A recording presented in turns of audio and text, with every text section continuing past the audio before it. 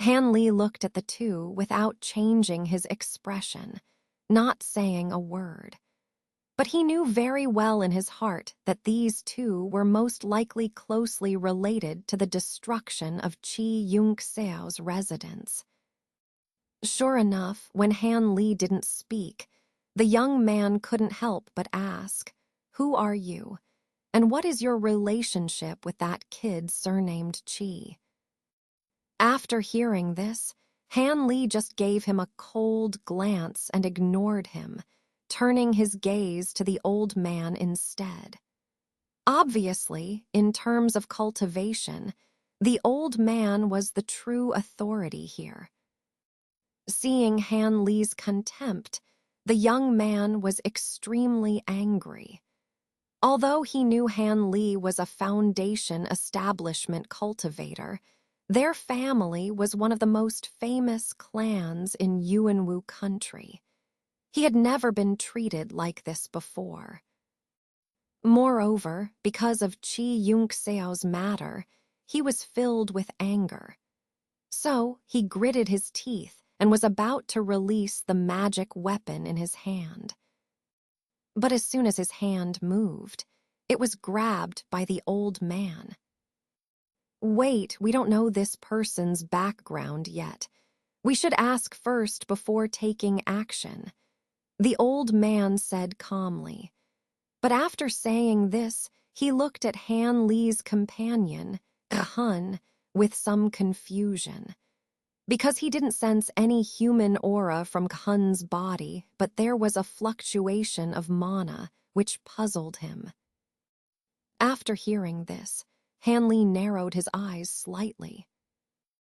As a mid-foundation establishment cultivator like himself, the fact that the old man said this showed that he was not easy to deal with, which made Han Li feel some apprehension.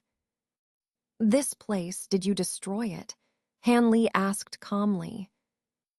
The old man didn't answer Han Li's question, but instead asked another, "What is your relationship with Qi Yunxiao? Are you from the Qi family?" Han Li frowned slightly, realizing that the other party wouldn't answer honestly. He had to change his approach.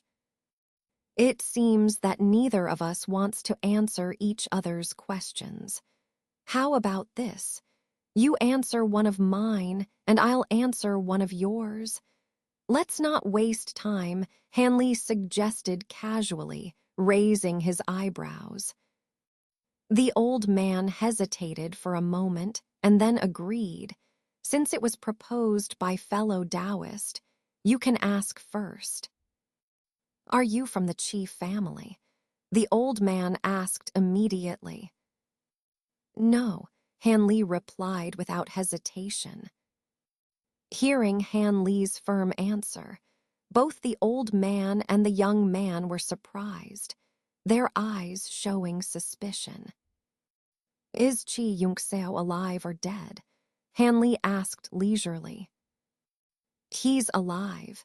The old man hesitated for a moment before answering. Alive. As soon as Han Li heard this word, he felt relieved.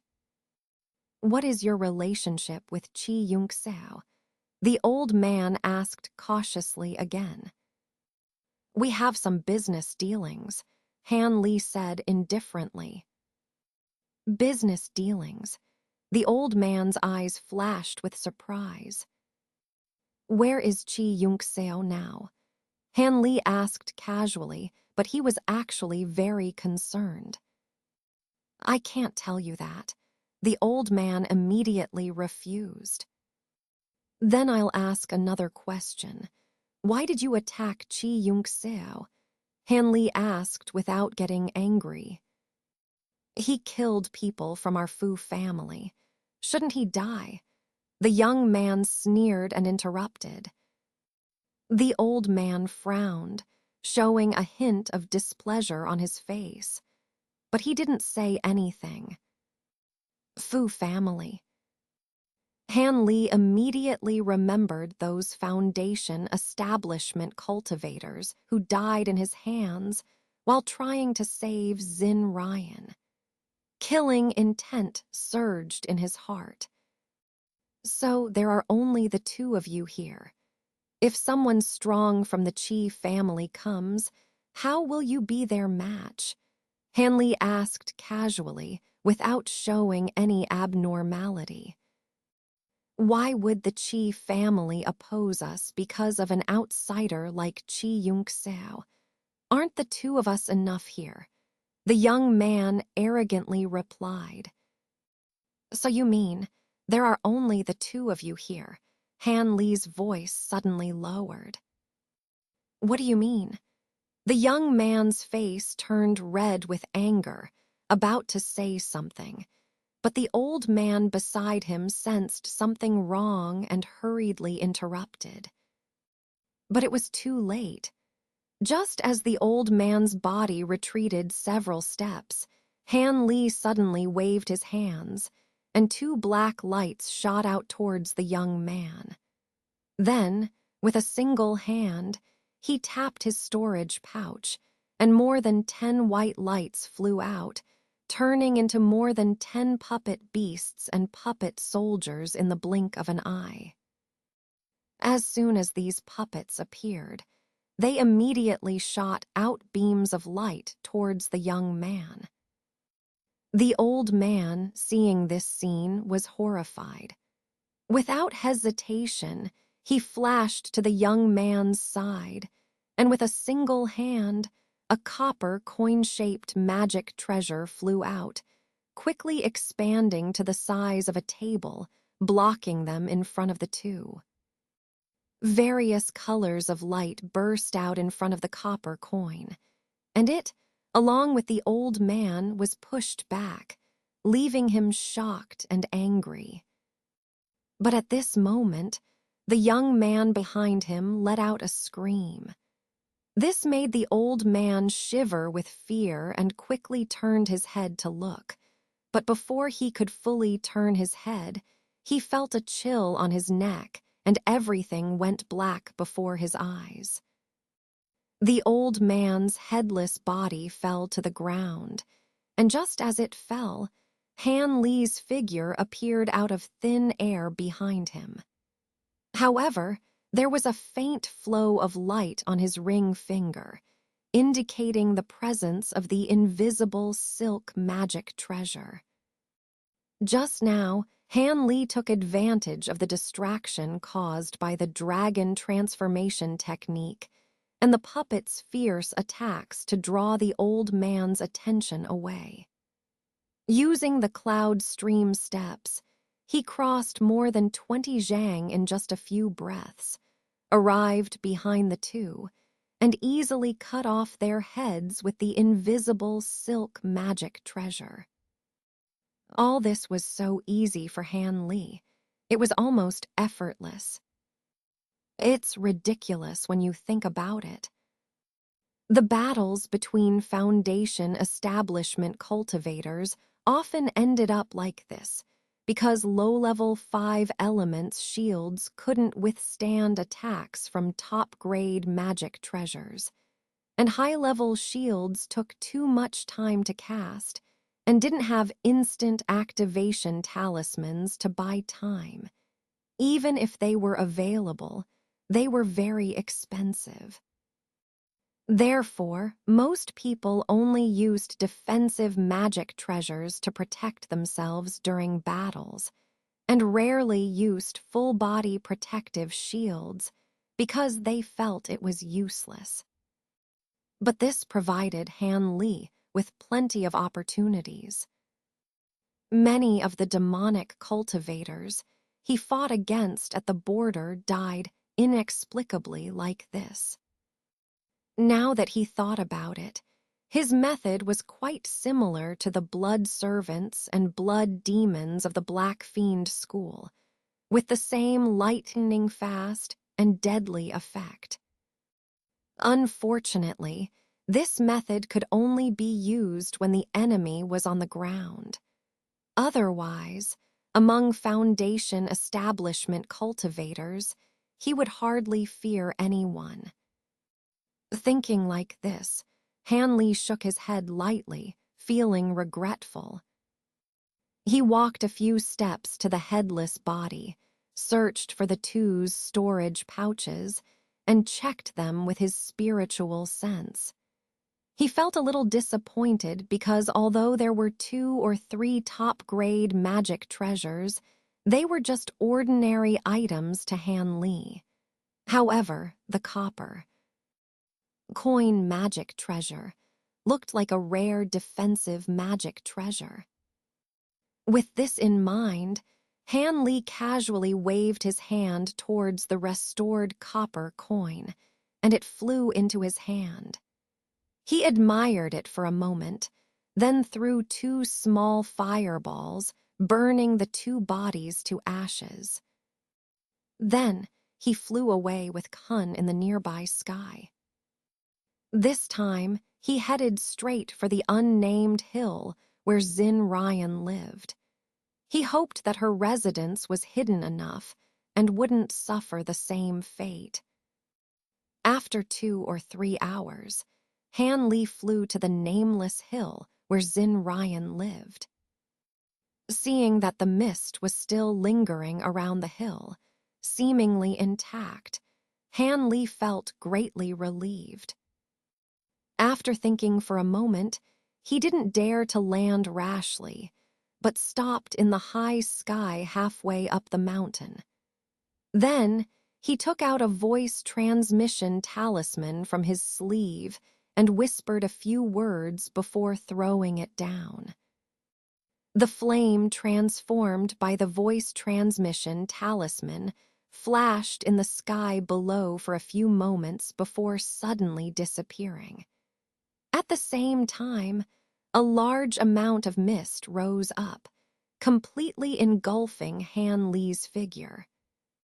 Hanley felt his vision blur, and all around him were towering trees over 100 feet tall, making him feel like he was in a giant forest like an ant. He couldn't help but be surprised, but he didn't move. But he knew that Zin Ryan, who had received the voice transmission talisman, would probably bring him in soon. Sure enough, after a while, the mist around the giant trees turned into a phantom and then rolled over, revealing a passage about 10 feet high. Without hesitation, Hanley urged the divine wind boat and entered with Kun. The passage was very long. Hanley flew for 60 or 70 feet before he faintly saw the exit, which made his spirits rise. But just as he was about 60 or 70 feet away from the exit, a somewhat hoarse female voice suddenly sounded. "Handfellow Taoist, who is the person behind you? You shouldn't bring strangers here." Hanley lightly chuckled upon hearing this and immediately explained. "Miss Zin misunderstood. The person behind me is not a living person, but rather a refined corpse created by me. Miss Zin can easily verify this with her spiritual sense." After saying this, Hanley consciously stopped advancing and waited for Zin Ryan to verify Kun's identity as a zombie. Sure enough, after a moment, Zin Ryan's voice sounded again. "It was my misunderstanding. Senior Han, please come in." There was a hint of apology in Zin Ryan's voice, but Hanley just smiled indifferently, unaffected, and drove the divine wind boat out of the passage. As soon as Hanley flew out, his eyes lit up as he saw the bamboo houses that he had visited once before. In front of the bamboo houses stood 2 women, Zin Ryan and her pretty maid. Both of them were dressed in simple white clothes, with Zin Ryan appearing as a young widow, which surprised Han Li. Widow Zin pays respects to Senior Han. Seeing Han Li's arrival, Zin Ryan stepped forward gracefully and bowed. However, her haggard appearance made Han Li suspicious. "No need for formalities, Miss Zin," Han Li politely responded, full of questions. At this moment, Zin Ryan's maid also stepped forward to greet Han Li. Han Li absent-mindedly nodded. Obviously, Zin Ryan didn't intend to have a long conversation with Han Li here. She forced a smile and led Han Li into a larger bamboo house. As they entered the room, Han Li was stunned. On a wooden table directly opposite the door, there was a black memorial tablet inscribed with the words "Husband Chi Yung Sao." In front of the tablet, there was a small incense burner with several incense sticks burning, emitting a faint smoke. Seeing this scene, Han Li couldn't help but understand what had happened. Chi Yung Sao had actually passed away, which was unexpected for Han Li. After the initial shock, he sighed lightly, stepped forward, picked up a bundle of incense sticks from the table, lit them, bowed twice, and then inserted them into the burner. "Miss Zin, what happened exactly?" After paying his respects, Han Li turned back and asked softly. "This is a long story, Senior Han. Please follow me to another room, and I will explain it to you in detail," Zin Ryan said with a hint of weakness and a redness in her eyes. The current Zin Ryan no longer had the shrewd and capable appearance that Han Li remembered, completely resembling a pitiful young woman. Seeing this, Han Li could only nod silently. So, under Zin Ryan's guidance, Han Li entered the adjacent room and sat down. The maid quickly made tea for Han Li and poured him a cup. After taking a sip of the fragrant tea, Han Li put down the teacup and asked solemnly, "I didn't expect Chi Taoist to meet such a mishap in just a few months. Truly, fate is unpredictable. By the way, I wonder when Miss Zin and Chi Taoist became husband and wife. If I had known earlier, I would have sent a congratulatory gift." After hearing Han Li's words, Zin Ryan showed a bitter smile. Before she could speak, her maid spoke up first.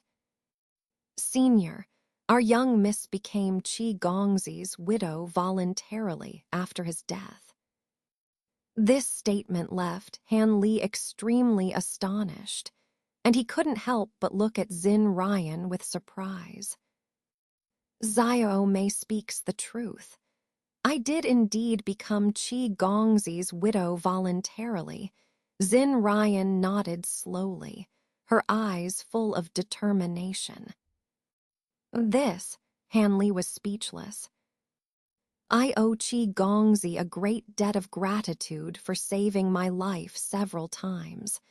I would have married him sooner or later if he had been safe. Now, I have only done what I should." Zin Ryan extended a white jade wrist, gently brushing away a strand of hair from her forehead, and said calmly. After hearing this, Han Li naturally couldn't say anything more.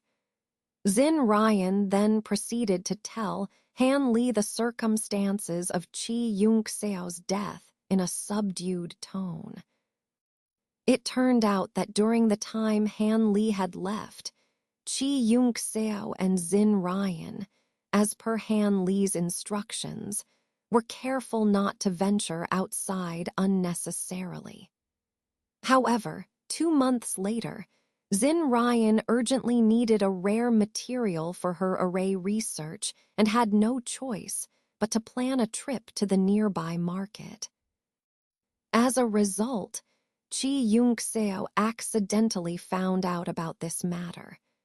Being deeply infatuated with Xin Ryan, he naturally took it upon himself to run the errand for her. However, to their surprise, the cultivators Han Li had dealt with when saving Xin Ryan turned out to be disciples of one of the largest cultivation families in Yuanwu country, the Fu family. With so many direct disciples inexplicably missing, the Fu family naturally had to thoroughly investigate the matter. As it turned out, after wandering around the area for a month or two, the Fu family cultivators came across Chi Yung-seo. If Chi Yung-seo had been more cunning and experienced, he might have been able to handle the situation without evidence. But unfortunately, he panicked at just a few relevant questions, arousing suspicion from the Fu family cultivators. They immediately tried to capture him and bring him back for interrogation. Naturally, Chi Yung-seo refused to surrender. Using the few decent magical treasures he had, he managed to escape from several Chi refinement cultivators from the Fu family and rushed back to his residence. However, his luck didn't hold. One of the loyal servants was killed on the spot, and he himself suffered severe injuries. By the time he reached Xin Ryan's residence, he had already breathed his last. Meanwhile, the Fu family, still unaware of Chi Yung-seo's death, continued to search for him everywhere and even left people to monitor his residence. This led to the scene where Han Li killed the two Fu family cultivators. After listening to Xin Ryan's account, Han Li felt somewhat despondent. Although he couldn't be considered a close friend with Chi Yung-seo, he was indeed a decent person. He didn't expect him to die so soon. Truly, life is unpredictable. Senior Han came here for the matter of the ancient teleportation array, right? After recounting the events, Xin Ryan suddenly asked in a calm tone, "So that matter isn't urgent." This sentence made Han Li feel embarrassed. After all, the nominal husband had just died, and now was not the appropriate time to inquire about this matter. "I've almost repaired the teleportation array. Give it another month, and it will be completely finished." Xin Ryan seemed to sense Han Li's embarrassment and continued to speak slowly. Really? Han Li couldn't help but feel refreshed, a hint of joy appearing on his face. "It's true. Not only will I completely repair the teleportation array, but I also have two things to give to Senior Han," Xin Ryan said calmly, taking out two jade boxes from her storage pouch and placing them on the table. "What are these?" Han Li was truly stunned, looking bewildered. "These two boxes contain my husband's Insights of Yung-seo and his collection of forging classics, as well as all my efforts in array formation and a large number of array formation books. I hope Senior will accept these things," Xin Ryan said faintly. Upon hearing Xin Ryan's words, Han Li's heart trembled. After glancing at the two jade boxes, he stared at Xin Ryan without changing his expression and asked, "Miss Xin, what is the meaning of this?" Why would you give such precious items to me? If you have something to say, Miss Zin can just say it directly. Han Li's voice carried a hint of coldness. These items are given to Senior Han in exchange for a promise. Zin Ryan met Han Li's gaze without flinching, her face showing a hint of determination. What promise? Although Han Li vaguely guessed the other party's intention, he still asked in a deep voice. If Senior Han ever reaches the foundation establishment stage, I hope Senior will help my husband and me annihilate the Fu family and completely erase them from Yuanwu country. Zin Ryan's voice was as cold as ancient ice, and even Han Li felt a chill running down his spine upon hearing the hatred in her words. Han Li didn't immediately agree or refuse, but furrowed his brows in contemplation, seemingly weighing the pros and cons. To be honest, Han Li wasn't inclined to agree to this matter. Because both array formations and refining techniques were of little use to him at his current stage. Unless he succeeded in foundation establishment, he wouldn't have the time to research these things. Moreover, he didn't want to unnecessarily provoke a powerful cultivation family, especially when he lacked the capability to deal with them. I understand that this request is quite unreasonable for Senior Han, but I have no other choice, Zin Ryan said with a bitter smile, her face turning pale. The reason why Brother Qi died at the hands of the Fu family was because of my actions. If I don't seek revenge for my husband in this life, I won't have the face to meet him even in the afterlife. Zin Ryan murmured with a pleading tone. When Han Li heard the word death from her, his eyebrows couldn't help but raise, suddenly remembering something, and he stared intently at Zin Ryan's face. This caught Zin Ryan off guard. Your complexion doesn't look right. Let me check your pulse. Han Li unexpectedly said something that surprised Zin Ryan, but his voice carried an unquestionable tone. Zin Ryan's eyes flashed with a hint of surprise, hesitated for a moment, but still obediently extended her jade wrist to Han Li. Han Li placed 2 fingers on her wrist without hesitation, then infused a thread of spiritual energy into her body. After a while, Han Li's expression turned somewhat grim. Do you know that all your meridians are withered? At this rate, you'll die within 2 years. After retracting his fingers, Han Li said coldly. Upon hearing Han Li's diagnosis, Zin Ryan smiled. Of course I know. Do you think I'm unaware of my own body? My constitution is the dragon's cry, born male but turned into a female body. If I forcefully cultivate, my lifespan and meridians will gradually deteriorate. Being able to live until today is already a miracle. I once thought I had found an ancient prescription that could cure this condition, but it ended in failure.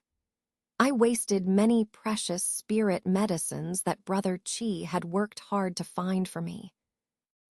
Zin Ryan's face showed a self-deprecating expression. Miss, Zin Ryan's maid couldn't help but cry out in distress. It's okay, Xiaomai. It's better to meet Brother Qi sooner in the afterlife. I couldn't ask for more. Zin Ryan comforted her maid with a calm expression. Seeing this scene, Han Li's expression softened. and for some reason he felt a sense of pity for her. But unfortunately, Han Li was equally helpless in the face of Xin Ryan's strange condition, and could only watch as she deteriorated over time. Now that Senior Han knows about this matter, you should understand why I did this. Although Senior is currently only a Foundation establishment cultivator, you are the only person I and Brother Chi know who might help us seek revenge. I don't need Senior to make any vows, just a promise, so that I can leave with peace of mind. Xin Ryan regained her composure and casually brought up the revenge matter again as if nothing had happened. After pondering for a long time, Han Li took a deep breath and said in a deep voice, "All right, I can make a promise to Miss Xin. However, I will only take action when I have the ability. This opportunity may not come again in a lifetime. Do you have any regrets?" "This is enough, as long as you can give me hope." Han Li was momentarily stunned by her beauty, but then shook his head and casually swept his sleeve, causing the 2 jade boxes to disappear without a trace into his storage pouch. "Since it will take a month to restore the teleportation array, I will come back to disturb Miss Xin in a month. For now, I will take my leave." Han Li stood up calmly and said.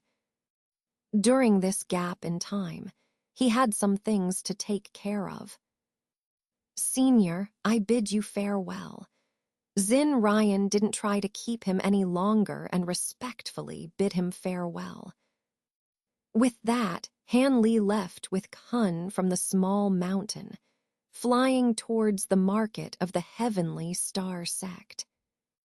One day later, Han Li appeared near the market and casually put on a cloak to cover his face before swaggering into the market. Walking on the streets of the market, Han Li was extremely surprised by the number of cultivators coming and going. There were at least several times more cultivators trading here than when he last visited, and many of them seemed to be in a hurry. Moreover, there were quite a few Foundation establishment cultivators, which was rare to see in the market. After pondering for a while, Han Li's eyes flashed with a pensive expression, but he pushed the matter aside and headed straight for the shop where he had his magic weapon refined last time. He had some materials that needed to be refined into usable magic weapons to increase his strength. The shop was still in its original location, and even the somewhat boastful signboard was still hanging there. Han Li smiled faintly as he pushed open the door and walked in. Inside the shop, there were unexpectedly 5 or 6 people standing or sitting. When they saw Han Li enter, they couldn't help but glance at him. Han Li ignored them and walked up to the shop assistant, who was conversing with 2 other people. "Is Manager Sue here?" Han Li calmly asked. "Sir, may I ask?" The assistant looked suspicious. With a light sigh, Han Li took out the pair of black dragon claws and flashed them in front of him. This person had assisted in refining these magic weapons, so he couldn't pretend not to recognize them. "So it's Senior. Please wait a moment, I'll call the manager out." The assistant's eyes lit up as he recognized the black dragon claws, and he hurriedly apologized before quickly rushing to the backyard. Seeing that Han Li was acquainted with the shop owner, the other customers couldn't help but look at each other in surprise, but no one dared to be rude and disturb Han Li. After a while, The white-haired shopkeeper came out from the backyard with a happy smile on his face. "Senior, you've come to our shop again. It's truly an honor for this old man. Are you here to refine magic weapons again?" The shopkeeper exchanged some pleasantries before eagerly asking if Han Li had brought materials to refine. Han Li smiled faintly and intentionally glanced at the other cultivators around him. The shopkeeper immediately understood Han Li's intentions and hurriedly invited him to the backyard to talk, wearing an anxious expression on his face. Seeing this scene, the others dared not say anything, but the ferocious-looking man sitting in the chair couldn't hide his dissatisfaction. As Han Li and Kun entered the backyard of the shop, Big Black, the burly man, couldn't help but snort coldly. As a foundation establishment cultivator himself, how could he accept the different treatment given to Han Li? This made him extremely angry. Hearing the cold snort from Big Black, Han Li's gaze turned cold as he glanced at him. Countless cultivators had died at Han Li's hands, and he unknowingly carried a murderous aura that ordinary cultivators did not possess.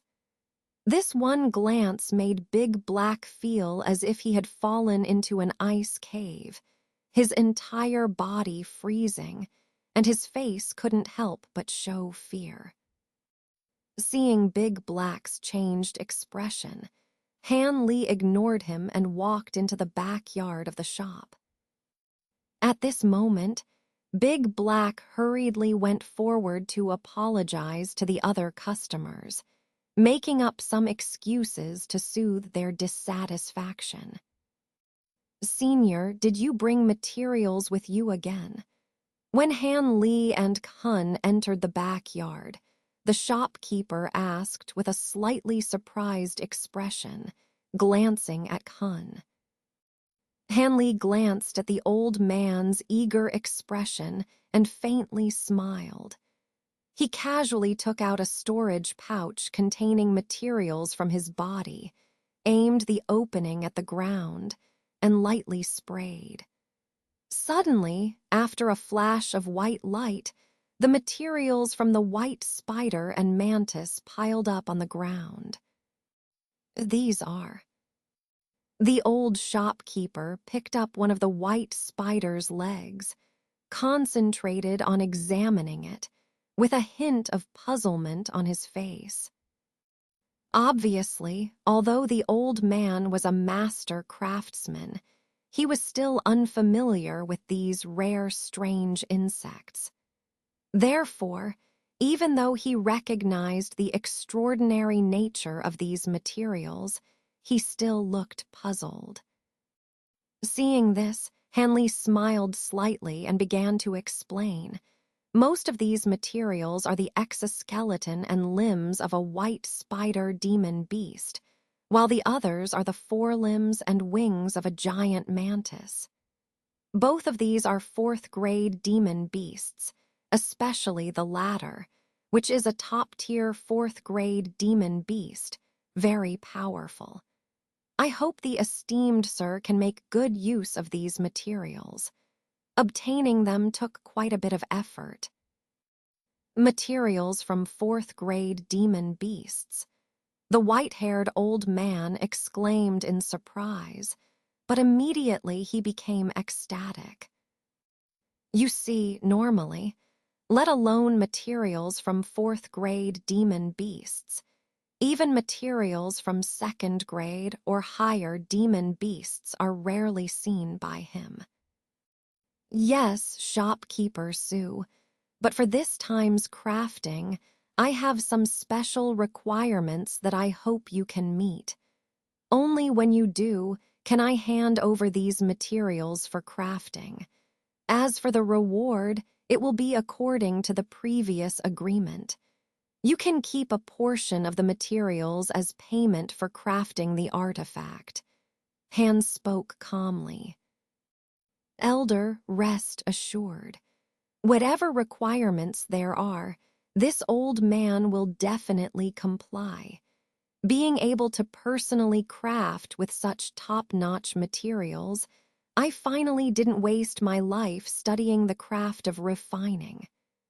Shopkeeper Sue once again picked up a giant mantis's forelimb and gently stroked it, his eyes full of fanaticism. Seeing him display such an expression, Han Li was a bit surprised, but he became even more reassured in his heart. He then gently said to the old man, this time, I request the crafting of a rather special artifact. Firstly, it would be best if you could refine these spider limbs into a set of attack artifacts that can be used together. And as for that mantis... An hour later, Han Li and Kun walked out of this refining shop. He and the shopkeeper had agreed for him to first show these materials to him, allowing him to carefully consider the method of refining. Tomorrow, Han Li would bring the materials again and allow him to formally begin the refining process. And now, Han Li took this opportunity to go around the market, because from the old man's words, he finally confirmed what he had been thinking. It turns out that news of the disastrous defeat of the cultivators of Yue country and the two countries had already spread to the Yuanwu country. Now, regardless of whether they were cultivation families or solo cultivators, everyone was in a state of unrest, with a premonition of the stormy future. As a result, many cultivators flocked to the market to bring many rare items to exchange for what they urgently needed, in order to increase their own strength to deal with this disaster. So in just a few days, news of rare treasures, artifacts, and elixirs appearing in various markets in Yuanwu country spread, attracting even more cultivators who were stirred by the news, resulting in such a prosperous scene in all the markets. With such a good opportunity in front of him, Han Li naturally wouldn't let it pass by. With this in mind, Han Li began to wander around the various shops. Sure enough, there were indeed many good things in these shops, and even quite a few top-grade artifacts appeared, which surprised Han Li greatly. Although ordinary top-grade artifacts no longer had much appeal to Han Li, there were very few shops with top-grade artifacts during his last visit. After a brief look around, Han Li only collected several rare herbs that he had never seen before in these shops before giving up. Then, he headed straight to the Stardust Pavilion in the center of the market. With a few experiences of buying and selling things in the market, Han Li already knew that if he wanted to truly buy good things, he should go to those powerful large shops. Only they had the strength to really collect some rare treasures. Those small stalls might indeed have a few good things, but they were incomparable to the collections of the big shops. Back then, when he went to the treasure pavilion in the Huangfeng Valley market, didn't he find many treasures soon? With this in mind, Han Li, accompanied by Kun, entered the Stardust Pavilion of the Heavenly Star Sect, a towering building that was 2 to 3 stories high. As soon as he entered the building, Han Li was stunned, because there were actually 20 to 30 cultivators crowded in the hall on the first floor, All of them gathered around several counters, talking to several shop assistants dressed in red, without even glancing at Han Li. Han Li scratched his head and glanced at the stairs leading to the second floor, but he slowly walked towards one of the counters instead, with an indifferent look. There were 3 chi condensation cultivators beside this counter, one of whom was holding a white array flag and looking at it repeatedly. He was grumbling to a shop assistant, seeming very dissatisfied. The shop attendant of the Stardust Pavilion, on the other hand, was smiling all the time and explaining something nonstop. But when these cultivators saw Han Li and Hun coming over, they immediately stopped talking. Obviously, they were very wary of unfamiliar cultivators. Seeing that the cultivator holding the array flag hurriedly took out dozens of spirit stones from his body and handed them to the shop assistant, then took a set of array flags and quickly left. Han Li felt a little depressed as he looked at the backs of these people leaving, feeling somewhat inexplicable. But at this moment, the shop assistant politely said to Han Li, "Sir, I'm sorry. This is the first floor, and there may not be suitable items for Sir here. If Sir really wants to buy something, please go to the 3rd floor or above. That's where we cater specifically to high-level cultivators." Hearing this, Han Li was slightly surprised, but his expression immediately returned to normal, and he asked casually, "How many floors does your Stardust Pavilion have? Please give me an introduction."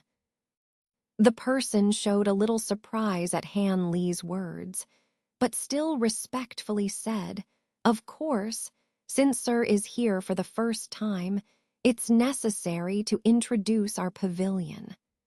Our Stardust Pavilion is divided into 9 floors.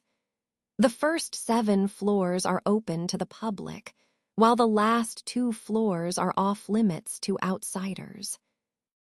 Among the first 7 floors, the 1st to 3rd floors cater to low-level cultivators at the chi condensation stage, while the 4th to 6th floors serve high-level cultivators like Sir.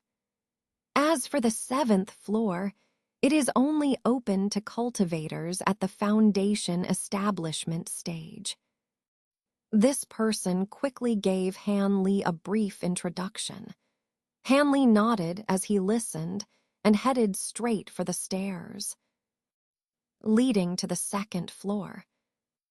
The 2nd and 3rd floors were smaller in size, but noticeably more luxurious and elegant in layout. It seemed that the higher the floor, the more precious the items sold should be. Thinking like this, Han Li did not linger on these 2 floors, and even walked past the 4th floor directly, arriving at the 5th floor. When he wanted to go to the 6th floor again, he was stopped by a red-clad boy guarding the stairs. "Sir, according to the rules of our pavilion, you need the approval of the manager of the 5th floor before you can go to the 6th floor." This handsome boy, despite being only at the chi condensation stage, showed no fear of Han Li's foundation establishment cultivation. Han Li frowned slightly, not getting angry, but followed his words and entered the lobby of the 5th floor. Although the lobby was not large, there were several young and beautiful maids waiting there. When Han Li entered, there happened to be a man and a woman chatting casually. The man was around 35 or 6 years old, with an average appearance. The woman was in her 40s, with the charm of a noblewoman. It could be seen that she was a rare beauty when she was young. Both of these people were at the foundation establishment stage of cultivation, especially the middle-aged woman, who even had late foundation establishment cultivation, which made Han Li's heart tremble a bit. "Friend, is there anything I can help you with?" Seeing Han Li coming over, the middle-aged woman turned her head and smiled at him, her voice extremely pleasant to listen to. "I want to buy some genuine treasures, whether they are artifacts or talismans. Do you have any here?" After glancing at the noblewoman, Han Li spoke coldly. Hearing Han Li's somewhat arrogant tone, the man was a little surprised and glanced at Han Li. "Ha ha, to buy treasures, friend, you've come to the right place. As long as you can afford them, we can definitely satisfy you." Although the middle-aged woman was not young, her laughter was as captivating as that of a young woman. "But it's a coincidence, friend, that you also want to buy treasures. Wait a moment, I'll take the items out and let you and this friend have a look." The woman smiled and said. She then turned around, her face becoming stern as she ordered Zillion, "Serve tea to our two esteemed guests." "Yes, madam." The maid standing behind the woman responded respectfully. Then the woman calmly walked out, while the maid smiled and served a cup of tea to Han Li and the man. Han Li and the man sat on opposite sides of a table, exchanging glances, but neither of them showed any intention of striking up a conversation. In a place like this, where cultivators come to buy things, no one would try to get close to strangers, as it would only invite hostility from others. However, the man sitting across from him couldn't help but glance over with some curiosity at Hun, who was standing at the stairway leading to the hall. With his keen eyesight, he had already discerned Hun's identity as a corpse refiner. The spiritual fluctuations emanating from him left him greatly puzzled. After all, the zombies refined by cultivators, such as iron-armored corpses, are generally just powerful laborers with no spiritual power. The man suppressed the urge to ask questions. With Han Li's mid-foundation establishment cultivation, he still felt somewhat wary. When Han Li had almost finished his cup of tea, the middle-aged woman finally returned to the hall. However, at this moment, she was accompanied by two burly men, both without a trace of spiritual power, with extremely stiff expressions, like two lifelike puppets. But each of them held a large tray, covered with bulging red silk cloth. It seemed that these were the treasures mentioned by the proprietress. A hint of surprise flashed in Han Li's eyes. He had tried to use his divine sense to see through the red silk covering the tray to see what was underneath, but unexpectedly, the inconspicuous silk blocked his attempt. This surprised him. He couldn't help but glance sideways at the man opposite him. He saw that the man also had a surprised expression on his face, obviously having done the same thing. The middle-aged woman walked up to Han Li and the man with a smile and said before anything else, "Friend Fan here I've already met, but I don't know the name of this friend. My surname is Lan, and you can call me Madame Lan. The woman introduced herself in a friendly manner. Han Li naturally felt embarrassed not to speak again, so he reluctantly said, "My surname is Han." Then he remained silent, showing a cold and indifferent appearance, indicating that he didn't want to talk much. Madame Lan didn't take offense at this. After all, most of the cultivators who came here acted similarly to Han Li, so she was used to it.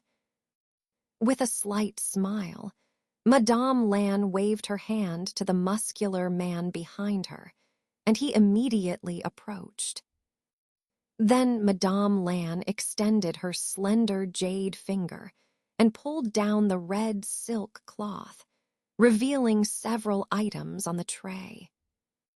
Han Li and the man named Fan both focused their gazes on the items in the tray. There were not only long swords and short blades, but also darts and rings among the items, and even a piece of dark armor. Each item was shining brightly, obviously not ordinary goods.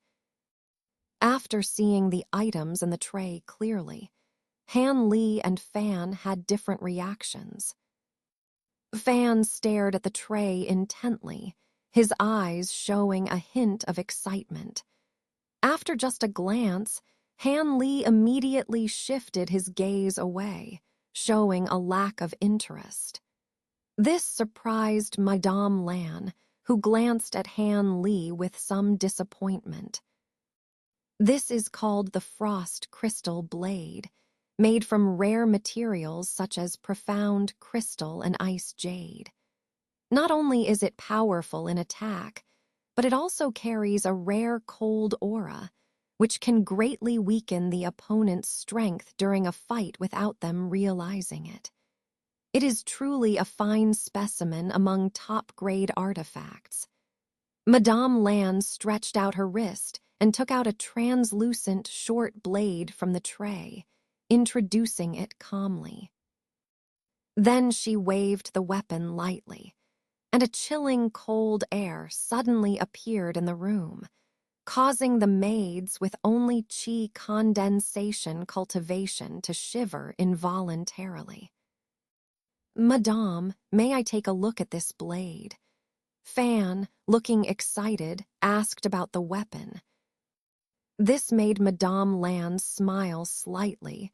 Without any hesitation, she handed the blade over. Then she glanced subtly at Han Li. But Han Li remained calm, just lowering his head to look at the empty teacup in his hand, showing no signs of being interested in the weapon. This disappointed Madame Lan. "All right, I'll take this frost crystal blade. How many spirit stones do I need?" At this moment, Fan, who had been playing with the blade, suddenly spoke loudly. Hearing this, Madame Lan was a bit surprised. "Friend, don't you want to look at other things?" Madame Lan asked calmly. "No need. I know that the things behind must be even better, but I'm embarrassed to say that I can only afford this blade. Even if the other things are better, I don't have the ability to buy them. It's better not to look at them and avoid unnecessary temptation," Fan said frankly, with a touch of humor, which made Madame Lan cover her mouth and chuckle softly. "This frost crystal blade costs 800 spirit stones. Once friend Fan pays the spirit stones, you can take it." Madame Lan smiled and said calmly, "Okay, let me count the spirit stones. Please check if the amount is correct." Fan took out a storage bag without hesitation, poured it onto the table, and in an instant, a pile of spirit stones of various colors appeared on the table. Madame Lan glanced lightly at the table and said with a slight smile, How could I not trust friend? There's no need to check. After saying this, she took out a storage bag and sucked all the spirit stones into it. Madame Land's actions made Fan feel good, and he bid farewell with a friendly expression. But Han Li, who was on the side, saw this scene, remained expressionless, and sneered a few times in his heart. What does she mean by no need to check? What was that faint divine sense covering the spirit stones just now? Obviously, Madame Land's divine sense is much stronger than that of ordinary cultivators. She could instantly check the number of spirit stones without being noticed, so she deliberately said such flattering words. Hanley thought to himself with a sneer. Madame Lan did not realize that her little trick had been seen through by Han Li. After seeing off Fan with a smile, she turned her gaze back to Han Li. It seems that friend Han is not very interested in these things. Are these artifacts not to your liking? Madame Lan said with a faint smile. It was strange. She knew that the person in front of her had a slightly lower cultivation level than her, but for some reason, she felt a hint of danger from Han Li, which made her speak to Han Li more cautiously, subconsciously not daring to offend him. If the quality of these artifacts is indeed good, but the artifacts I want are a bit special. They must be compatible with my cultivation technique. And what I want is not only artifacts and talismans, but also some uncommon items. Han Li replied calmly. Oh, if friend Han has such requirements, you should have said so earlier. I thought friend Han, like friend Fan, would be interested in all kinds of artifacts. Madame Lan smiled lightly. As long as friend Han can afford it, our Stardust Pavilion can provide everything you want, Madame Lan said confidently. After hearing this, Han Li chuckled a few times, did not respond, and then asked directly, Now that Madame has said so, let me be direct. I want to ask if your pavilion has any pill formulas for foundation establishment stage cultivators for sale, or any sets of artifacts will do. The more items in the set, the better. After hearing Han Li's request, Madame Lan's expression changed slightly, but she quickly returned to normal. Friend's request is indeed somewhat unusual. If it were half a month ago, I'm afraid I would have been at a loss. But recently, our pavilion has indeed received 2 pill formulas and a set of top-grade artifacts. However, the prices of these 2 items are quite high, and it's not something I can decide. Friend needs to discuss it on the 6th floor. Madame Lan stared at Han Li with her beautiful eyes and said slowly, Can I go to the 6th floor then? Han Li seemed to have anticipated Madame's response and asked calmly, Of course, you can go, but according to the rules, I still need to verify friend's qualifications. Madame Lan smiled lightly, tucking a strand of hair behind her ear. What qualifications? Han Li asked indifferently. It's simple. If friend has over 1,000 spirit stones or equivalent exchange items on him, that's enough. Madame said suddenly with a serious expression. Is this enough? Han Li didn't hesitate to take out the storage bag containing the spirit stones from his body and threw it to Madame Lan. Han Li had long since had over 1,000 spirit stones on him. probably close to 2,000 low-grade spirit stones. Madame Lan took the storage bag and swept her divine sense into it, then nodded slightly and returned it. "Friend Han, come with me. I'll personally take you to the 6th floor." After saying this, Madame Lan walked towards the stairway without looking back. To be honest, Han Li was quite curious about the stewardess of the 6th floor. The stewardess of the 5th floor, Lady Lan, was already at the late foundation establishment stage.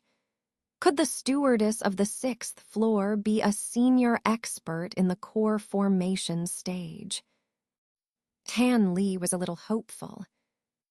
Standing behind Lady Lan, Han Li looked at the teenage girl in front of him and was completely dumbfounded. The girl was dressed very plainly and had an ordinary appearance, at most above average. But the fact that the stewardess of the 6th floor was such a mundane teenage girl, without any spiritual power, completely caught Han Li off guard. Especially when the girl saw Lady Lan approaching. She immediately walked up happily and grabbed Lady Lan's arm, calling her Auntie Lan incessantly, showing extreme intimacy with the woman, not even giving Han Li a glance, which made Han Li a little frustrated. "All right, Zier, we still have a guest here." Although Lady Lan said so, the fondness in her words was evident to anyone. "Guest?"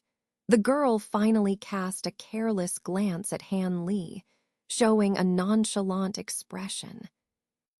"Yes, this friend Han wants to buy some pill formulas and the set of artifacts we received last time. So I brought him up to the 6th floor to be taken care of by you. I still have to go downstairs. Maybe there will be other guests on the 5th floor again," Lady Lan said with unusual tenderness. "Oh, when Auntie Lan is free, you must come up and accompany me more," the girl said somewhat reluctantly. Lady Lan smiled kindly at the girl's words and went downstairs under the girl's gaze. "What kind of pill formulas does the gentleman want? I have 7 or 8 of them here, but only 2 of them are suitable for the foundation establishment stage, and the prices are frighteningly high, not something you can take away with just a few hundred spirit stones." The girl finally turned around and looked at Han Li coldly. Upon hearing the other party's tone, Han Li did not get angry. Instead, he smiled. "As long as the pill formulas are genuine, the price is not a problem." Han Li's tone was unusually confident, causing the girl to glance at him slightly and scrutinize him a bit more seriously. "Then wait a moment. I'll have someone bring the pill formulas and that set of artifacts," the girl said calmly. After all, a seemingly generous customer was always welcome. She took out a small bronze bell from her body, shook it rhythmically a few times, and then casually sat down on a wooden chair, showing no intention of inviting Han Li. Han Li felt a little bewildered in his heart, but calmly pulled up a chair and sat down on the other side of the girl, with only a wooden table between them. The girl's delicate eyebrows furrowed slightly at Han Li's move. Although there was a somewhat unhappy expression on her face, she ultimately said nothing. A moment later, a young female cultivator walked in, carrying 2 jade boxes, one large and one small. "Put it here, that's fine." The girl pointed to the table beside her, saying expressionlessly, Yes, miss. The female cultivator answered respectfully and placed the jade boxes on the table before retreating. Seeing the female cultivator's respectful attitude towards the mundane girl, Han Li's eyes flashed with surprise. The pill formulas and artifacts are here. You can take a look at them yourself. If you're satisfied, I'll tell you the price. The girl pushed the jade box towards Han Li and said calmly. Since the other party said so, Han Li didn't hesitate to reach out and take the smaller jade box, then lifted the lid to reveal a red and a white jade slip inside. Han Li took out the two jade slips and closed his eyes, slowly immersing his spiritual sense into them. Seeing Han Li examining the jade slips, the girl took out a clean silk book from her side and began to read it as if no one else was present. After a cup of tea's time, Han Li withdrew his spiritual sense, his face showing a pensive expression. Among the two pill formulas, one of them was unexpectedly the Gathering Spirit Pill ancient formula provided by Lei Want. It was no longer useful to him. The other one was not an ancient formula, but a formula called the True Element Pill. The ingredients required for refining it were relatively easy to find, making it quite suitable for him. However, the price of this pill formula was probably several times that of the Gathering Spirit Pill ancient formula. As Han Li was well aware of the value of ancient formulas compared to ordinary ones in the cultivation world. Thinking of this, Han Li calmly placed the two jade slips back into the jade box and took the larger box into his hand, opening the lid. The result of the box containing the artifacts made Han Li momentarily stunned, because it unexpectedly contained 13 slender needles emitting a red glow. Each needle was only about an inch long, but they were entirely red with fluorescent flow. Flight needle artifacts. Han Li couldn't help but murmur in surprise. Although Han Li had seen a variety of artifacts, this kind of flight needle artifact was something he had never seen before, let alone seen anyone else use. His interest was immediately piqued. The girl heard Han Li muttering to himself and couldn't help but raise her head to glance at him, showing a strange expression on her face. However, she continued to read the silk book without any expression. At this moment, Han Li narrowed his eyes and carefully examined one of the red needles with 2 fingers, paying no attention to the girl's expression. Even if he did notice, he wouldn't care about the girl's spoiled temperament. At this moment, Han Li, with his eyes half closed, looked extremely serious. Although Han Li had never seen any other needle-type artifacts, he had often heard of the vicious and cunning rumors surrounding flight needle artifacts. It was said that although flight needle artifacts had slightly lower attack power than ordinary artifacts, their small size and fast speed made them the best weapons for sneak attacks and assassinations. Therefore, many cultivators referred to flight needle artifacts as sinister weapons, and their reputation in the cultivation world was quite significant. Of course, due to the small size of flight needle artifacts, not only were the materials for their refinement quite special, but the difficulty of refining them was also several times higher than that of other artifacts. These artifacts were extremely rare in the cultivation world. Even if cultivators possessed flight needle artifacts, they would treat them as secret weapons and rarely let outsiders know about them. And now, in front of Han Li, there were unexpectedly 13 of them, which was truly surprising. Does this young lady have a name for this set of artifacts? Han Li's expression was pleasantly surprised, but he still asked the girl suddenly. Red line escaping light needles. When the girl heard Han Li's question, she put down the silk book and said calmly, "All right, I'll take this set of artifacts and the true element pill formula," Han Li said without hesitation. Do you really want this set of artifacts?" The girl's face showed a strange expression when she heard Han Li's question, and she asked incredulously, "Why? Does your shop have any defects in this set of artifacts, or do you simply not want to sell them?"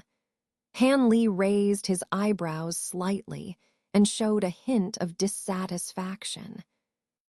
Misunderstanding. Although this set of red line escaping light needles is extremely precious, it is not highly valued by our starry dust pavilion.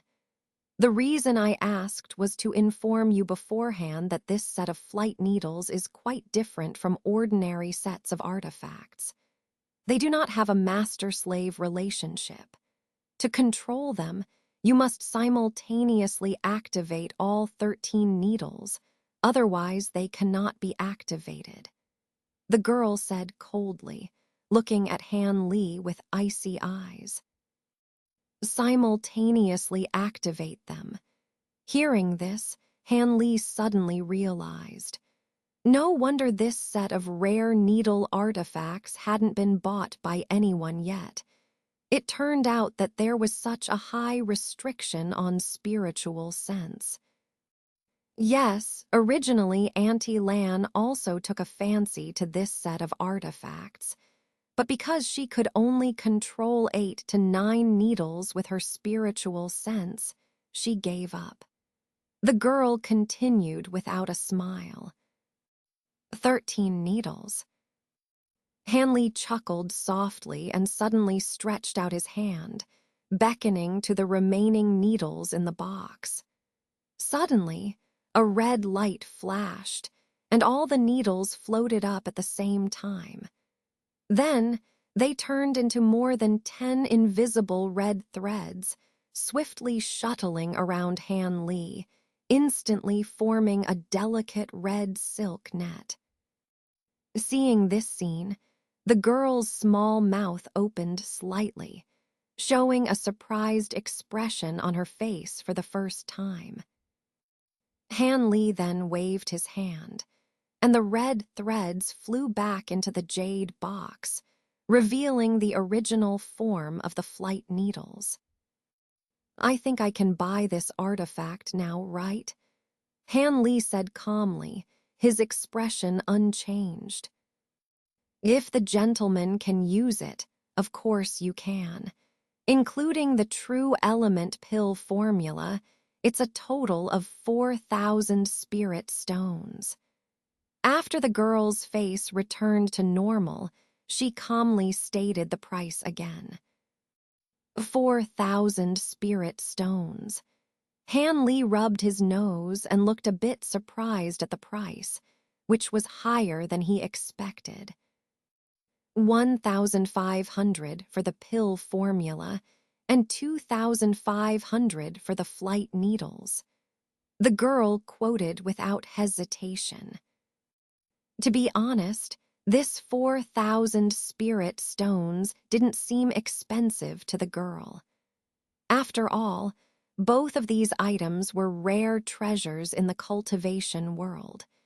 If it weren't for the current defeat of the Mo sect by the Three Nations Alliance, no one would have been willing to sell them. However, at this moment, Han Li suddenly straightened up, and a serious expression appeared on his face as he asked, "I wonder how your shop purchases Millennium Spirit medicines." 15 minutes later, Han Li leisurely walked out of the starry dust pavilion. He glanced back at the towering building, a mysterious smile playing on his lips, then strode away. In Han Li's storage pouch were the set of red line escaping light needles and the jade slip containing the pill formula, all safely tucked inside. Not long ago, after casually inquiring about the price of Millennium Spirit medicines with the girl, he hadn't shown her any spirit grass. Instead, he handed her 2 complexion stabilizing pills containing Millennium Spirit medicine ingredients.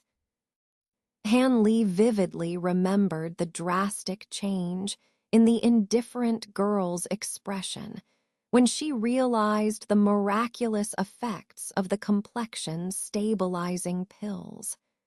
Her transformation from extreme indifference to fanaticism surprised him. The girl immediately summoned an alchemist from the starry dust pavilion to verify the widely rumored, but rarely crafted, pills. After confirming the authenticity and the miraculous effects of the pills, the girl nervously called Lady Lan from the 5th floor. After a brief exchange of whispers between the 2 women, Han Li exchanged the pill formula and artifacts for the 2 complexion, stabilizing pills, and 1,000 spirit stones. Thinking back on it now, Han Li found it somewhat amusing. The temptation of everlasting beauty was irresistible to women, no matter how shrewd or powerful they were. Even Lady Lan, with her deep scheming and profound cultivation, showed the same eager gaze as the girl upon hearing about the complexion stabilizing pills. It gave Han Li a thorough understanding of women's concern for their appearance. However, the price he paid for the pills far exceeded his expectations. He had initially thought he could exchange them for at most 2,000 spirit stones. But when the 2 women named their price, Han Li was pleasantly surprised and didn't dare to haggle further. He realized that it was fortunate that the proprietors of this shop were women. If it were a male proprietor, he might have only received a few hundred spirit stones. After the transaction, Lady Lan, who had sobered up slightly from her excitement, couldn't help but ask about the origin of the pills. Han Li casually dismissed her inquiries with a casual "found them by chance." As Han Li left the starry dust pavilion, he felt a twinge of reluctance. He knew that with the ease the starry dust pavilion produced such rare items as the red line escaping light needles and the pill formula, there must be even more precious items available. But unfortunately, he couldn't offer any more pills or spirit grass in exchange. Otherwise, the consequences of exposing his wealth were too dangerous for him to imagine. With a sense of regret, Han Li found an inn in the bustling market area and settled in for the night. For the remaining time, he began cultivating and meditating, preparing to visit the shopkeeper Su the next day to have some artifacts crafted. The next morning, Han Li arrived at the crafting shop as promised. The shopkeeper Su had been waiting for a long time and greeted Han Li eagerly, leading him to the backyard. Han Li smiled faintly and followed him inside. 2 weeks later, Han Li finally emerged from the shop. Contrary to his demeanor when he entered, he now wore a dark expression, indicating his mood was far from good. Following behind him, the embarrassed shopkeeper Su incessantly muttered something. Han Li sighed, feeling a bit better, and exchanged a few words with the shopkeeper before slowly making his way out of the market area, leaving the bewildered old man behind. Shortly after leaving the market area, Han Li flew towards the unnamed small mountain where Xin Ryan resided. Standing on the divine wind boat, Han Li's expression darkened again. The past half-month had been filled with repeated failures in crafting. He had overestimated the crafting skills of the shopkeeper Su, resulting in the destruction of many precious materials before finally crafting a set of artifacts. But the most crucial material, the mantis demon beast material, had been completely ruined in the process. This left Han Li deeply regretful, almost tempted to unleash his artifacts on the shopkeeper Su in frustration. However, considering the old man's obvious embarrassment, Han Li refrained from doing so. Even when he left, he kindly comforted the old man. Sighing, Han Li reached into his storage pouch and retrieved 5 white flying knives made from the legs of white spiders. As he looked at the set of artifacts, Han Li felt slightly better.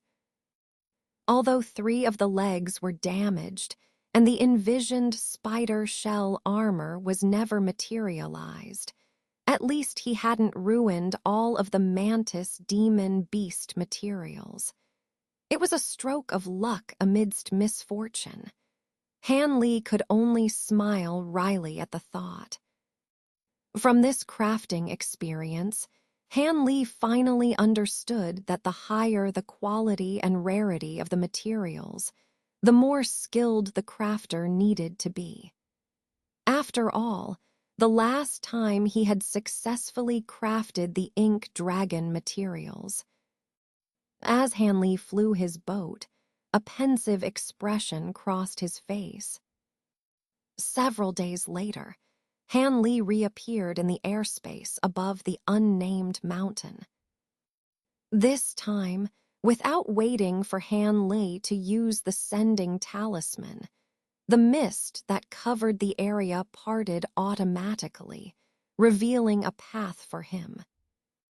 Han Li smiled, realizing that Xin Ryan had probably been waiting for him to return for the past few days, as their agreed-upon date was approaching. After a while, Han Li sat down on a chair inside the bamboo house, facing Xin Ryan, who wore a smile on her face and still dressed in plain clothes. Han Sr., you've come at the right time. I just finished repairing the ancient teleportation array yesterday. As long as you follow the instructions on the blueprint, you can restore the ancient teleportation array to its normal function, Xin Ryan said calmly, taking out a jade slip from her body and handing it to Han Li. For her, repairing an ancient teleportation array was also a challenging task, and she was somewhat pleased with her success. Han Li took the jade slip with joy, a rare, genuine smile appearing on his face. Although he didn't plan to use the ancient teleportation array immediately, it was undoubtedly a backup plan to consider. He submerged his divine sense into it and glanced at it, finding a complete method for repairing the ancient teleportation array and detailed repair steps. Miss Zin, it's nothing. I'm also interested in this ancient teleportation array, Zin Ryan said with a faint smile. But then she seemed to remember something and took out a small storage pouch, handing it over to Han Li while speaking slowly. I only have 1 or 2 years left in my life. These sets of array flags and array discs that my brother and I crafted together, I won't be using them anymore. I'll give them all to Senior Han. I hope they can help Senior Han in his future cultivation. Seeing Zin Ryan give him such a generous gift and speak so lightly, Han Li was stunned for a moment, then deeply looked into her eyes. After a moment of silence, he stood up and accepted the storage pouch with both hands, solemnly saying, "Although I, Han Li, am not a Benny, volent gentleman or a righteous hero, I hereby promise Miss Zin once again that as long as my abilities improve and I can exterminate the Fu family, I will ensure that the Fu family is forever expelled from the cultivation world." Han Li's tone was extremely serious at this moment. Zin Ryan smiled at this, knowing that her goal in giving this gift had been achieved. The more reluctant someone like Han Li was to make promises, the more he would value the promises he made sincerely. If Senior Han has nothing urgent, you can stay in the humble abode for a few days. I would like to discuss the Tao of Formations with Senior Han, Zin Ryan said calmly. 3 days later, Han Li flew out of the unnamed mountain. This time, he headed straight for the nearby gathering place for cultivators, the White Pool Mountain. There were often gatherings of wandering cultivators and cultivator families, exchanging small news from the cultivation world and conducting transactions. Han Li's purpose in this trip was to inquire about the current situation of the Yue Kingdom's cultivation world, how dire it was, whether the 7 sects still had a chance to turn the tables, and so on. Only after obtaining this information could Han Li truly decide on his next plan. And the next gathering was about to take place. White Pool Mountain wasn't too far from Zin Ryan's unnamed mountain. Zin Ryan and Chi Yunxiao had attended several gatherings there before. Of course, such local gatherings were mainly attended by Qi refinement cultivators, and there were rarely any foundation establishment cultivators. A day later, Han Li arrived at the so-called White Pool Mountain. This mountain wasn't small, with 3 peaks of varying sizes. Among them, the most treacherous and highest peak, the Western Peak, was the gathering place for many cultivators. The Western Peak of White Pool Mountain was larger than Han Li had imagined. On the entire peak, there stood not only an ancient temple, but also a dozen or so stone pavilions, where groups of cultivators were engaged in discussions.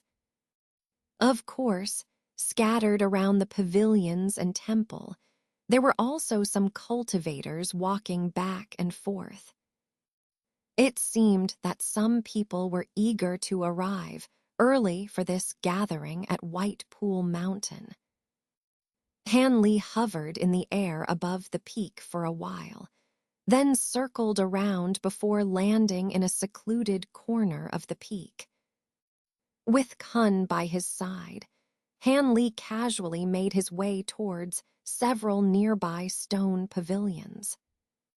With Han Li's powerful spiritual sense, he soon grasped the conversations of the cultivators inside the pavilions. Among them, one stone pavilion where 4 cultivators were engaged in earnest discussion caught Han Li's attention. Han Li listened for a moment and realized they were discussing the recent battle between the 7 sects of Yue country and the Devil Path. His spirits lifted, and he approached without hesitation. The major defeat of the Devil Path this time not only forced the 6 sects of Yue country to flee their homeland one after another, but also poses a great danger to our elemental martial and purple gold countries. Now it depends on whether the Devil Path will strike our elemental martial first or attack purple gold. A middle-aged man with a pale face sighed. Yes, in the last battle, not only did the 6 sects suffer heavy losses, but also 5 or 6% of the cultivators who went to help were sacrificed. This time, the major sects like the Heavenly Star sect will be in a panic. Another young man in his 20s said with glee. Upon hearing the young man's words, the other 3 men, 2 of them old, remained calm without much reaction. But the middle-aged man who spoke initially couldn't help but smile bitterly and was about to say something more. However, at that moment, a voice came from the side. I'm afraid it's not just the major sects like the Heavenly Star sect that are in a sorry state. We cultivators and clansmen will have an even harder time. The Devil Path thrives on the law of the jungle. When the time comes, we won't enjoy the ease we have today. Han Li walked over slowly, expressing the same meaning as the middle-aged man's bitter smile. The 4 men were startled to hear someone nearby, but immediately fell silent. However, when they realized they couldn't discern Han Li's cultivation level, they all showed a hint of unease and hurriedly bowed respectfully to him. The middle-aged man who spoke initially even tried to defend the young man. Elder, my nephew just spoke casually, without any disrespect to the sects. Please don't take offense, Elder. These 4 people mistook Han Li for a high-ranking cultivator from one of the elemental martial country's sects. The young man also looked nervous. Please don't misunderstand, fellow cultivators. I'm just a lone cultivator. I just casually interjected earlier, Han Li explained with a gentle smile. The 4 men relaxed upon hearing Han Li's words. Although they didn't know if Han Li's identity was true or false, the fact that he didn't pursue the young man's indiscretion was clear to them. In the respectful reception of the 4 men, Han Li also sat down at the stone table in the pavilion. Elder, it's an honor for us juniors that you've come here. But with your cultivation level, why would you participate in such a gathering? The oldest man with a red face asked somewhat restrainedly. It was not surprising that this man was surprised. After all, places like White Pool Mountain, where local gatherings were held, generally didn't attract cultivators at the foundation establishment stage. Higher-level cultivators would have other, more advanced gatherings for exchange. I've been practicing in a nearby desolate mountain recently. But not long ago, I heard the news of our country's defeat in Yue country, and felt that there would be major changes in the cultivation world. That's why I came out to gather information. Do you gentlemen have any latest news about the Devil Path and UA country? Han Li said casually. Upon hearing Han Li's words, the four men looked at each other for a moment, but then three of them turned to look at a thin old man. If we talk about being well-informed, it must be Brother Ding. After all, the Ding family has many secular industries directly operating in UA country. The old man with the red face chuckled lightly and said. The other two men also agreed, which made Han Li's eyes flash with interest. Seeing this, the old man with the surname Ding showed a trace of embarrassment on his face and had to say helplessly, Our Ding family's descendants in UA country have indeed recently sent back some of the latest information about UA country. Originally, these pieces of information were not meant to be spread outside the family. But since you gentlemen are all my good friends, and this senior also wants to know something, then I'll tell you something. However, I hope you won't spread it lightly. Upon hearing the old man with the surname Ding's words, the other three men couldn't help but feel a surge of excitement and nodded repeatedly. Han Li also nodded slightly. So the old man cleared his throat and slowly began to speak. A few days ago, we received news that UA country is in chaos. Although the Devil Path defeated the coalition of the six sects, many cultivators from the six sects who retreated from UA country did not leave, but instead relied on the terrain to continuously attack the Devil Path. It is said that there are still several nascent soul stage cultivators who have not evacuated, which has made the Devil Path quite busy. After all, nascent soul stage cultivators are not easy to deal with. In addition, since the six sects have been rooted in UA country for many years, their potential influence is not small, making it difficult for the Devil Path to take over UA country's cultivation world easily. As for the cultivation clans in UA country, they are now divided into three attitudes. One group saw the defeat of the six sects and immediately defected to the Devil Path. Another group, because they were too closely connected with the six sects, feared being held accountable by the Devil Path and chose to leave UA country like the six sects. The last group of clans is still in a wait-and-see stage, ready to see how the situation develops before making a decision.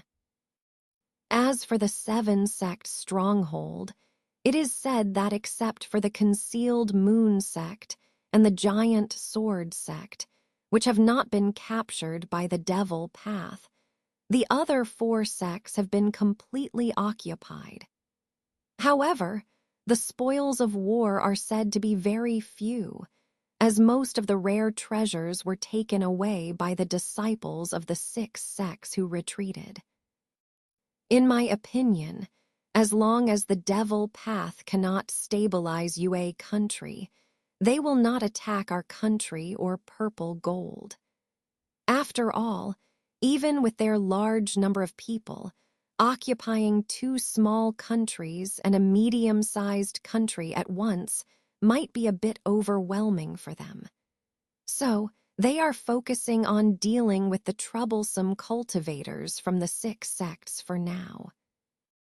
The old man slowly spoke out the above remarks and revealed some of his insights. Brother Ding, how long do you think the Devil Path can give us a breather? Can our sect still resist their attacks now? The red-faced old man couldn't help but interject. It's hard to say about this. After all, what I know is only superficial information. The true situation is probably only known to the leaders of various sects.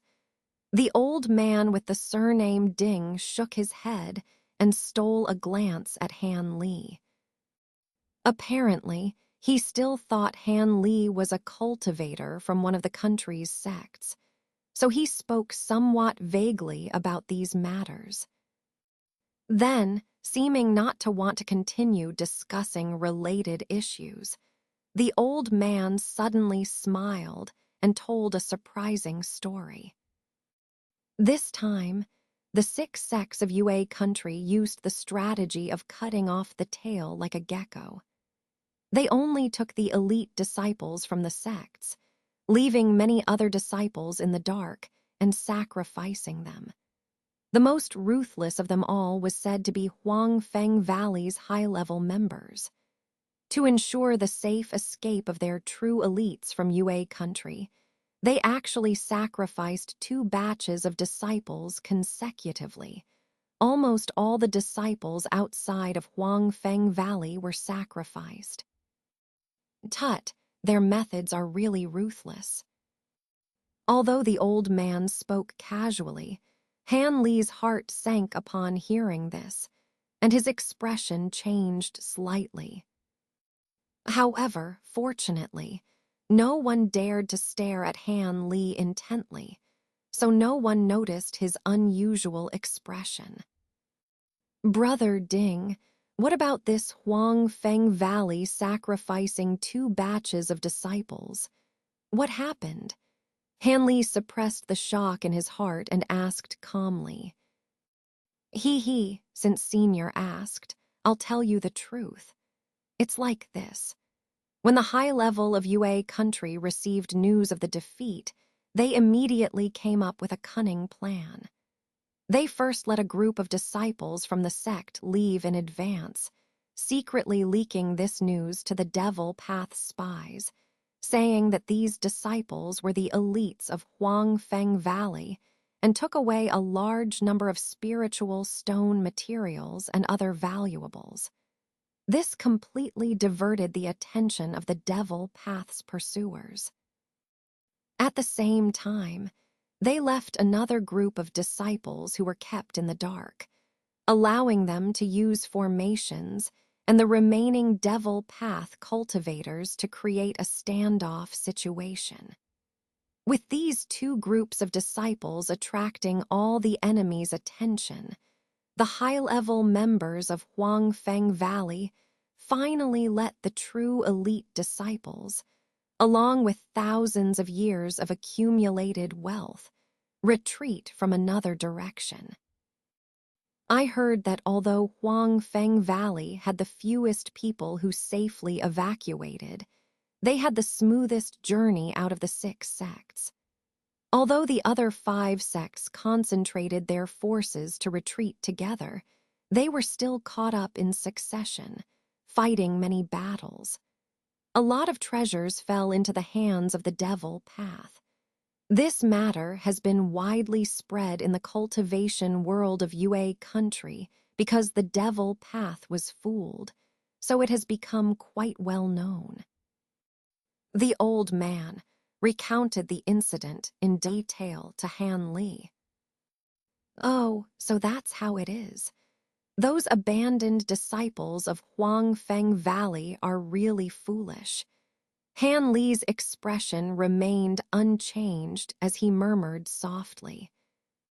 So, it seems that Yue country is really in chaos now. Han Li suddenly chuckled. This inexplicable remark gave the other 4 people a feeling of profundity, and they could only smile awkwardly in response. Let's continue chatting, fellow cultivators. I'll go somewhere else to take a look around. Han Li stood up and said amiably, Elder, please go ahead. Goodbye, Elder. The 4 people respectfully watched Han Li leave. Han Li waved his hand casually and called out to Khun, who had been standing outside, then walked towards other stone pavilions.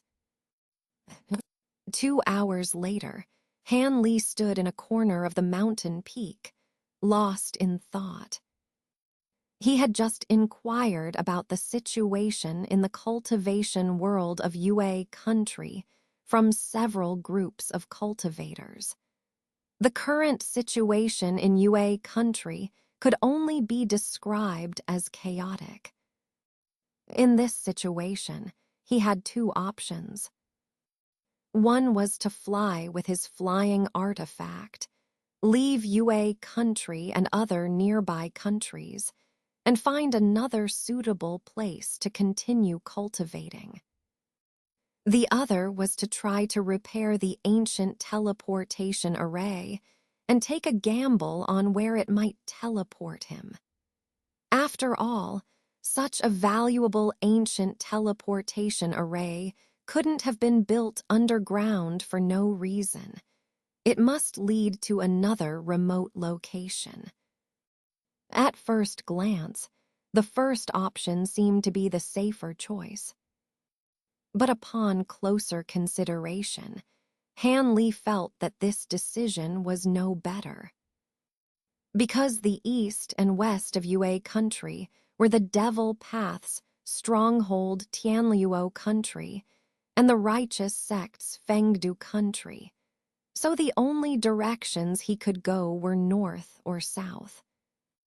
Fleeing north through elemental martial country, although there were still a dozen or so small countries, it was evident that the cultivation worlds of these countries could not resist the attacks of the Devil Path or the righteous sect.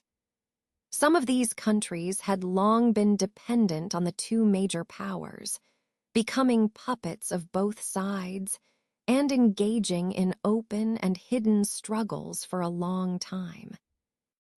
Otherwise, the place where Tianluo and Fengdu meet would rarely form a large-scale battle. These countries could become battlefields for the Devil Path and the righteous sect at any time, so Han Li naturally couldn't stay. But if he took the risk to cross several countries and continue heading north, he would reach the northernmost part of the Tianan region, where he would encounter the Endless Sea, known as the place where even immortals find it difficult to fly. This sea was not only extremely turbid and boundless, but also few fish could survive in it. The few fish that could survive were extremely ferocious, no less formidable than high-level land beasts. Even if a Foundation establishment stage cultivator fell into the sea, it would be extremely dangerous. Flying over this sea was simply wishful thinking. Because there was once a high-level cultivator at the Yuan Wying stage who was curious about the end of this sea. With thorough preparation, he flew along the sea for more than a year, but all he saw was endless water, without a single place to set foot. And at that time, he had only half of his pills and spirit stones left. In such a situation, he had no choice but to return home in vain. Otherwise, without spiritual power replenishment, even a Yuan Wying stage cultivator could only be trapped in the sea. Han Li naturally wouldn't foolishly think of crossing the sea. In that case, he could only think about heading south. And to the south of Yue country, passing through purple gold country and 5 or 6 other countries, was the tight-knit alliance known as the 9-Country Alliance, formed by 9 small and large countries. This alliance was formed under the leadership of the 9 countries' cultivation world. The purpose was to deal with a powerful and insane opponent, the invading army composed of Mulan clan Fashi. Speaking of the Mulan clan and Fashi, one must mention the Mulan Great Grasslands adjacent to the 9 countries and the Mulan people who lived on it. The Mulan people were fundamentally different from the people of Yue country, elemental martial country, and other countries. They were pure nomadic tribes who not only had a fierce temperament and loved to wield weapons, but also formed thousands of large and small tribes on the Mulan grasslands. These tribes varied in size, with some having only tens of thousands of people, while others had tens of millions of followers. And within these nomadic tribes, there were also cultivators. However, the Mulan people did not call them cultivators, but instead revered them as Fashi. These Fashi, in general, were not much different from ordinary cultivators. Their cultivation realms and basic techniques were all very similar. The only difference from external cultivators was that these Fashi didn't focus much on spiritual tools and talismans before reaching the foundation establishment stage. Instead, each of them became extremely proficient in the practice of the 5 elements Tao techniques, and even combined some native secrets from the grasslands to develop more powerful and mysterious new techniques, thus forming the Mulan people's unique branch of techniques. They called it spirit arts. With these incredibly sharp spirit arts, Mulan clan's Fashi could even compete with cultivators of the same level, and sometimes gain the upper hand. Later, as the number of Mulan clan's Fashi increased, the need for spiritual veins and spirit stones also increased dramatically, gradually exceeding the resources available for normal cultivation. After all, the Mulan grasslands were extremely poor in cultivation resources. So at some point, Mulan clan's Fashi turned their attention to the 9 countries, where there were more spiritual veins and rich resources. They began to frequent these countries to seize spiritual veins, spiritual mines, and other things that were vital to cultivators. The cultivation world of the 9 countries, how could they be willing to share these resources with these wild cultivators in their eyes? A bloody battle broke out between the 2 sides. At first, all the 9 countries fought independently against the enemy, but they were defeated by the unified Mulan clan coalition army, losing even a small part of their territory and resources. Later, realizing the strength of their opponent, the cultivation world of the 9 countries quickly learned their lesson, formed the 9-country alliance, and began to frequently use cunning and other unspeakable means to gradually defeat the Mulan clan's Fashi and regain the occupied land. But the Fashi of the Mulan clan, who had just tasted victory, naturally refused to give up. In the endless years that followed, they continued to entangle with the cultivation world of the 9 countries. The hatred between the 2 sides deepened with the linear increase in the number of deaths, affecting the mundane world, making the people of Yue country and the Mulan clan become mortal enemies. Nowadays, the Mulan clan dare not step into the territory of the 9 countries, and within 100 miles of the Mulan grasslands, there are no survivors of the Yan people. Speaking of which, no one knows how many people the Mulan clan actually has. Because the Mulan grasslands are too vast, and the tribes of the Mulan clan entangled. With the 9-country alliance are only a small part of them. Although the Mulan grasslands are not as fundamentally unexplored as the Black Demon Sea, if a tribe travels from one end of the grassland to the other, it takes 5 generations to complete. And the Mulan grassland is just a self-proclaimed name of the Mulan people. On the other side of the grassland, there lives the true enemy of the Mulan people, the Tuwu people. These people, who also make a living by nomadism, naturally call this vast grassland the Heavenly Torrent Grassland, because they believe in the legendary Heavenly Torrent Beast as their guardian god. Although they are both nomadic peoples living on the same grassland, without any reason, the two tribes naturally become mortal enemies. For generations, warriors and cultivators of both tribes have fought countless battles. Every 100 years, the two sides would definitely engage in a major battle in the middle of the grassland. Millions of mortal warriors would fight on the ground, while thousands of cultivators would fight in the sky. Of course, the ultimate victory was decided by the battle in the sky. All of this, Han Li learned from various ancient books and rumors.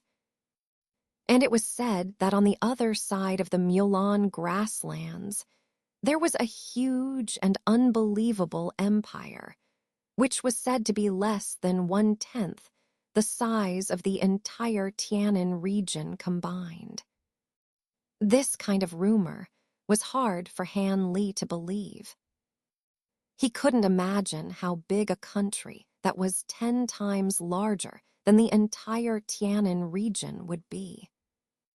Of course, these had nothing to do with Han Li's current plans. They were just random thoughts that came to his mind.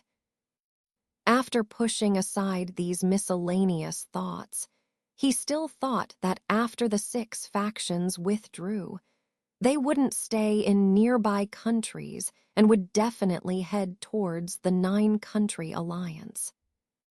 After all, considering the situation where the 9 countries' cultivation whirled, and the Mulan clan's Fa, she had skirmishes every few years and major battles every 10 years.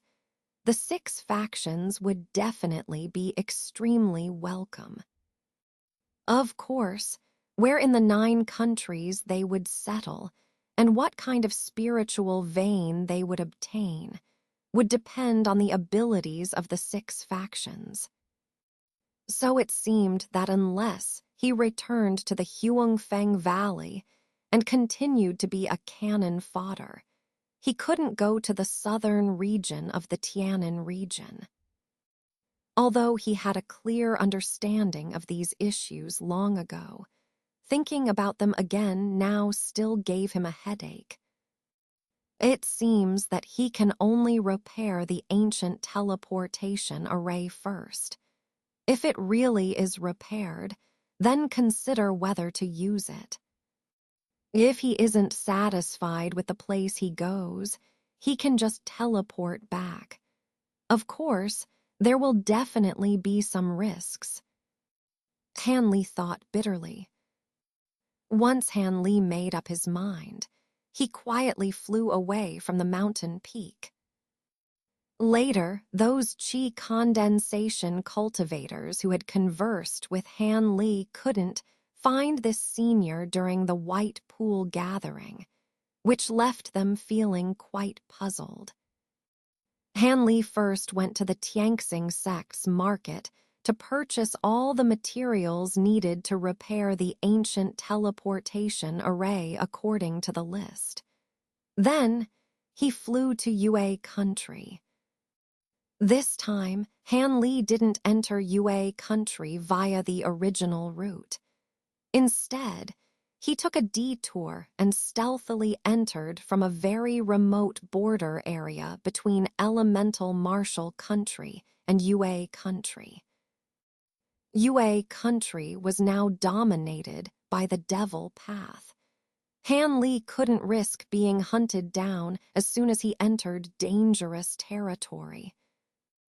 Unknown to him, his caution inadvertently saved him from a crisis.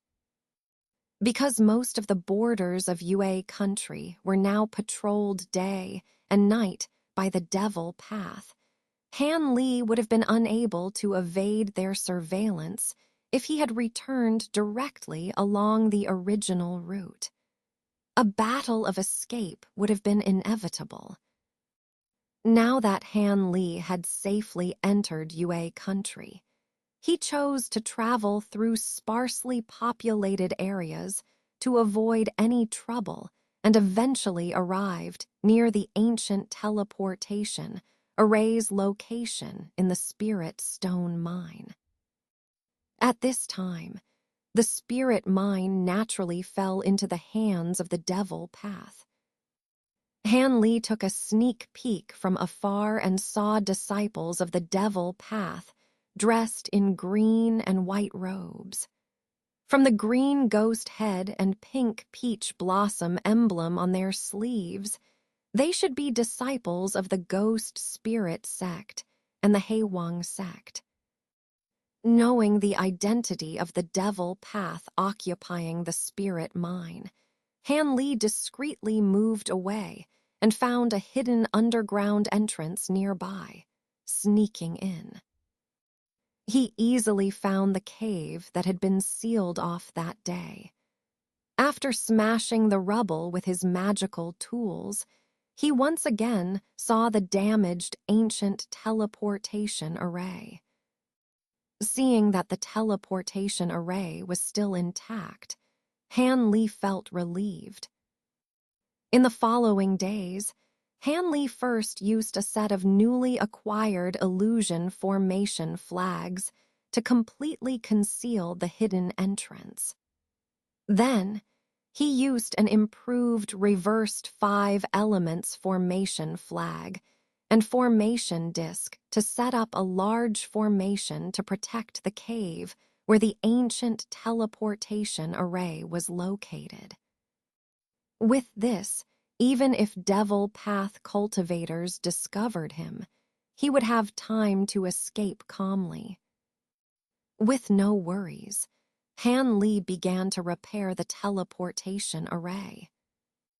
Because the Jade Slip clearly stated that repairing the ancient teleportation array was an extremely delicate task, even if a seemingly insignificant rune was misplaced, it could cause the entire teleportation array to malfunction. Therefore, Han Li's repair process was extremely slow. 7 full days passed, and the teleportation array was only halfway repaired. At this time, a big problem arose. The materials he had previously purchased were completely used up. Seeing this situation, Han Li felt a bit dumbfounded. It turned out that, although he had bought more repair materials than listed, he had completely overlooked the possibility of errors in the repair process, resulting in the waste of materials. As a result, they were now insufficient. Han Li sighed lightly. It seemed he needed to go out for a trip. However, he remembered that several days' journey east of the Spirit Mine, there was a small market opened by a certain Cultivation family. Although not large, he could still buy materials such as ironwood and crystal jade there. After all, The core of the teleportation array was not damaged. He only needed some ordinary materials. The only concern was that with the current chaos in the cultivation world, the existence of this market was uncertain. He might risk rushing there only to find it had disappeared. After thinking it over, Han Li decided to travel at night and find a hidden place to rest during the day, minimizing the danger. So, taking advantage of the dark night, Han Li flew east for the entire night. When the day began to dawn, he started looking for a place to stay. However, as he was gazing downward, his expression suddenly changed, and he turned his head sharply to look in a certain direction. He faintly felt that someone was rapidly flying towards him, and it seemed that there was more than one person. Without hesitation, Han Li stepped on his magical flying boat and descended, disappearing into the darkness in the blink of an eye. Just as he had hidden his figure and suppressed his spiritual energy, a dazzling white light flashed like lightning, followed by a blood mist and a pink light chasing after it. Han Li, hidden in the mountain forest below, didn't notice the white light in front or the pink light behind. Instead, he felt that the blood mist seemed extremely familiar. Wasn't that the protective magic technique of the ghost spirit sect's young master? Could it be him? Thinking of the formidable young master of the ghost spirit sect and the troubles he had caused, Han Li's expression darkened. Just as Han Li thought that these few individuals would soon fly away from above him, the leading white light suddenly stopped, revealing a white-clothed woman standing on a flying sword. This woman had a slender figure and wore a cloak. As soon as she appeared, she coldly said, "Junior, are you really seeking death by chasing after us persistently?" The woman's voice was extremely cold, but when it entered Han Li's ears, it almost made him jump several feet high. Could it be? This sounds like the voice of Nan Gongwen. Is it really her? Han Li was greatly surprised. Although he had exchanged few words with this woman with whom he had a special connection, as the first woman in Han Li's life, her appearance and voice were deeply imprinted in his mind. But this voice seemed a bit hoarse. Han Li was still somewhat uncertain. While Han Li was shocked, the blood mist and the pink cloud chasing from behind seemed to be deterred by the woman's words and stopped tens of meters away. Then the blood mist and the pink cloud gradually dissipated, revealing the figures inside. In the blood mist was indeed Wang Chan, the young master of the ghost spirit sect. After the pink cloud dissipated, a man and a woman were revealed, which astonished Han Li. The man was the eccentric and strikingly beautiful man he had seen at the Yanling fort, while the woman was none other than Dong Xuan'er, who had been missing for several days and was presumed to have fallen into the hands of the devil path. Dong Xuan'er looked calm and dignified, her previous foxy charm gone, appearing extremely solemn. What surprised Han Li even more was that her cultivation had progressed from the early foundation establishment stage to the mid-foundation establishment stage. Seeing Dong Xuan'er standing side by side with the eccentric man, Han Li couldn't help but furrow his brows. At this moment, both Wang Chan and the eccentric man, faced with the woman's cold gaze, showed a hesitant expression. Although this woman had already been seriously injured in a fight with a nascent soul expert from the ghost spirit sect and should have been unable to resist, she had killed numerous devil path cultivators during the attack and defense battle of the concealed moon sect. If the two of them made a desperate move and dragged them both into death, it would be too unfair. Having this thought, the two of them glanced at each other, and neither showed any intention of attacking first. Seeing this situation, the eccentric man, with a charming smile on his face, turned to the masked woman and said, if this were in the past, Junior Nan Gong's words would naturally have made Wang and I retreat. But now, even if the junior wants to let you go out of gratitude for your relationship with the concealed moon sect and the Hehuang sect, this brother Wang from the ghost spirit sect won't give up, will he? The eccentric man completely adopted the tone of "we are family, everything can be discussed." However, he unceremoniously pushed Wang Chan, the young master of the ghost spirit sect, to the front, using him as a shield. Upon hearing this, Wang Chan's heart was furious. However, he was also someone who remained calm even when happy or angry. After giving the other party a cold glance, he calmly said, I heard that the concealed moon sect's secret technique includes a technique called mysterious moon absorption yin technique. Male cultivators who cultivate this technique can forcefully absorb part of a female cultivator's yin energy through dual cultivation. Although it's not much, with Senior's cultivation base, you should be able to let this Tian young master break through the bottleneck from the mid-foundation establishment stage to the late stage, right? Once Wang Chan said this, the eccentric man's face changed slightly. He never expected that his goal of relentlessly pursuing this woman would be seen through by Wang Chan with just one glance.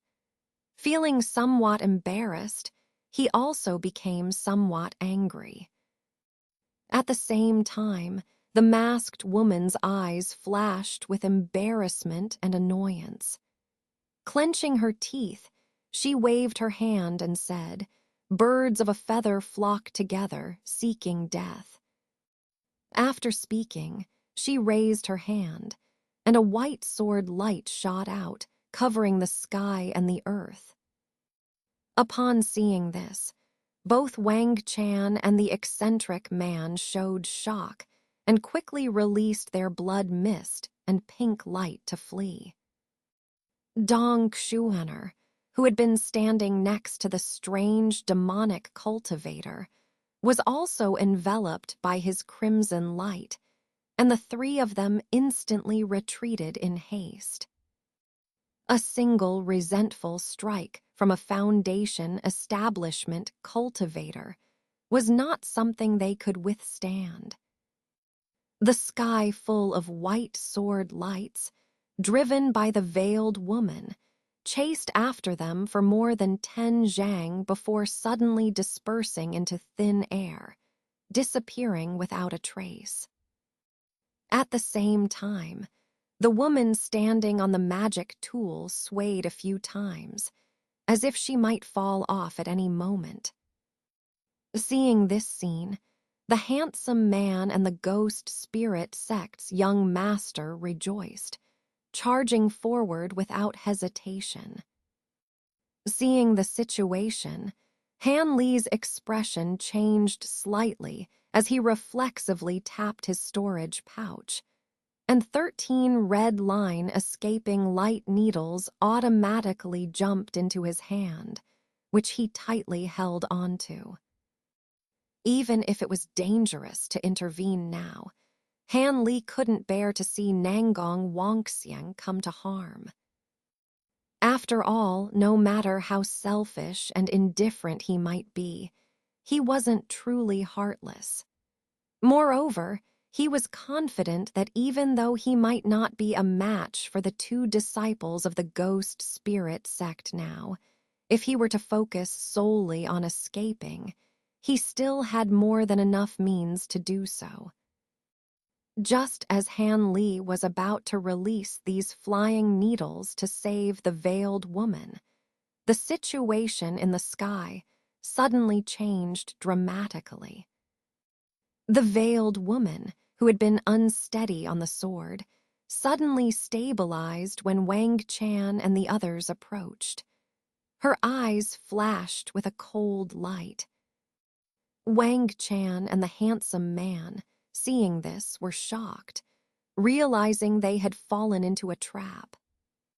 But when they tried to retreat, it was too late. The woman raised both hands, and countless sword chi surged once again, engulfing the three of them completely in dazzling white light. Seeing this scene, Han Li felt relieved, and his grip on the magic tool in his hand loosened slightly. At this moment, the entire sky was illuminated with the veiled woman's sword light, while the blood mist and crimson light in the white light, though struggling like a small boat in a raging sea, still managed to hold on.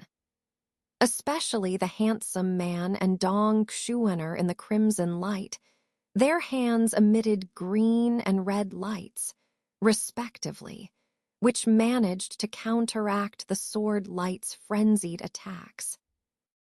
This situation made Han Li furrow his brow slightly. After pondering for a moment, he silently disappeared from where he stood. At the same time, the veiled woman in the sky was extremely anxious. Although she had trapped these two disciples of the demonic path with her scheme, the intensity of the current attack unexpectedly couldn't subdue them for the time being, which was beyond her expectations.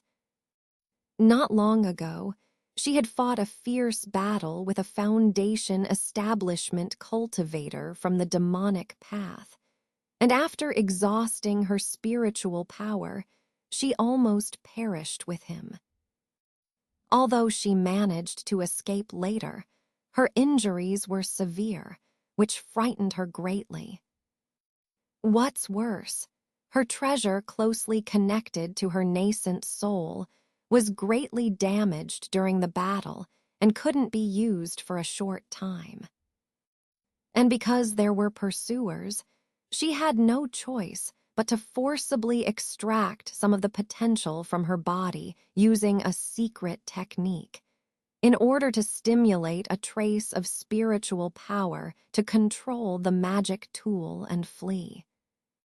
But unexpectedly, although she shook off most of the demonic cultivators, these three people were incredibly tenacious, relentlessly chasing after her.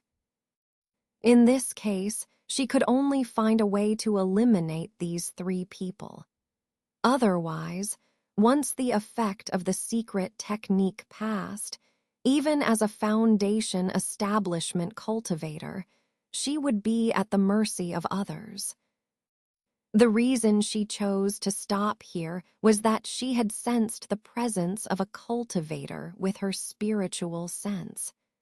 Although she didn't know who it was, there was no demonic aura from the 6 major demonic sects on him, that was for sure.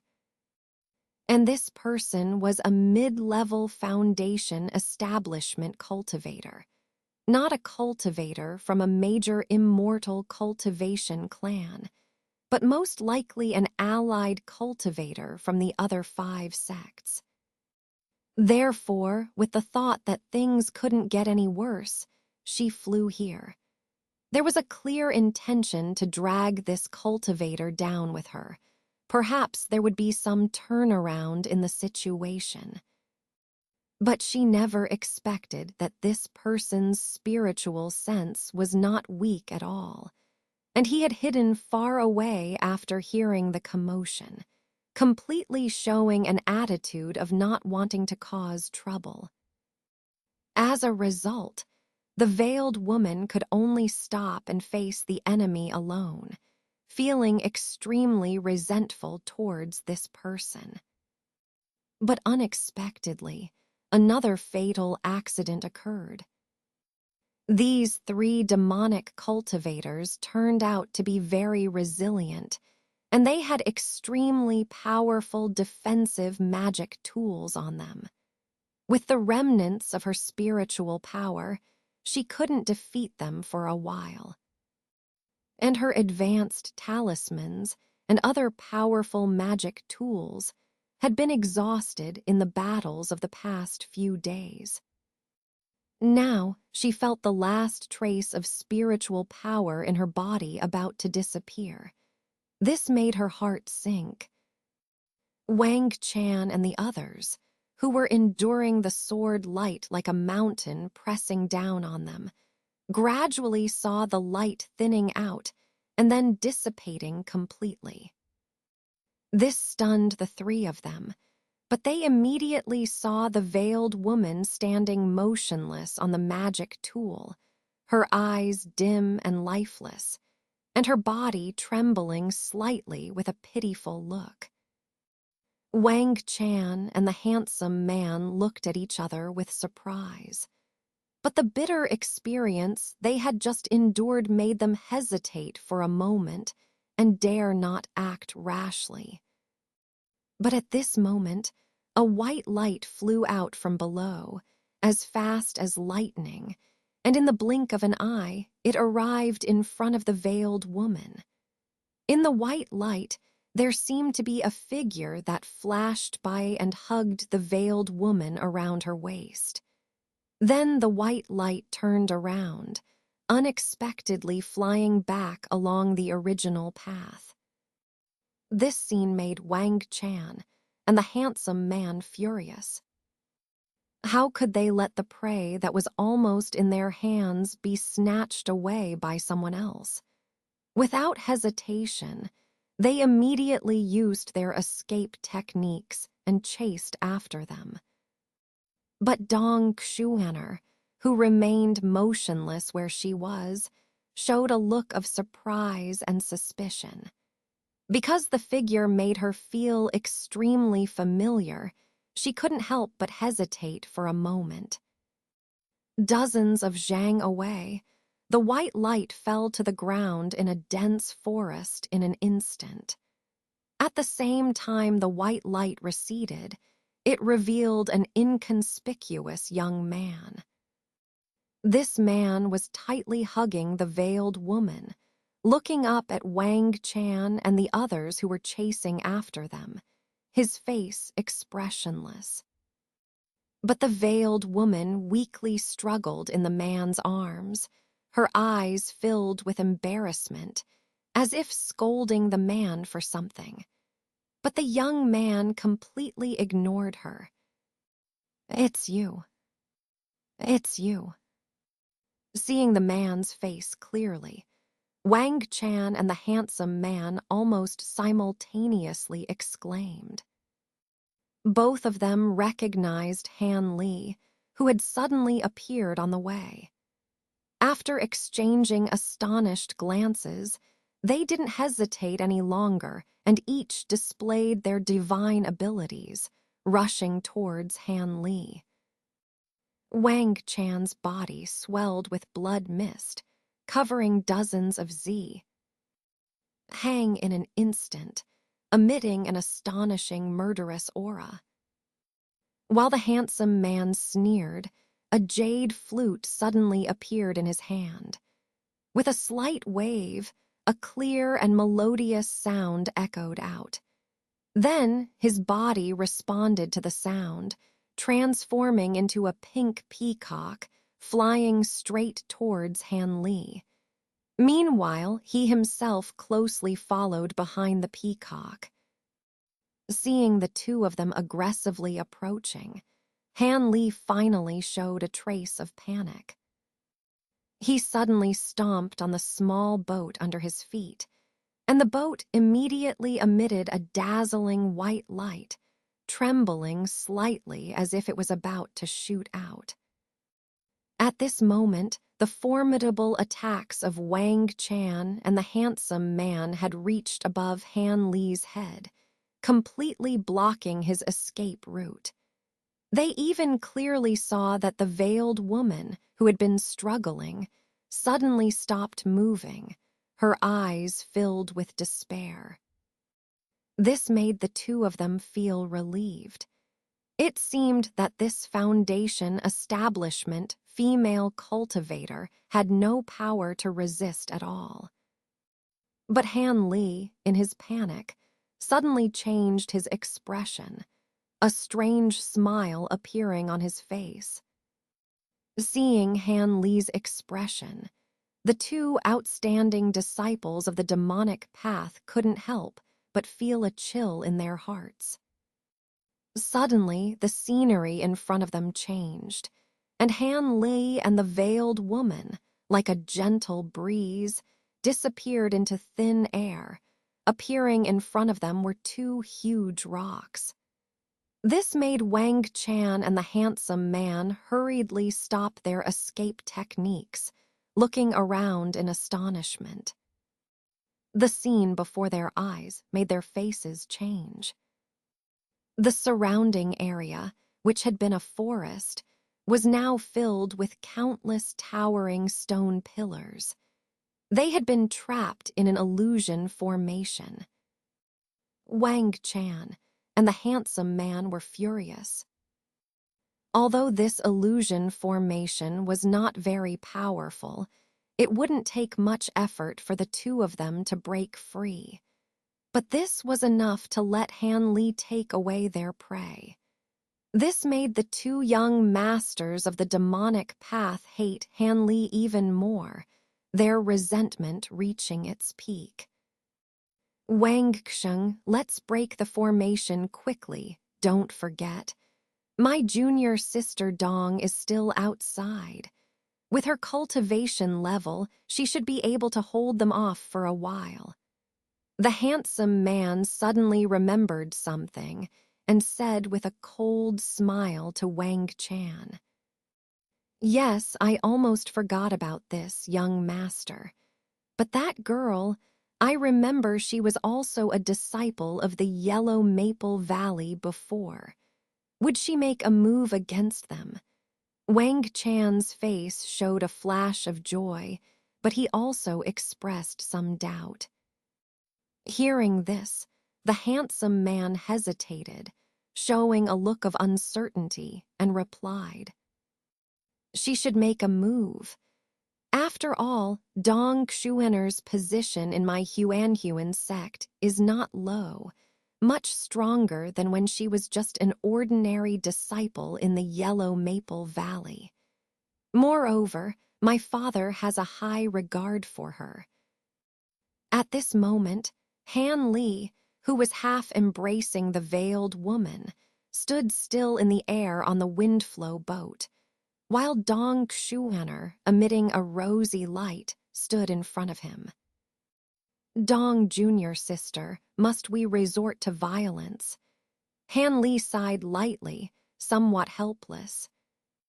"Han Li, do you have to force your way through? I've always been curious. What exactly do you have up your sleeve? My master, Red Cloth, insists that I marry you." Dong Xuaner's expression remained unchanged as she spoke, a hint of coldness flashing in her eyes as she glanced at the veiled woman who had fainted in Han Li's arms at some point. Moreover, this person is a foundation establishment cultivator from the concealed moon sect. Do you think I would let you take her away so easily? Dong Xuaner's delicate eyebrows gradually furrowed, her face showing a hint of hostility. With the conversation reaching this point, Han Li had no intention of discussing old matters or nonsense. After all, his hastily arranged simple illusion formation couldn't trap the ghost sect's young master for long. Thinking of this, Han Li's expression turned cold as he said, "Since that's the case, Miss Dong need not be merciless towards me." With these words, Han Li shouted loudly, raised his hand, and simultaneously released 2 black lights and 5 white lights.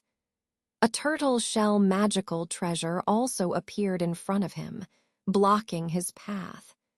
Then, 4 puppet beasts appeared on both sides of him, opening their mouths together and spewing out 4 thick beams of light. It seemed that he intended to go all out from the start, without any intention of showing mercy. Dong Xuan'er was taken aback by Han Li's fierce attack, her expression changing drastically. But then, with a bite of her silver teeth, she waved a jade hand, summoning a pink veil. Her hands continued to emit red mist, which merged with the veil, forming a dazzling red giant light shield that enveloped her. Dong Xuan'er was confident that even if Han Li's attack was more fierce, it would not be able to break through the powerful shield formed by the Fire Phoenix veil and the fusion of her magical techniques. However, to her surprise, the windflow boat beneath Han Li suddenly flashed with white light, and in a blink of an eye, Han Li, along with the boat and the veiled woman, swiftly passed by her side. The aggressive attacking magical treasures also immediately turned around and followed the white light, fleeing quickly. Han Li actually escaped without engaging in a battle. This scene was too unexpected for Dong Xuan'er. She was stunned for a moment, immediately flushing with anger. But when she wanted to pursue Han Li in anger, the 4 beams of light from the puppet beasts had already attacked. As a result, Dong Xuan'er had no choice but to wait for the light beams to strike before hastily removing the light shield. Meanwhile, Han Li had already controlled the windflow boat and turned into a black spot, about to disappear completely. Dong Xuan'er, of course, was unwilling to be played by Han Li like this. Relying on her own extraordinary escape technique, she ignored the 4 puppet beasts and hurriedly chased after him. However, after a while, the black spot in front of her flashed a few times and disappeared without a trace. Dong Xuan'er, with an angry expression, searched nearby for a while but found no clues at all. Helplessly, she had to admit that she had lost track of Han Li and returned dejectedly. At this moment, Han Li, holding the veiled woman tightly, hid in a mound of loose soil somewhere. At this moment, there was a yellow light shield around him, blocking all the soil, and he didn't feel suffocated at all, which was extremely miraculous. Han Li himself didn't expect that the low-grade talisman he personally made, the Earth Entrapment Talisman, would actually come in handy one day. It seemed that carrying all the talismans on his body was indeed the right decision. After a while, when he sensed that Dong Xuan'er had left in the sky and did not appear immediately, he cautiously confirmed with his spiritual sense for a while, before rushing out of the soil mound without hesitation and flying away on his magical tool. Several hours later, Han Li arrived at a dry tree cave, holding the veiled woman in his arms. Outside the tree cave, there was a huge gray bear that had been dismembered by Han Li without any mercy. After placing the veiled woman on the ground, Han Li reached out with concern and held her jade wrist, slowly transferring spiritual power to check her injuries. But soon, Han Li regretted his impulsive action. Because as soon as he injected a little spiritual power into her body, a strong suction suddenly came from her body, causing Han Li's spiritual power to flow out like a burst dam. In shock, Han Li wanted to let go, but his hand seemed to be stuck to her hand and couldn't be freed. In desperation, his other hand tried to help, but as soon as it touched her body, it was also stuck. As a result, his spiritual power surged out even more. Han Li was horrified, feeling his spiritual power and true essence being forcibly sucked away by the veiled woman, and the suction force was getting stronger and stronger. This made Han Li panic. But with both hands tightly trapped, he dared not kick her with his feet, having no way to resist. Han Li could only watch helplessly as his cultivation level dropped from the middle stage of foundation establishment to the early stage, and then further down to the level of qi condensation. Under the pain of his heart, Han Li couldn't hold on any longer. He felt his vision darken, and he completely fainted, falling on top of the veiled woman. So fragrant, so soft. Before losing consciousness, Han Li had such a lascivious thought in his mind. Thus, in the quiet cave, a man and a woman were entangled intimately, but both remained motionless, and the spiritual power in Han Li's body continued to flow into the woman's body. After an unknown amount of time, Han Li finally woke up slowly in a daze. However, as soon as he opened his hazy eyes, he saw an incredibly graceful figure standing at the entrance of the tree cave, looking outwards with her back to him. Slightly stunned, he immediately felt a severe headache. After suppressing the urge to make a sound, he remembered the scene before he passed out and felt shocked, quickly using his spiritual sense to check his body. As a result, his heart sank to the bottom. His cultivation level had not only fallen back to the realm of qi condensation, but it seemed to be only at the third or fourth level of qi condensation, which made him thunderstruck and completely stunned. "You woke up," the woman, without turning back, asked softly. "Miss Nan Gong, what's going on? I saved you out of goodwill, but why did you absorb my spiritual power?" Han Li regained his senses from the shock and said with a deeply troubled expression, "Nan Gong." The woman finally turned around, her headband already removed, revealing her exquisitely beautiful. The woman's appearance was gentle, but her words were as cold as swords, sending shivers down Han Li's spine. Has Senior changed her mind? Han Li sighed in relief, unexpectedly saying something that caught the woman off guard. "It seems you're not completely useless. At least you've got a bit of brains," the woman said without changing her expression. "If Senior really wanted to kill me, I'm sure I wouldn't have woken up." Han Li chuckled lightly, speaking calmly. My name is Nangong Ping. Stop calling me senior, as if I'm ancient. The woman turned her head back, expressionless. Hearing this, Han Li was stunned for a moment, then silently cursed in his heart. Since she's reached the foundation establishment stage, according to mortal standards, what else could she be but an old lady?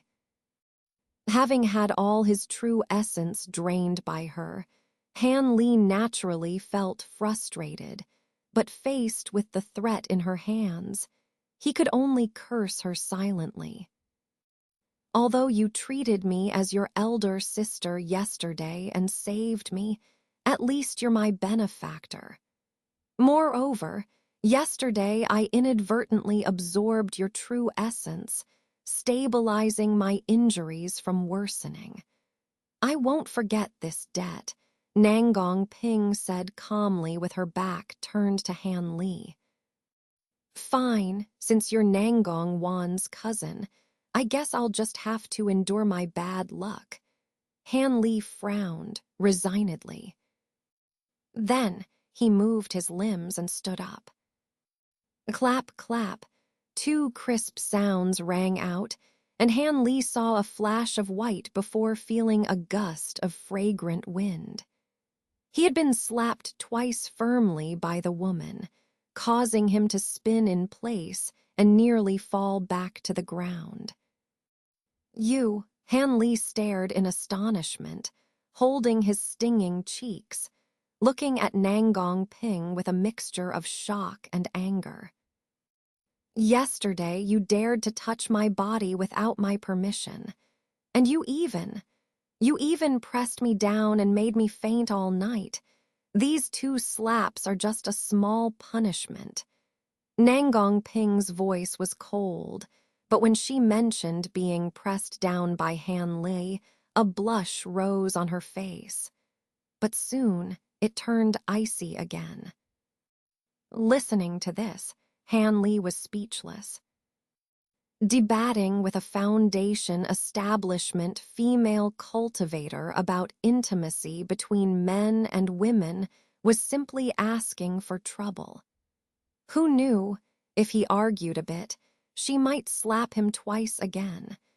He was now like meat on the chopping board, ready to be cut however she pleased. And he faintly felt that the woman's treatment of him might not be because he touched her yesterday, but simply to teach him a lesson and vent her anger for Nangong Wan. After this speculation, Han Li suppressed his anger and silently endured. Seeing Han Li so sensible without arguing, Nangong Ping showed a trace of surprise. In fact, just as Han Li had guessed, this woman had long planned that if Han Li argued about yesterday's matter, she would slap him again without hesitation. But now, Han Li's quiet acceptance left her with no excuse to act again. So she could only snort coldly and said without politeness, "Now that you've been slapped, let me talk about how to repay your kindness. I have 2 options for you now. First, I'll give you a certain amount of spirit stones on the spot, enough to make you stunned, to compensate for your loss of cultivation and your help. Second, you can follow me to catch up with the retreat team of our sect. After our 6 sects stabilize again, I'll refine some spirit pills and find a young female disciple from our sect to cultivate with you, allowing you to recover your original cultivation as soon as possible. Your cultivation won't encounter any bottlenecks again due to severe loss of true essence. According to my estimate, with 1 or 2 decades of effort, you should be able to return to your previous level. Of course, during this period, if I'm pleased, I might even teach you some secret techniques of our sect. You know, our concealed moon sect is different from your miscellaneous sects like the yellow maple valley. There are many secret techniques that are not passed on to outsiders, and the mysteries of which outsiders cannot imagine. And the method I used to automatically absorb your true essence yesterday is one of them. After Nangong Ping proudly finished speaking, she stared at Han Li, waiting for his choice. But Han Li was a bit lost in thought. These two options seemed too disparate. One was to just give some spirit stones and let him go, while the other not only helped him restore his cultivation, but also prepared a cultivation partner and was willing to teach him some secret techniques. The more Han Li listened, the more he felt that the woman intentionally wanted him to choose the second option. This seemed a bit suspicious. Did she set a trap for him? Thinking like this, Han Li hesitated and glanced at Nangong Ping. But from her eyes, he saw a hint of complexity, as if there was some anticipation and some anxiety. Han Li was puzzled. He rubbed his nose hard, folded his arms, propped his chin with his right hand, and began to ponder. After a full stick of incense time passed, Han Li still didn't speak. But Nangong Ping couldn't help but raise her eyebrows, her cherry lips slightly open as she urged. "So, have you made a decision?" At this moment, she looked a bit impatient.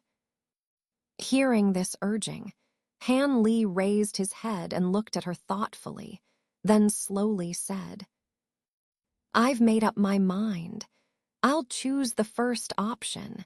Senior, just give me some spirit stones. I'll find a way to restore my cultivation myself, so Senior doesn't need to worry." Han Li's expression was calm. Nangong Ping was stunned when she heard Han Li's decision, showing a strange expression on her face. She stared at Han Li's face for a while, then suddenly waved her hand, tossing a red storage pouch over. "The spirit stones are inside, along with some common materials. I'm giving them all to you." Nangong Ping's voice was somewhat cold. Han Li didn't care about her tone, grabbed the storage pouch, and then swept his spiritual sense inside.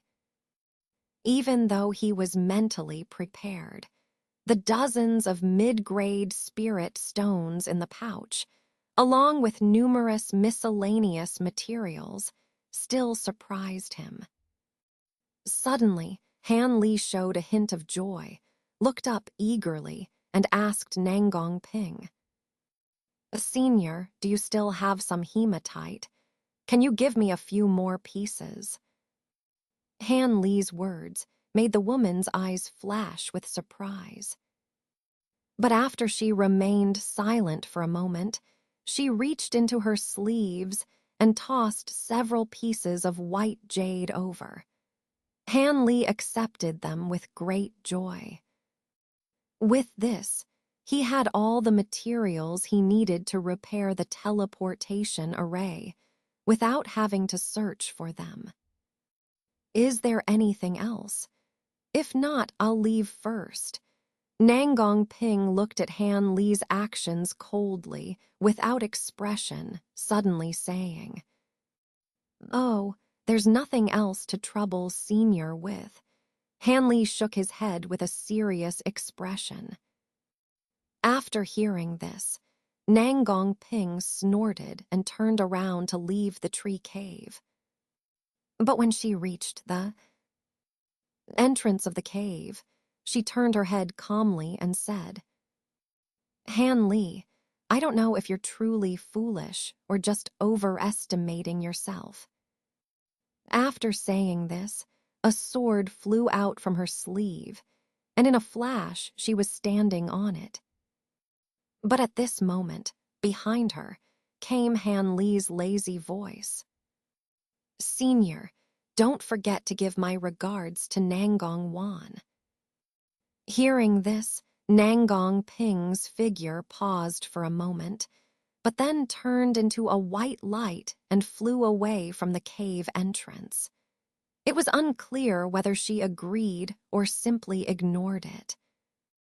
Seeing this scene, Han Li smiled bitterly, touched his nose, and sat back on the ground, staring blankly at the cave entrance, lost in thought. He still didn't understand how his cultivation could have been sucked away by this woman. Could the cultivation method of the concealed moon sect be so tyrannical? Wouldn't it be even more bizarre than the blood sacrifice of the Black Fiend cult? But Han Li believed that this kind of cultivation method that sucked away others' cultivation must have many limitations and flaws.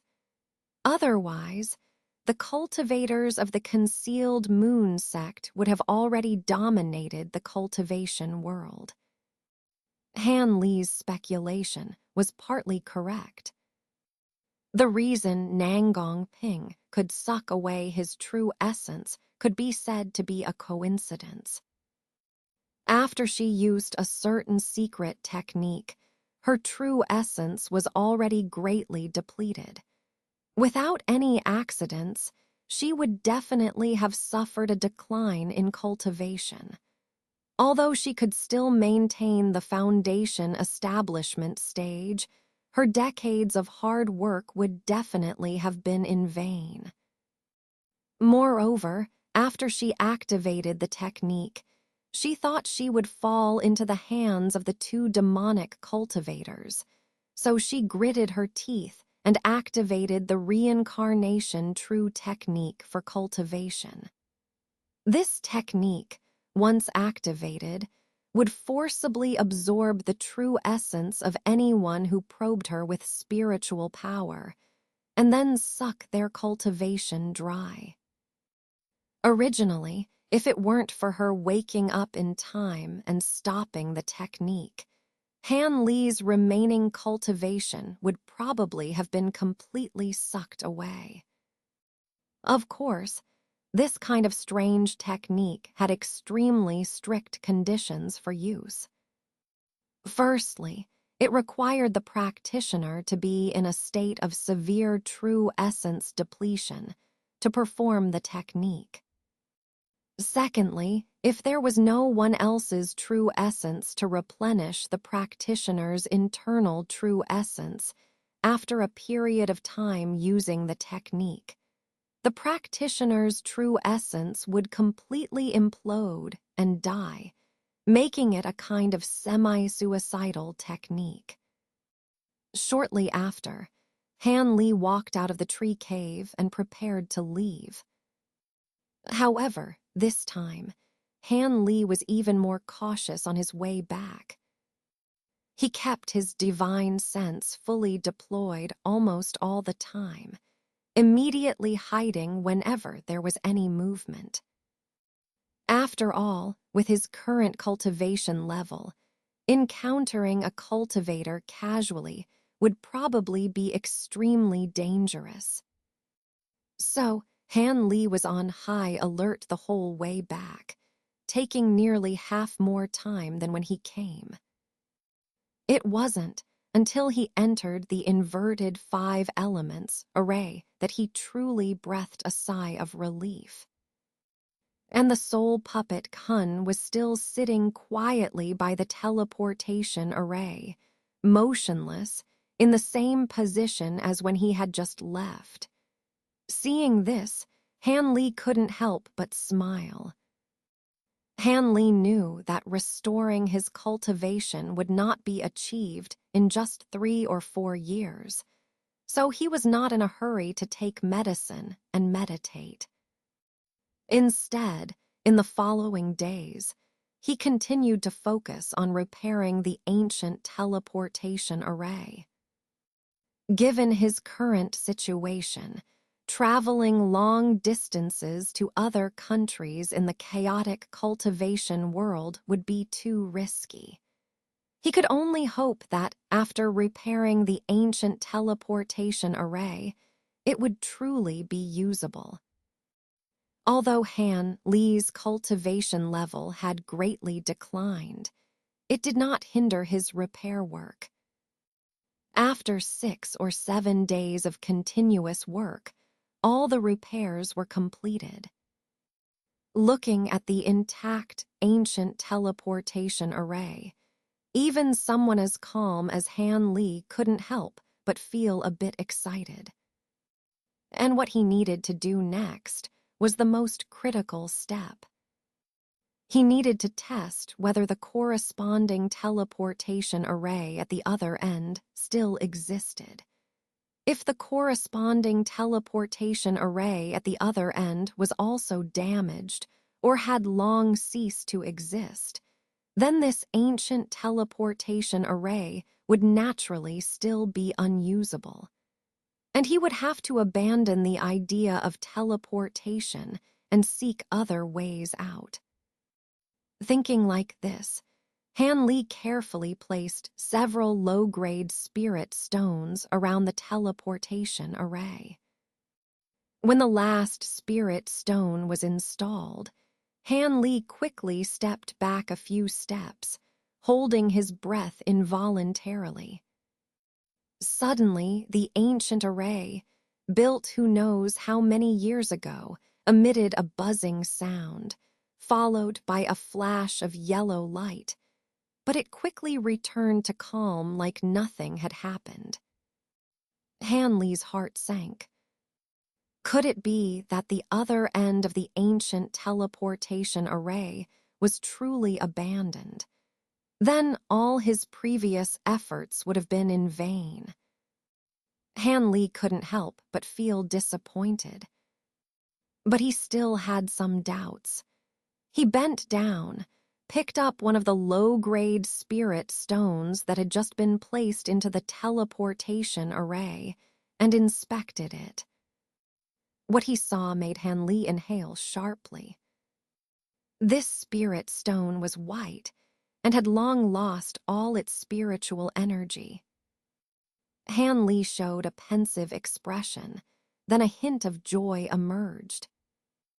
Without hesitation, he took out several shining intermediate-grade spirit stones from his storage bag and replaced the low-grade spirit stones one by one.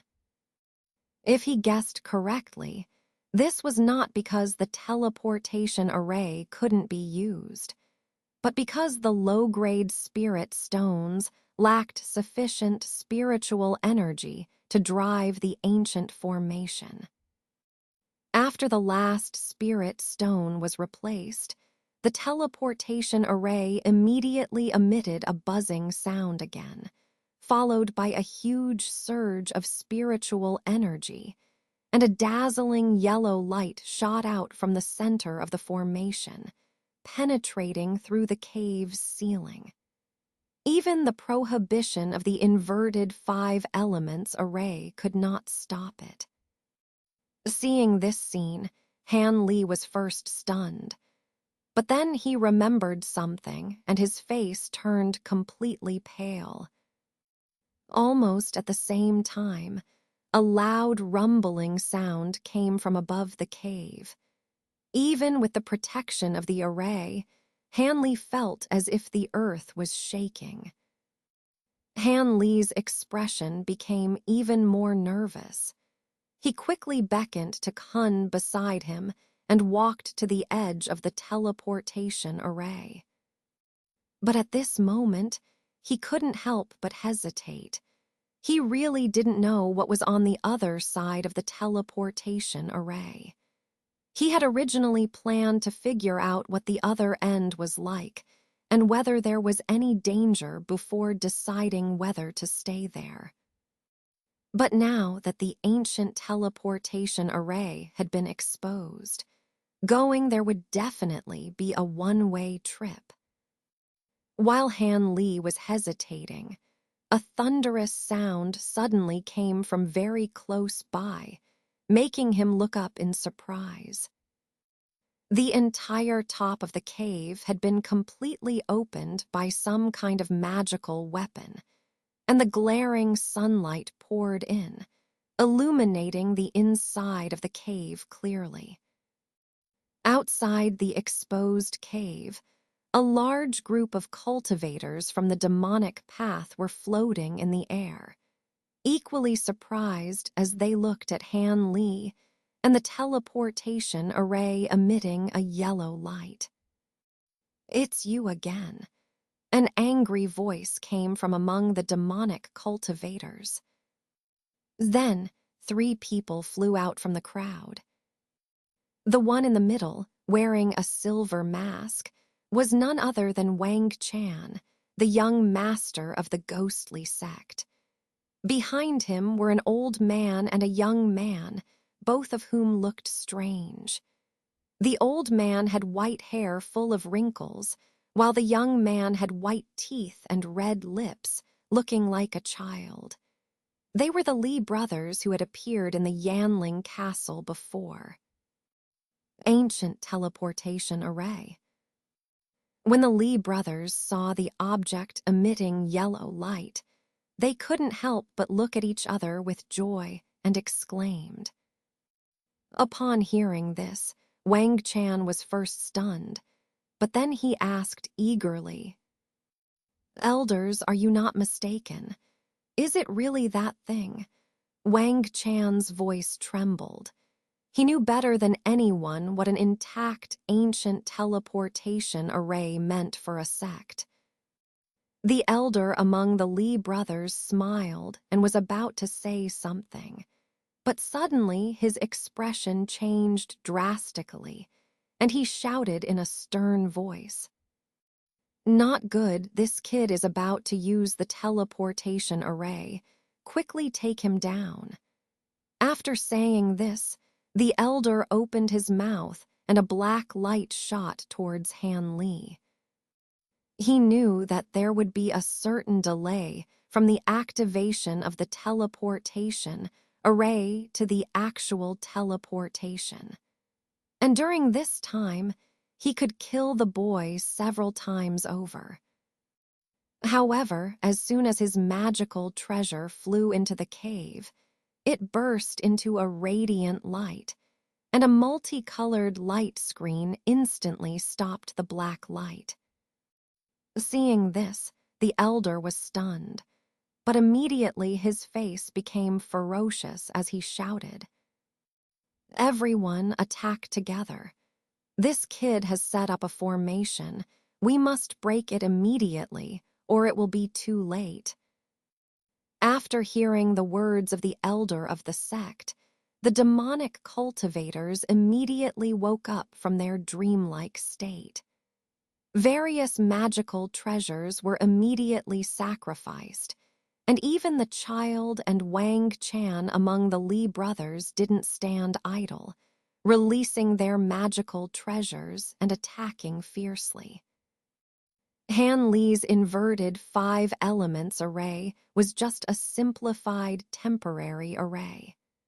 Under the joint attack of 2 foundation establishment cultivators and so many people, the multicolored light screen immediately began to tremble, showing signs of collapse. At this moment, Han Li had already pulled Kun to the center of the teleportation array. He raised a plaque-shaped magical treasure in his hand, closed his eyes tightly, and chanted a spell, ignoring the attacks of the demonic cultivators below. Great teleportation command. When the elder saw the shape of the plaque in Han Li's hand clearly, he shouted angrily. Then he waved his hands, and a large amount of black light threads surged out and sprayed towards the light screen below. After a few mournful cries from the array, it finally collapsed under the overwhelming pressure. The multicolored light screen burst open. With no barrier to stop the various colored lights, they swept towards Han Li with unstoppable momentum. At this moment, Han Li opened his tightly closed eyes, and two icy words came out of his mouth. Teleport. Suddenly, the yellow light surged, and Han Li and Kun's figures disappeared in the yellow light. All the attacks hit an empty space. In the sky above the cave, the demonic cultivators were dumbfounded. Wang Chan and the Li brothers were even more livid. They didn't have the great teleportation command, so they couldn't follow Han Li even if they wanted to. Moments later, the yellow light on the teleportation array suddenly disappeared. Seeing this scene, Wang Chan and the others who had been guarding nearby were extremely angry. They naturally knew that Han Li, who was definitely teleported away, had probably destroyed the teleportation array at the other end. Even if they brought the great teleportation command, they would never be able to use this ancient teleportation array again. However, Wang Chan, who harbored resentment in his heart, still felt somewhat unwilling. Using his identity as the young master of the ghostly sect, he dispatched several cultivators to stay here day and night. He was afraid that the escaped Han Li might repair the teleportation array and teleport back. By then, he would definitely capture Han Li alive and repay him for repeatedly ruining his good deeds. But shortly after, with the expansion of the demonic path, this ghostly sect young master began his career of conquering various territories again, and soon forgot about this matter. Without Han Li, the Southern Heaven cultivation world remained in chaos for a long time. Because a year or two later, in order to resist the powerful alliance of the demonic path and the righteous path, the remaining countries finally united and formed the Heavenly Tao Society, becoming a three-legged force. The three forces were roughly equal in strength, so it seemed impossible to determine the outcome in a short time. Meanwhile, the cultivators who had fled to other countries finally settled in the alliance of 9 nations. However, due to disputes over spiritual veins and mines and other resources, they reignited conflicts with some local sects, fighting to seize some living space. Of course, if the Mulan clan's cultivators invaded the 9 nations, they would naturally have to contribute as well, and they could no longer live as freely as they did in the Yue Kingdom. As a result, many of the cultivators from the 6 sects, including some foundation establishment cultivators and even nascent soul experts, died in battles against the cultivators. Han Li's master, Li Hueyuan, also died in battle in a fierce fight more than 10 years later. However, the new generation of cultivators in the 6 sects quickly grew, and even some foundation establishment cultivators finally reached the nascent soul stage. Volume 4, Winds Rising Overseas. The head feels heavy. This was the first sensation Han Li felt upon waking up. As he and Kun began teleporting in the yellow light, he suddenly felt immense pressure in the hazy surroundings. Fortunately, the grand displacement token in his hand emitted a faint blue light just in time, relieving him of the pressure. However, the spiritual power within him began to drain rapidly into the token. However, Han Li was prepared for this and didn't panic. These changes were mentioned in the records he had read about the grand displacement token. In an instant, the artifact stopped absorbing spiritual power, and the yellow light dissipated. He and Kun had appeared in a dimly lit place. The light was too dim for Han Lei to see his surroundings clearly, but it was quiet all around, indicating that there was no one else present, which eased Han Li's mind.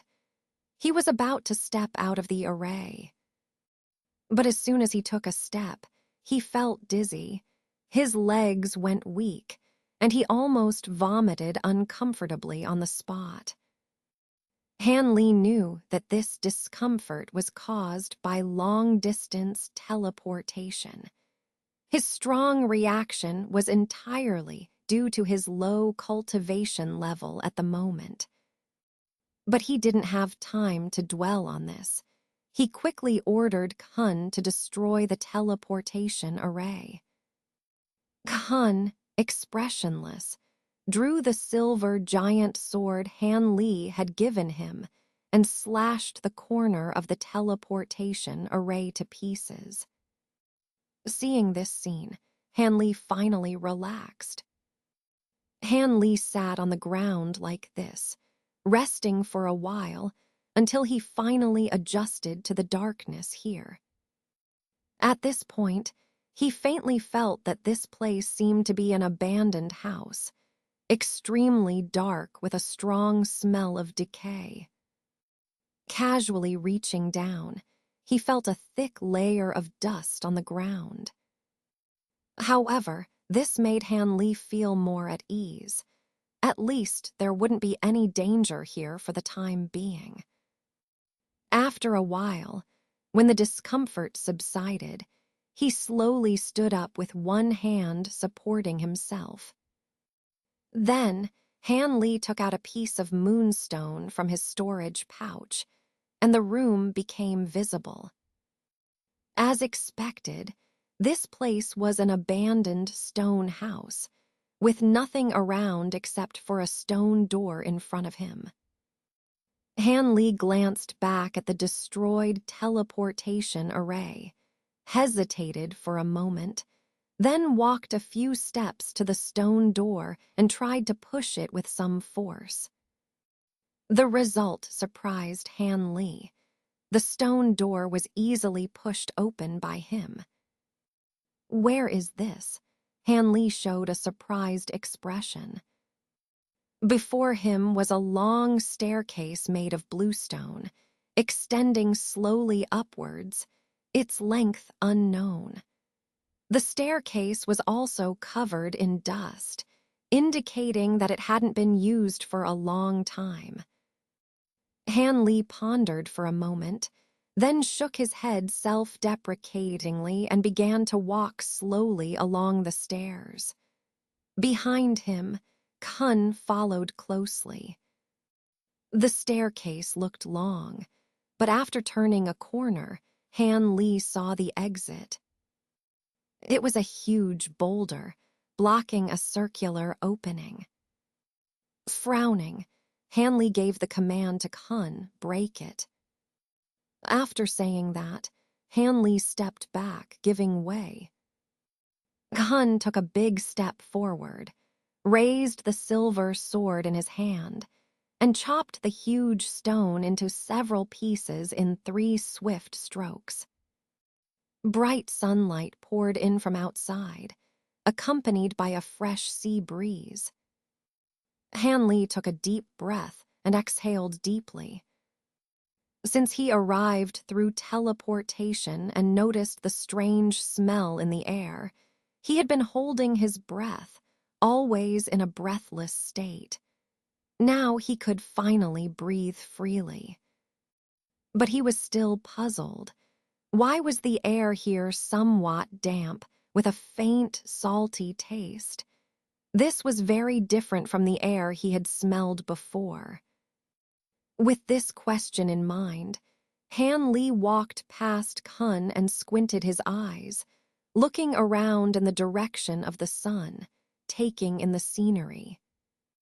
What he saw made him stunned. As far as he could see, there was an infinite expanse of blue water. Han Li was astonished for a long time before he came back to his senses. Could this be the legendary sea? Han Li thought to himself, feeling pleasantly surprised. You see, the largest body of water Han Li had seen before was just a huge river in Lanzhou, several tens of meters wide. Seeing such a vast and boundless sea, which he had only occasionally heard about from books, was a completely different experience. He was truly shocked.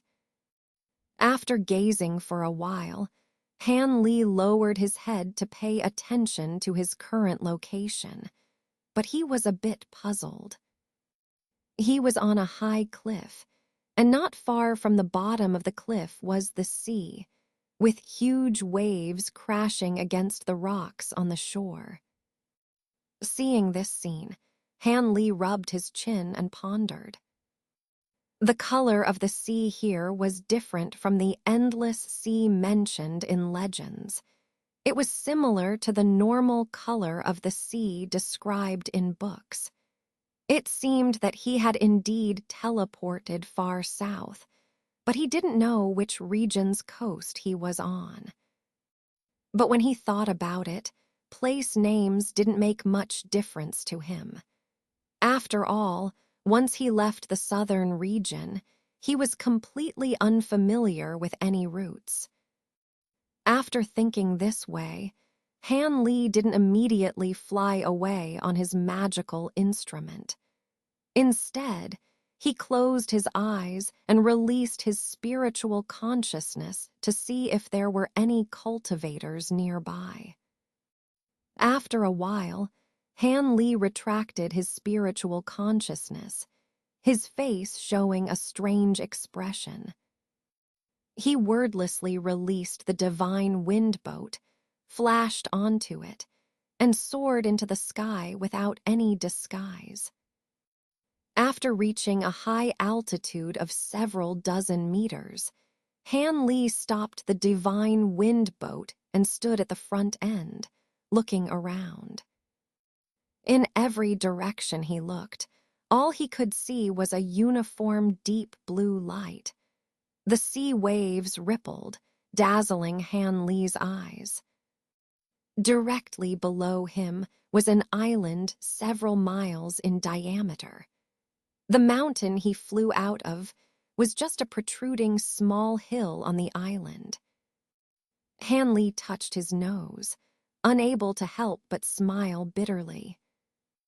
This was really troublesome. Although there seemed to be no danger here, he couldn't cultivate on this island, could he? The spiritual energy here was so thin. Because even if he wanted to cultivate spiritual herbs, he needed a place with abundant spiritual energy. Otherwise, the spiritual grass would wither the next day even if he dripped the green liquid on it. Moreover, the more precious spiritual herbs with higher spiritual intelligence required even higher spiritual energy, which left Han Li feeling helpless. Under Kun's protection, Han Li slept soundly for a day and night as soon as he returned to the cave entrance. After all, the days and nights of uninterrupted repair work had left him exhausted. It was better to deal with all the troubles after a good rest. So, under Kun's guard, Han Li slept soundly for a day and night. But when he woke up, Han Li was alone on the top of the stone mountain, staring at the sea, lost in thought. After an unknown period of time, Han Li wordlessly flew down on his instrument from the mountain top. Then, he found a rock of similar size under the cliff and blocked the cave entrance again. Then, with Kun, he circled around for a while nearby, then determined the direction of the setting sun and dashed off without looking back. In Han Li's estimation, since someone had set up a teleportation array on this island, there must be other islands or land nearby.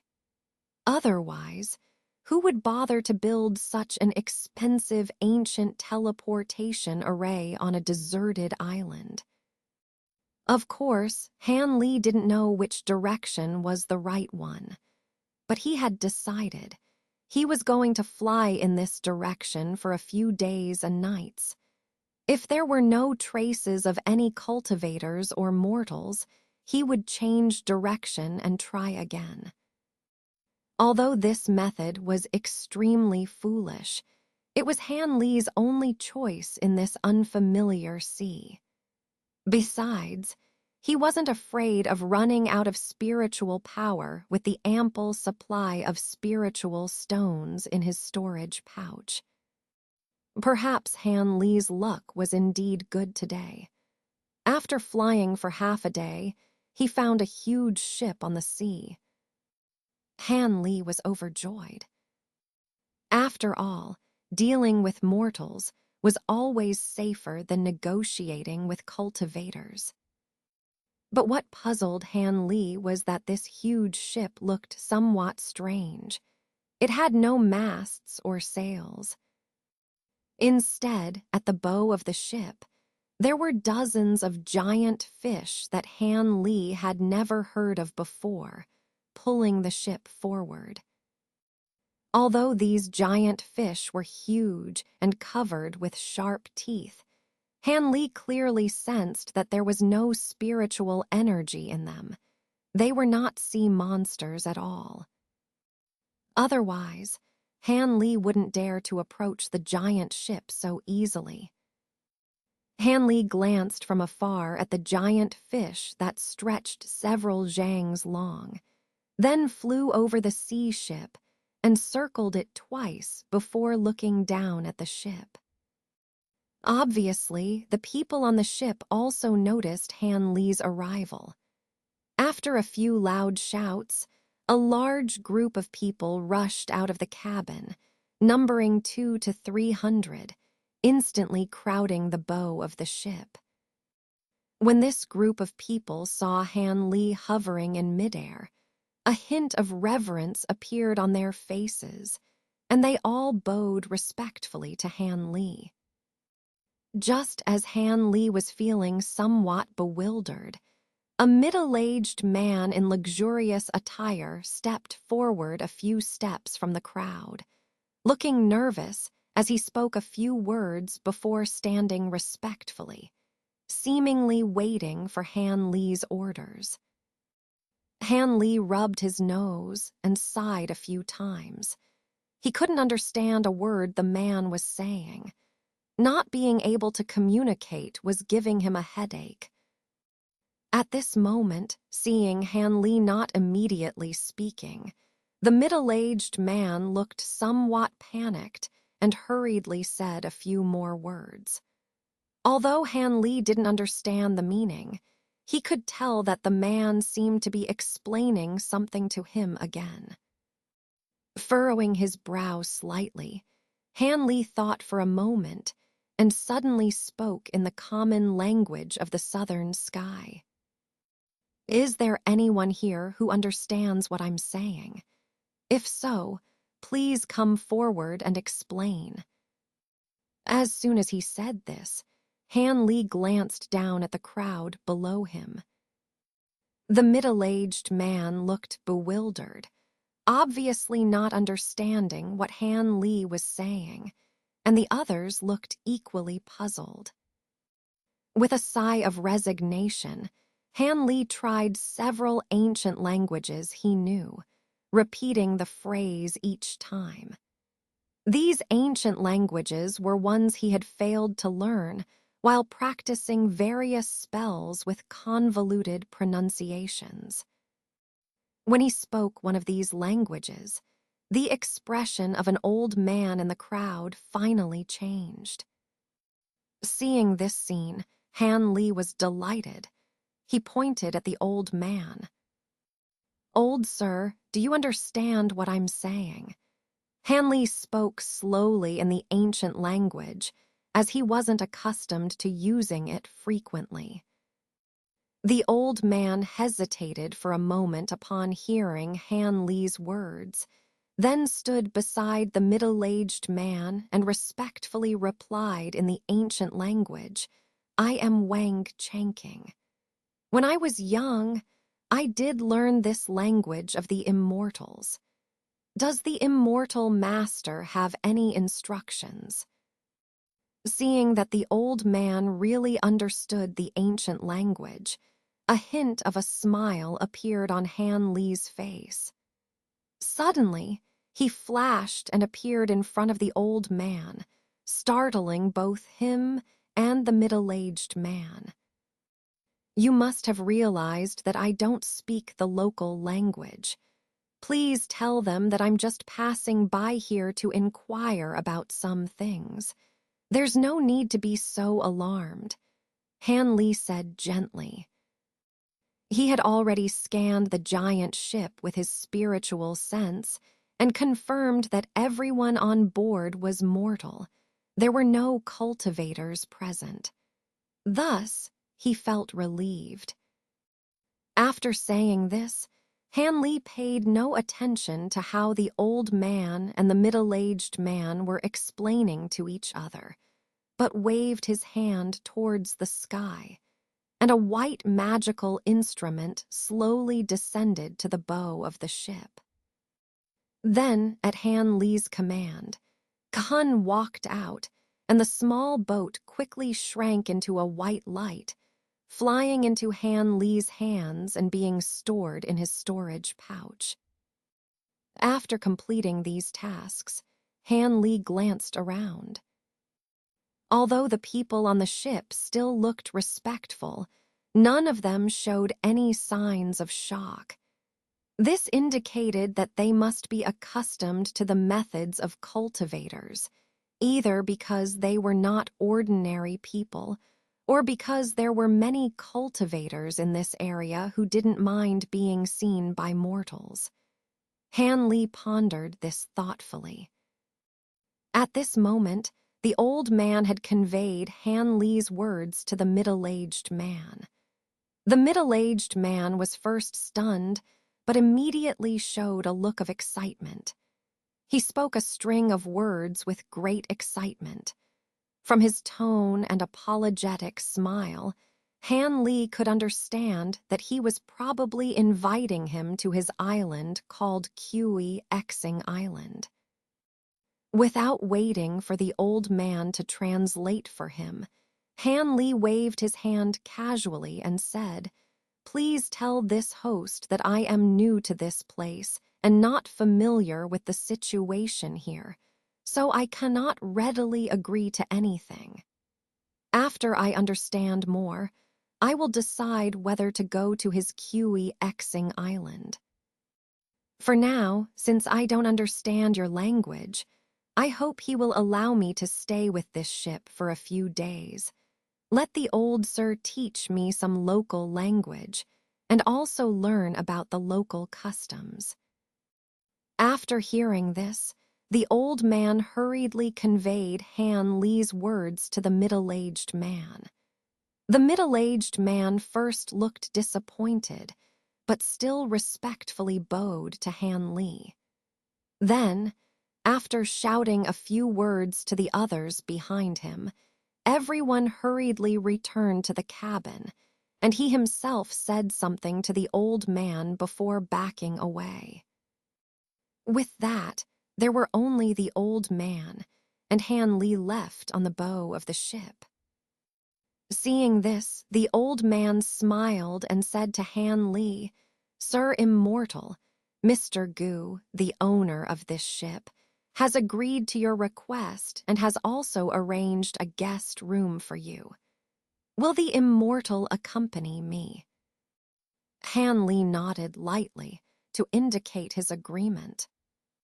So, with the old man leading the way, Han Li and Kun followed behind him into the cabin. It's quite spacious.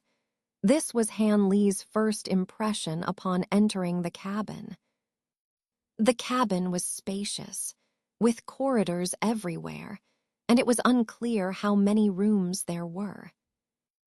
During the journey, several mortals Han Li encountered showed respectful expressions and automatically made way for him. After turning a few corners, Han Li and Kun arrived at a larger wooden door. Without hesitation, Wang Changqing pushed it open, then stepped aside and invited Han Li in first. Han Li didn't stand on ceremony and walked into the room with Kun, then looked around. It's not bad at all. Not only was the space large enough, but there was also no feeling of stuffiness. But what surprised Han Li the most was a strange, small tree planted in the corner of the room. This tree had a straight trunk without any branches, covered with triangular leaves the size of palms. The entire tree shimmered with silver light, as if it were made entirely of silver. Looking at this tree, Han Li showed a curious expression. It seems that Sir Immortal has never seen this silverhorn tree before. This tree is indeed uncommon. Not only does it look magnificent, but when placed in a stuffy place, it can freshen and purify the air, making it a rare treasure for seafarers. Even our host, despite his wealth and power, has only obtained 3 or 4 of them. Wang Changqing saw the surprised look on Han Li's face and respectfully explained to him. Han Li smiled faintly and said nothing. He could easily discern Wang Changqing's intention to curry favor with him. Han Li asked Kun to guard the door and then sat down on a chair in the room. Wang Changqing stood in front of Han Li somewhat nervously, not daring to sit down casually. Seeing the other party's restraint, Han Li smiled and said kindly, "Mr. Wang, there's no need to be so polite. Please sit down and let's talk. I have some things to ask you." Wang Changqing repeated "I dare not" several times, looking extremely respectful. Seeing this, Han Li frowned slightly and didn't force him. After a moment of thought, he directly asked, "As a cultivator who has just arrived here, I wonder if Mr. Wang could introduce me to the nearby terrain and local customs. Of course, if you could tell me more about the affairs of us cultivators, that would be even better. I will definitely." As Han Li spoke, his expression remained calm. After thinking for a moment, Wang Changqing slowly said, "Since the immortal has come from outside, you should know that this is the territory of the chaotic star sea, and this is the southwest corner of the chaotic star sea. There are 3 large islands nearby: Weixing Island, Quixing Island, and Sanxing Island, as well as dozens of other various small and medium-sized islands where both immortals and mortals reside. The people here are actually the same as in other sea areas. Each island has a cultivator with the highest cultivation level acting as the island lord, responsible for guarding the island. If other cultivators are willing to settle on the island and take on certain responsibilities, The island lord will provide a certain amount of spirit stones for their cultivation each year. However, they must obey the island lord's orders. Of course, if they wish to reside on the island but are unwilling to take on any duties, they will not receive any supply of spirit stones. Instead, they must pay a certain amount of spirit stones to the island lord each year to stay on the island. Pausing here, Wang Changqing's face showed a hint of envy, as if he longed for cultivation. Wang Changqing continued. Ordinary people like me who live on various islands either have to perform labor or pay spirit stones to reside there. Otherwise, they are not allowed to stay on the island. Because these islands are all protected by immortal arts, we don't have to fear attacks from monsters or storms, allowing us mortals to live in peace. And since the immortals are powerful, most of us mortals will try to hire one or two to accompany us when we travel far by sea. This way, if we encounter sea monsters, we have a chance to survive. Of course, those willing to be hired by us mortals are usually the ones with more freedom. Storms. Han Li's face showed a hint of puzzlement when he heard this term. He knew about monsters, but he had never heard of this storm before. Hasn't the place where the immortals lived before been attacked by storms? The old man looked surprised. I've never seen storms where I practiced before. What exactly is a storm that it can be compared to monsters? Han Li said casually, seeming unconcerned. Hearing Han Li's words, Wang Changqing felt somewhat doubtful, but he still explained earnestly. Storms, monsters, and ghostly mists are known as the three great natural disasters of the chaotic star sea. I'm sure the immortal must know more about monsters than I do. Most of the monsters in the sea are enormous and skilled in water-based techniques. We mortals are definitely unable to deal with them. Only the immortals can possibly kill them. As for storms, they appear twice a year from one end of the chaotic star sea and sweep towards the other end like clockwork. Wherever they pass, the waves are monstrous, and houses are destroyed, leading to loss of life. If one lives on an island protected by immortal arts, we mortals are definitely in grave danger. It's said that even if the immortals are caught in the storm, it's extremely difficult to escape, and they may even perish in it.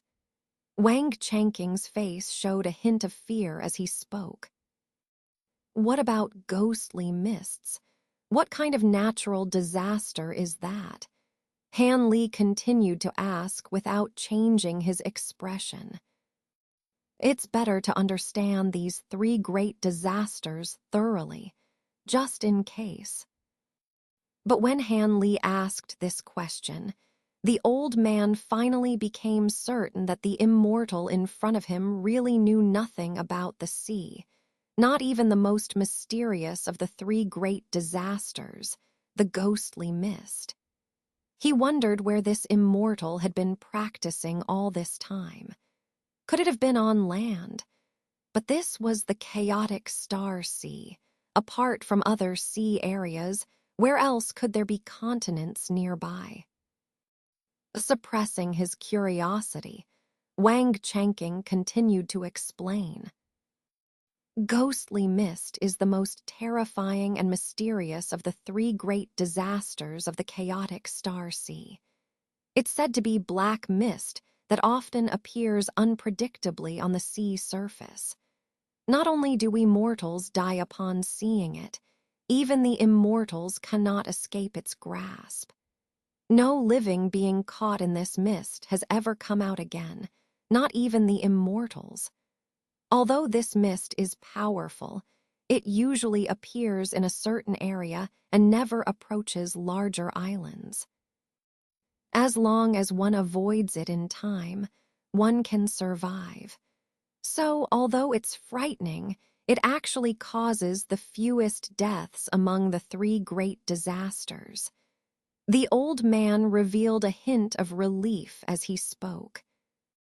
Listening to this, Han Li started to ponder. What kind of place is this? If what they say is true, then my plan to find a small island with spiritual energy and cultivate alone might be in jeopardy. Otherwise, encountering these so-called storms and ghostly mists would be too unjust. Hanley felt a bit frustrated. Seeing Han Li's expression after hearing his explanation, the old man became uneasy. Could it be that he said something to offend the immortal? As the old man was pondering, Han Li, after a moment of contemplation, began to ask again. Why does Master Gu want me to live on Quixing Island?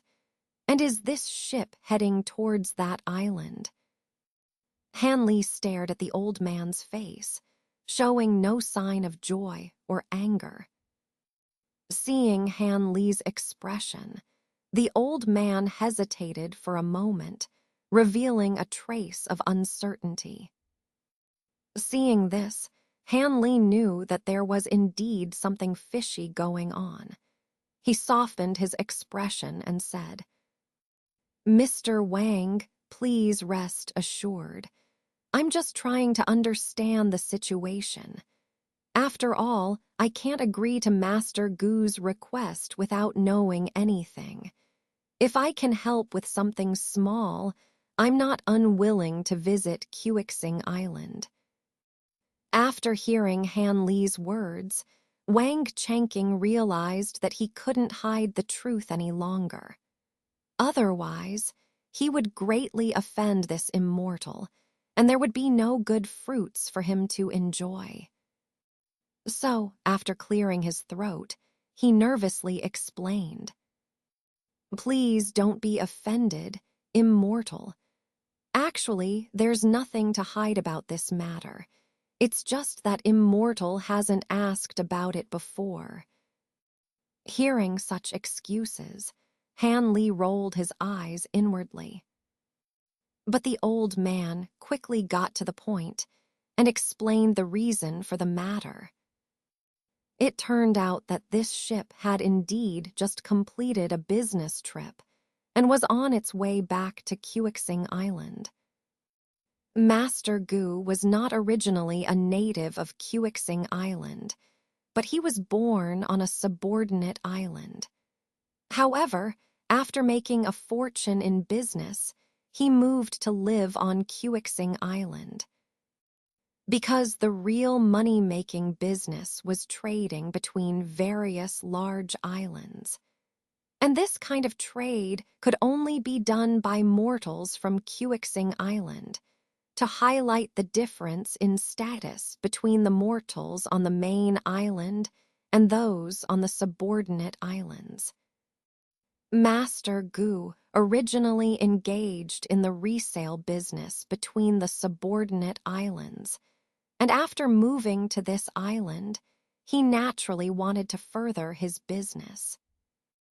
However, after moving his family to the main island, Master Gu was surprised to find out that the lucrative business of long-distance trade between the main islands had already been allocated by the island's immortals to a certain extent. It could only be conducted by 10 mortal families on the island. Moreover, these 10 families were not fixed. They were determined by a competition held every 3 years. Those who wanted to participate in this business had to challenge one of the immortals on the island with some distant kinship. Only if they succeeded in challenging the immortals who had qualified in the last competition could they obtain permission for trade between the main islands. Upon hearing this news, Master Gu was at a loss. Because he had only engaged in short-distance business before, he had never encountered monsters, nor had he ever hired any cultivators. Therefore, he knew very few cultivators. He originally planned to hire a cultivator at a high price after the business was successful, but now it was too late. When he received the news, the 3-year competition was not far away. How could he have time to find cultivators slowly? You see, although there were many immortals on Quixing Island, most cultivators were proud and unwilling to interact with mortals. They were usually only willing to help mortals they had some connection with. And the few cultivators who were willing to help were hesitant because they knew one of the 10 immortal families more or less and felt awkward challenging them. So within a short time, Master Gu couldn't find any cultivators willing to help him.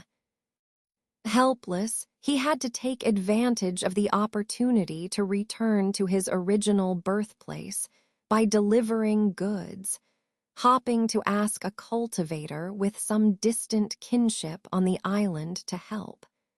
But he didn't expect that the cultivator had just left on a long journey.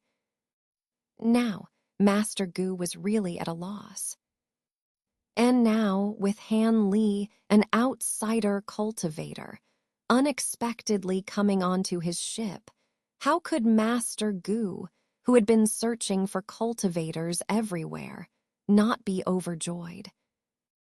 Although he didn't know Han Li's cultivation level, it was still better than giving up the opportunity and waiting for 3 more years. So he tried his best to win over Han Li, hoping that Han Li could help him fight for it. After listening to these words, Han Li was speechless. At first, he found it incredible that cultivators could be hired by mortals to go out to sea. Now, for the qualification for some business between the main islands of Quixing Island, there was inexplicably a competition.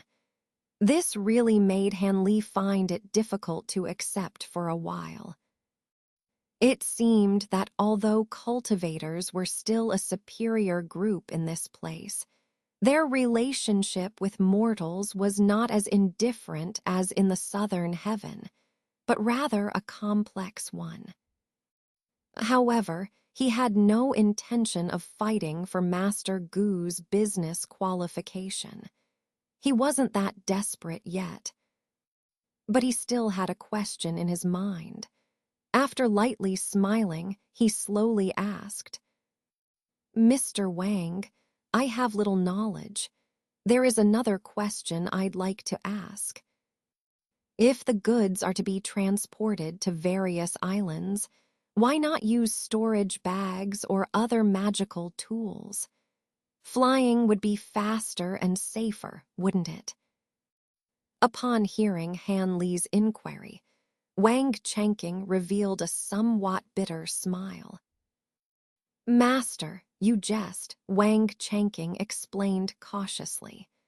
"Although the esteemed cultivators possess storage bags, they treasure them immensely and wouldn't lend them to us mortals for mundane items.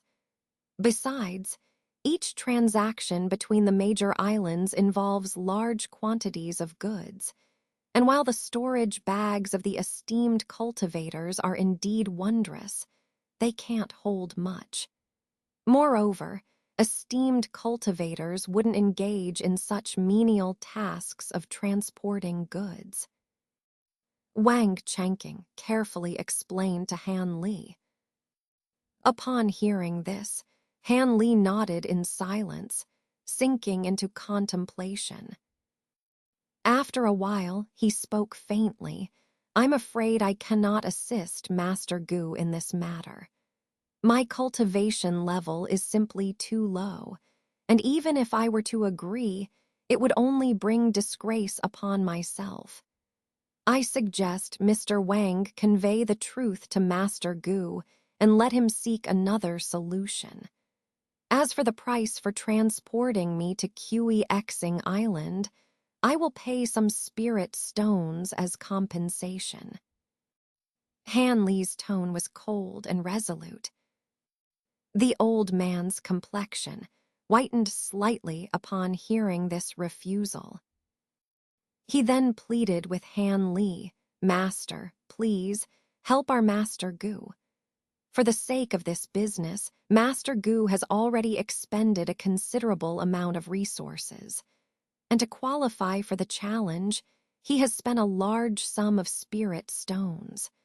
Without obtaining the qualification for inter-island commerce, the Gu family will face bankruptcy.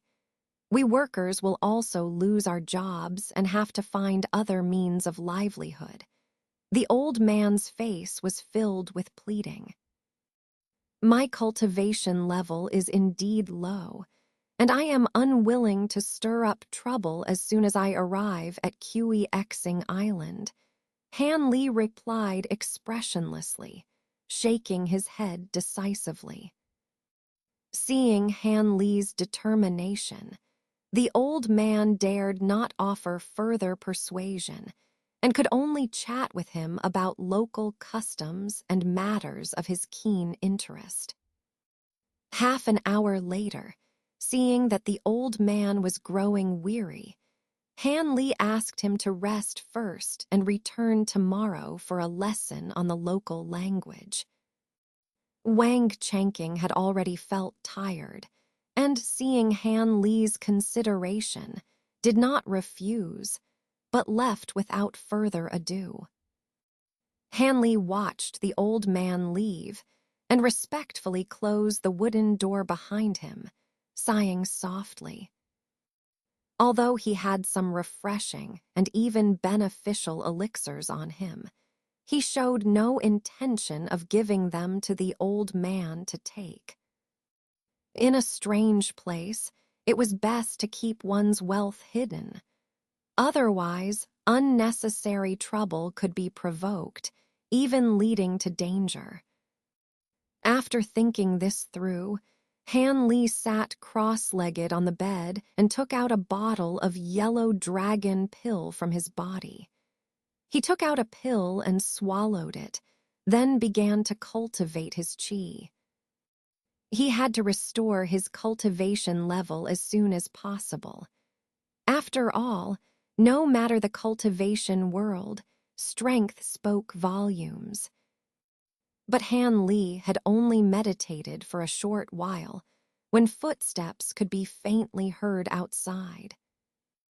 Although he did not open the door, his divine sense had already spread out, capturing everything outside in his mind. It turned out to be Wang Changqing, the old man, returning, accompanied by Master Gu, with an anxious look on his face. Han Li's brows furrowed lightly. Trouble had come. Obviously, Master Gu was not giving up and wanted to entangle him again. If it were still in Tiannan, Han Li would have stopped the other party with a cold word, not allowing them to enter the room again. But now that he had just arrived in a strange place, it was best not to appear too indifferent. Thinking of this, Han Li didn't wait for the two to come and knock on the door, but calmly transmitted his voice, "Please come in, gentlemen. The door is not locked." Master Gu and Wang Changqing were startled to hear Han Li's voice, but immediately realized that it was the esteemed cultivator inside inviting them in.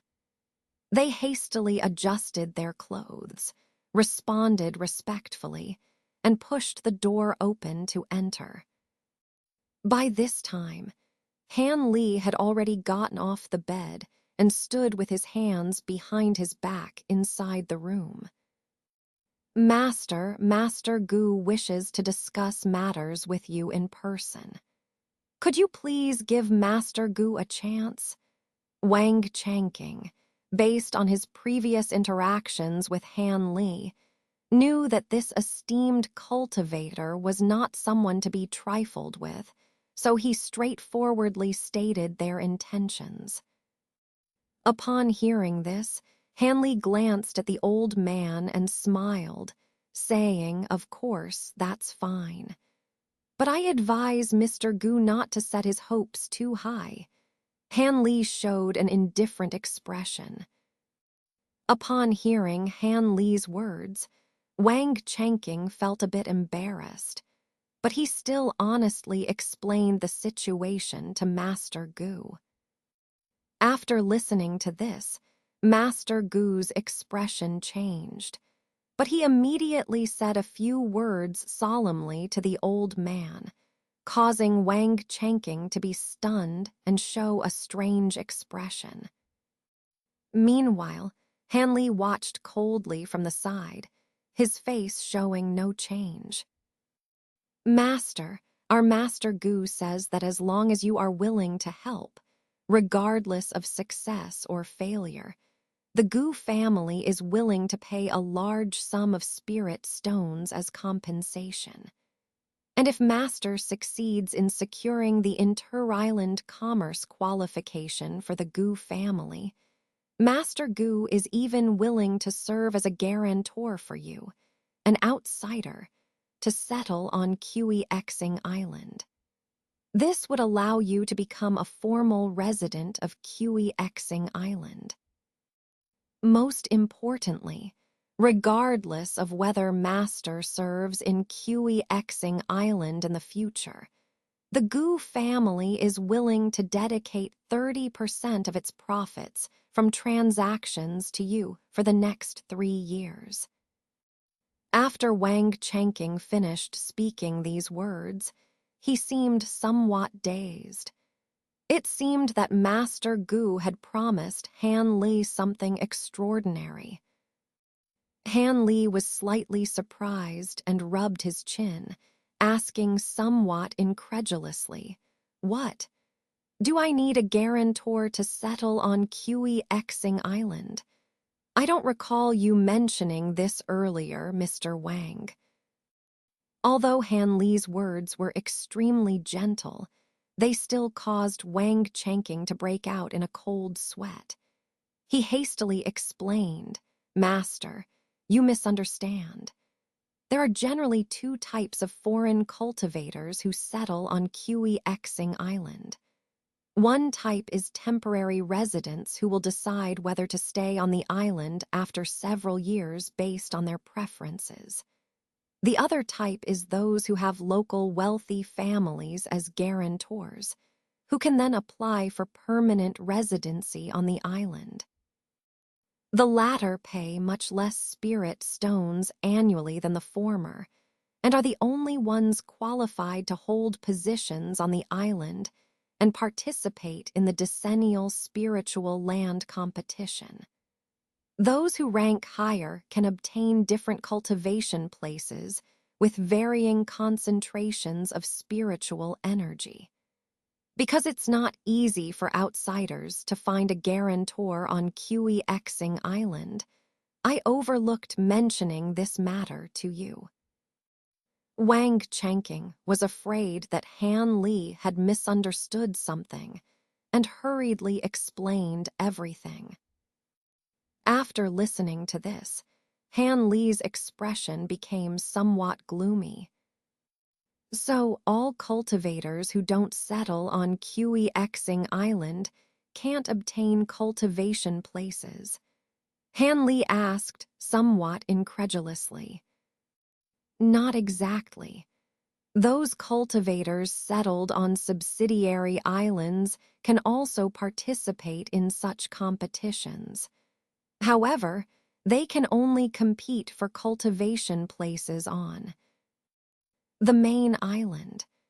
QEXing Island is the main island because it has the best spiritual veins and the most concentrated spiritual energy in the nearby sea.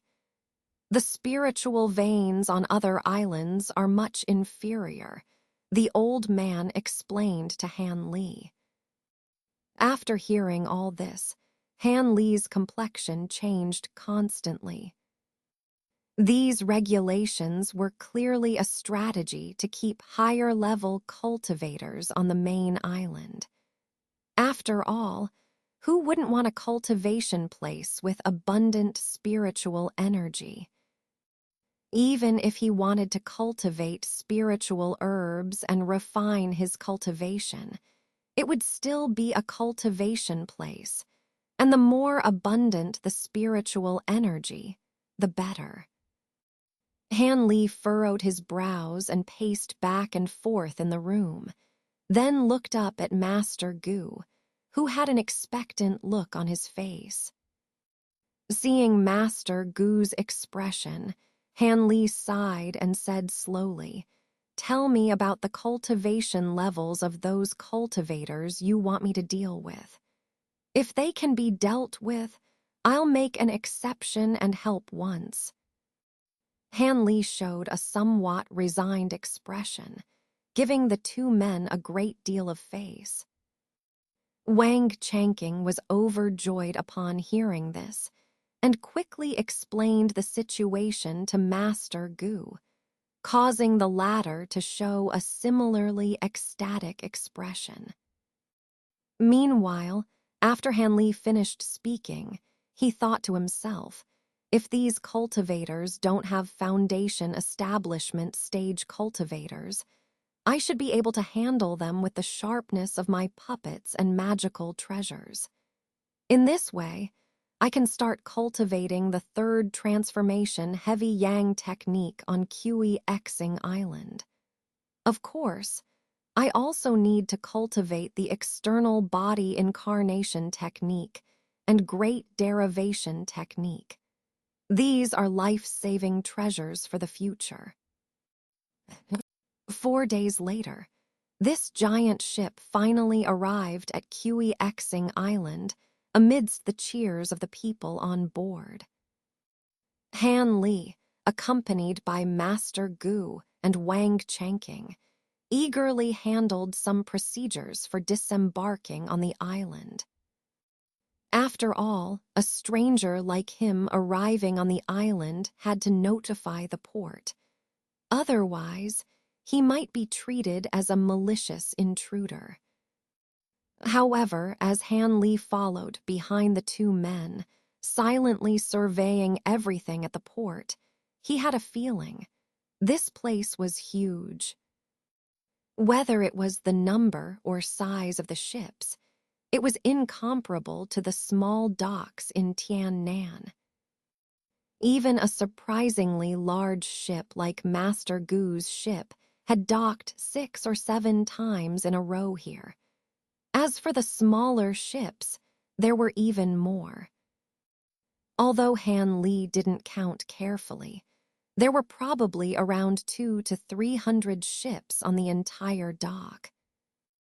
As for the constant flow of people coming and going, it was even more numerous. While Han Li was paying attention to the number of mortals, he faintly sensed the presence of many cultivators around the port. It seemed that these people were specifically responsible for maintaining order at the port. As Han Li thought this, he followed Master Gu and Wang Changqing into a stone house near the port. The interior of the house was very simple, with only a wooden table, a chair, and an old man with a yellow complexion sitting there, eyes closed. Upon hearing the sound of Han Li and the others entering, the cultivator opened his eyes. A cold light flashed in his eyes, causing Han Li's heart to skip a beat.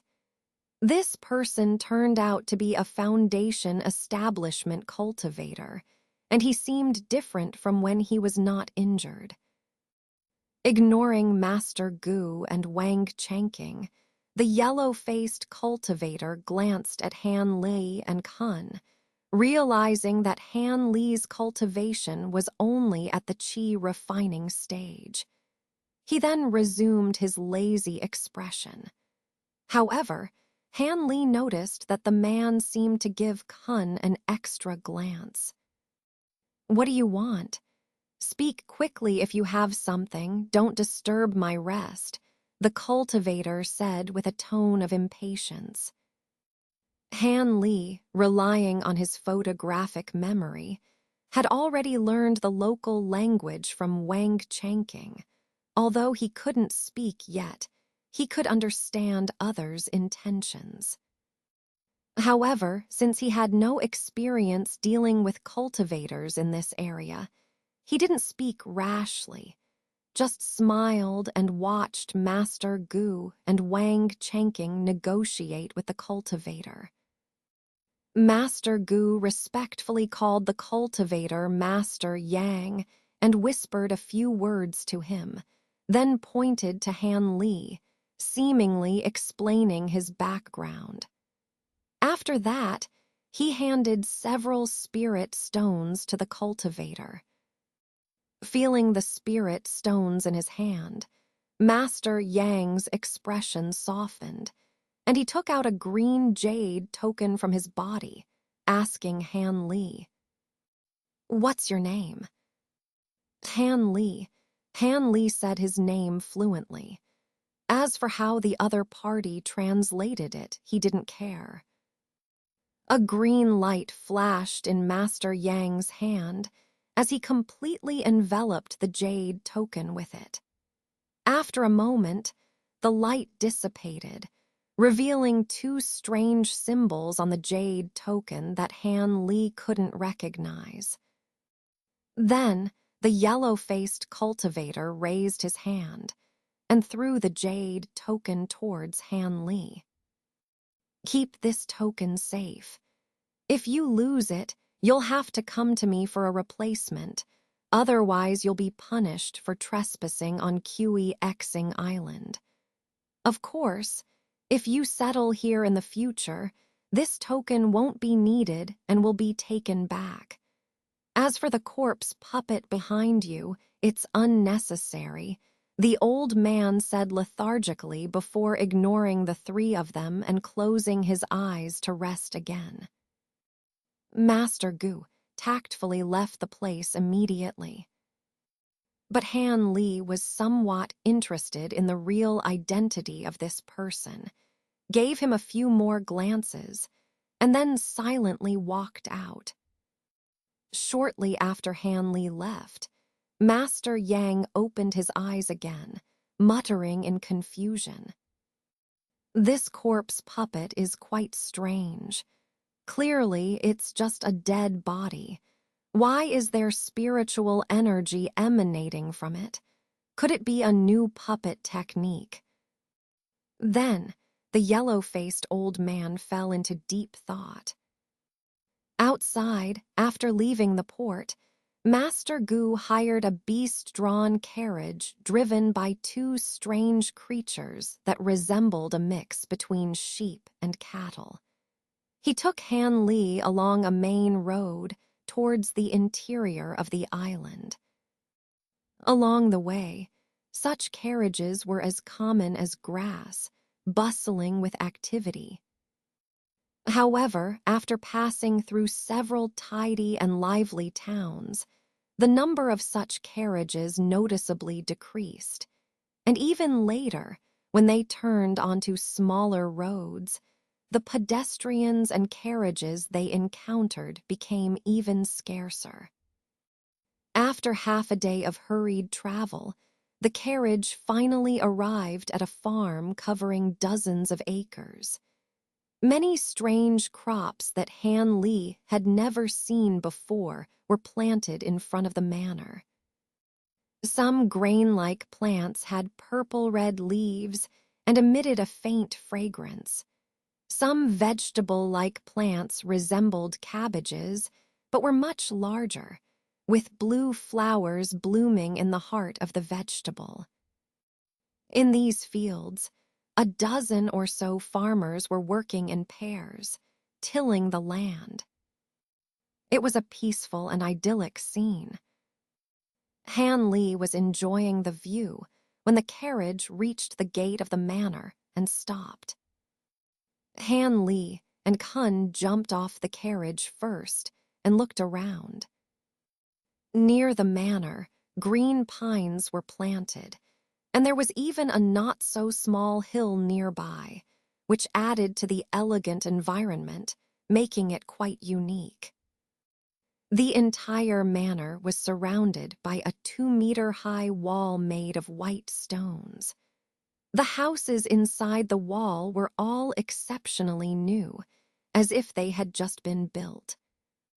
This is the Gu family, Han Li secretly praised, but his expression changed slightly as he carefully examined the pine trees. He subtly noticed a faint array formation among the pines, apparently restricted. In Han Li's eyes, although this array formation was not particularly advanced, it was enough to trap low-level cultivators. While Han Li was in doubt, Master Gu, who got off the carriage together, politely said, "Master Han, why don't you take a rest in the manor first? I'll have someone prepare the local specialty wine for you." Han Li smiled faintly, glanced around the surroundings, and replied, "It's fine. I won't disturb the Gu family. I'll just stay in that place for now. Once things are settled, I'll find a more permanent residence." After saying this, Han Li pointed in a direction. Master Gu and Wang Changqing followed Han Li's gesture and saw the lonely hill, completely stunned. However, after several failed attempts to invite Han Li, they had no choice but to let this somewhat eccentric cultivator stroll up the hill alone. They exchanged a helpless look and walked into the manor. Han Li, with Kun, ascended the hill along a slope that was not exactly a path and reached the top. Then he looked down at the Gu family manor below. He saw Master Gu being surrounded by a group of men and women, entering a mansion in the center of the manor, and the crowd dispersed, leaving only a few people with slightly more luxurious attire following him into the courtyard. Han Li's lips curled slightly as he turned around and busied himself with his own affairs. He found a relatively flat area on the slope of the hill and quickly cut down a few thicker pine trees with a magical tool, dismembered them, and then Kun. Half an hour later, a simple wooden house appeared on the hill. Inside the house, there were wooden tables, chairs, and even a wooden bed, everything complete. For the next month, Han Li would take pills, practice cultivation, and strive to restore his cultivation to its previous level every day in the wooden house. During this period, Master Gu and Wang Changqing came a few times to discuss matters with Han Li, and then hurriedly left so as not to delay Han Li's cultivation. However, Master Gu was considerate. Every few days, he sent people to the hill with exquisite food for Han Li to enjoy. Han Li accepted graciously. Among them were several incredibly sweet fruits that Han Li enjoyed immensely, obviously a specialty of the island that he had never seen before. In the last few days of the month, Han Li's cultivation unexpectedly recovered to the 5th layer of qi refining. This surprised him greatly and also made him feel more at ease. Because, according to Master Gu, the cultivators hired by those 10 households were not particularly formidable. Except for a few individuals, most of them were at the 6th or 7th layer of qi refining. The opponents were determined by drawing lots. As long as Han Li's luck wasn't too bad, defeating them wouldn't be a problem. Furthermore, in order to increase Han Li's chances of winning, Master Gu had collected 2 or 3 powerful magical tools from various places, hoping to enhance Han Li's strength. However, when Han Li saw these items, which barely qualified as high-grade magical tools, he could only inwardly roll his eyes and accept them first so that Master Gu could feel at ease.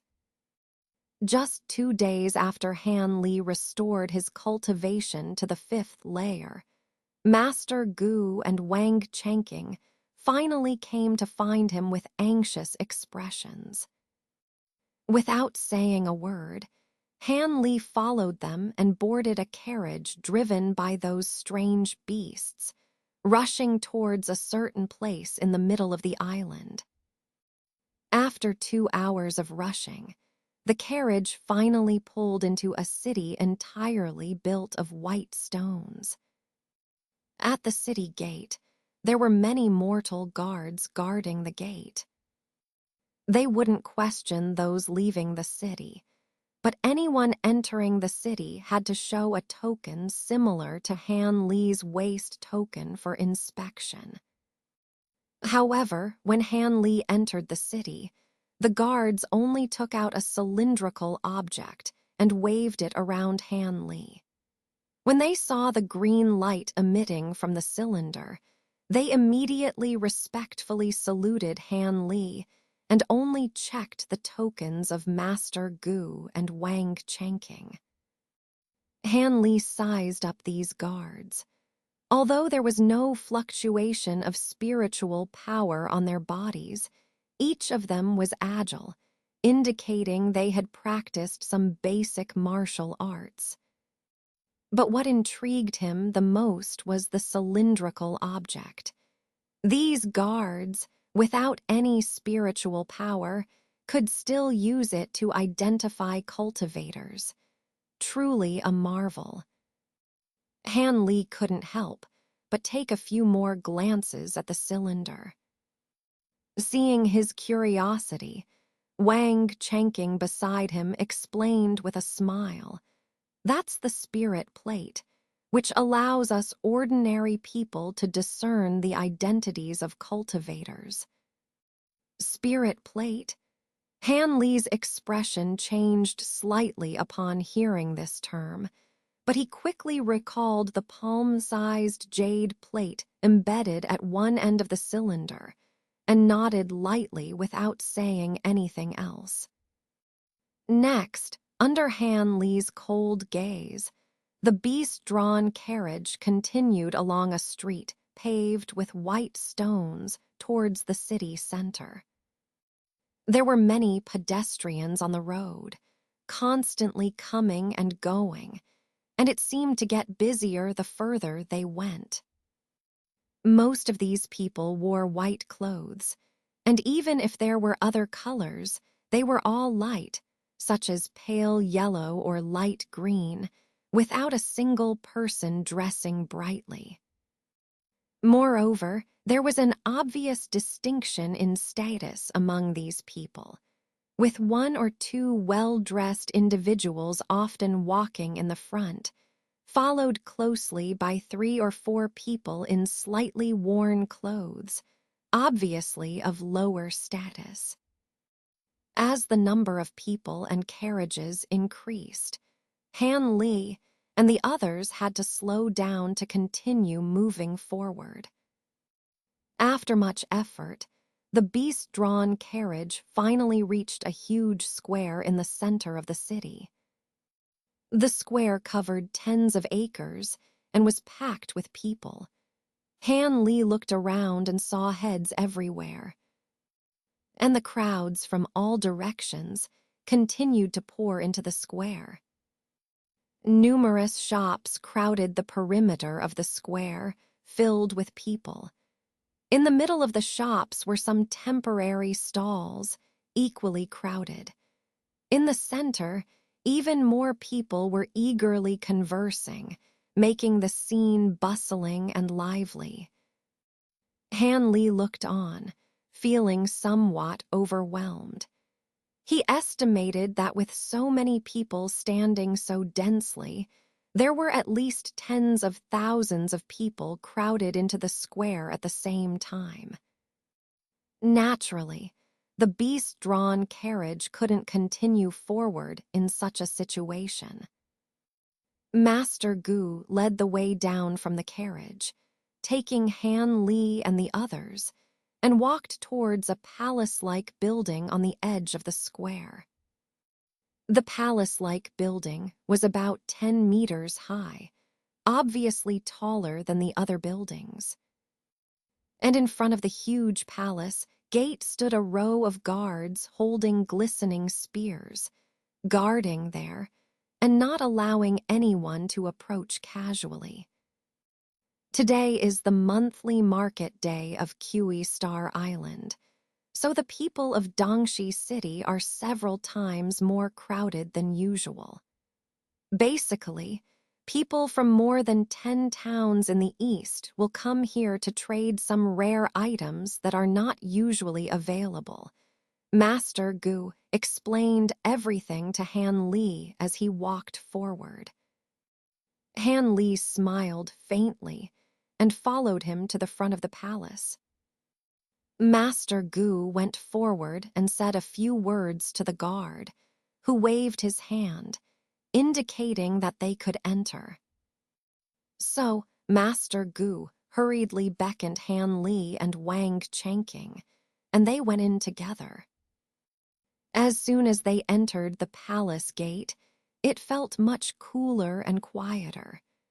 There were dozens of people who seemed to have some status standing in groups of 3 or 5 on the corridor behind the gate, whispering to each other. When they saw Master Gu's arrival, they all looked at him with some hostility. But at this moment, the purple wooden door at the other end of the corridor opened, and a young man in his 20s in white clothes walked out. His face was fair and delicate, giving him a scholarly appearance. "Are you Mr. Gu? Everyone else has arrived, and only the Gu family is missing. But only cultivators participating in the challenge can enter inside. Mr. Gu, please wait here for the results." The young man kindly glanced at Han Li and then said politely to Master Gu. The young man's cultivation was clearly revealed when Han Li swept his gaze over him. About the 4th or 5th level of qi refining, not much different from him now. Seeing this, Master Gu could only look at Han Li with expectant eyes, then nodded and stepped aside. Han Li followed the young man into the wooden door, which immediately closed behind them. "My surname is Wen, and you can call me Wen Qiang, Taoist friend, but you look very unfamiliar. Are you new to Kui Star Island?" Wen Qiang smiled and asked as he turned his head after leading Han Li through the door. "I'm Han Li, and I arrived at Kui Star Island last month. After practicing the local language for this period of time, Han Li's command of it was finally not a problem." Quite impressive. With Taoist friends' current cultivation, you dare to venture out. You are truly bold. As for me, I can't do it. I've never left Kui Star Island since I was born here, Wen Qiang said with some envy. Hearing this, Han Li lightly smiled without responding. Then, Han Li followed Wen Qiang all the way until they reached a circular hall, where there were 30-odd cultivators with various expressions. It seems that everyone is here. Let's start drawing lots now. The winner will be decided by one battle. You are only allowed to injure, not to kill. Otherwise, you will lose your qualification for victory. An old man with a Taoist demeanor sitting opposite the crowd spoke briefly. Among the qi refining cultivators in the room, he was the only one at the foundation establishment initial stage, apparently in charge of this matter. Upon entering the hall, Wen Qiang quickly walked behind the old man and stood respectfully with his hands.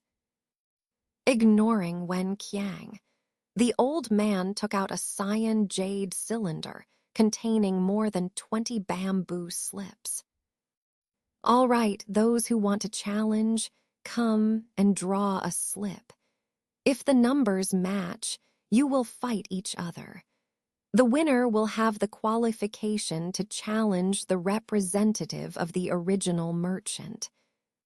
Hearing this, most of the 30 people in the room looked at the jade cylinder. Suddenly, the jade cylinder emitted a layer of cyan light, covering the bamboo slips inside. The spiritual senses of the others were automatically excluded from the cyan light, and some were even slightly affected, swaying involuntarily. Those who didn't use their spiritual senses to probe the jade cylinder showed a smug expression. These people were the cultivators to be challenged. Naturally, they hoped that challengers like Han Li would suffer as much as possible. With Han Li's powerful spiritual sense, forcibly breaking through the cyan light would be effortless, but he wouldn't do such a conspicuous thing. So, with everyone looking at each other, Han Li and other cultivators took turns to draw bamboo slips. When Han Li drew his slip, he glanced at it and saw a strange silver symbol.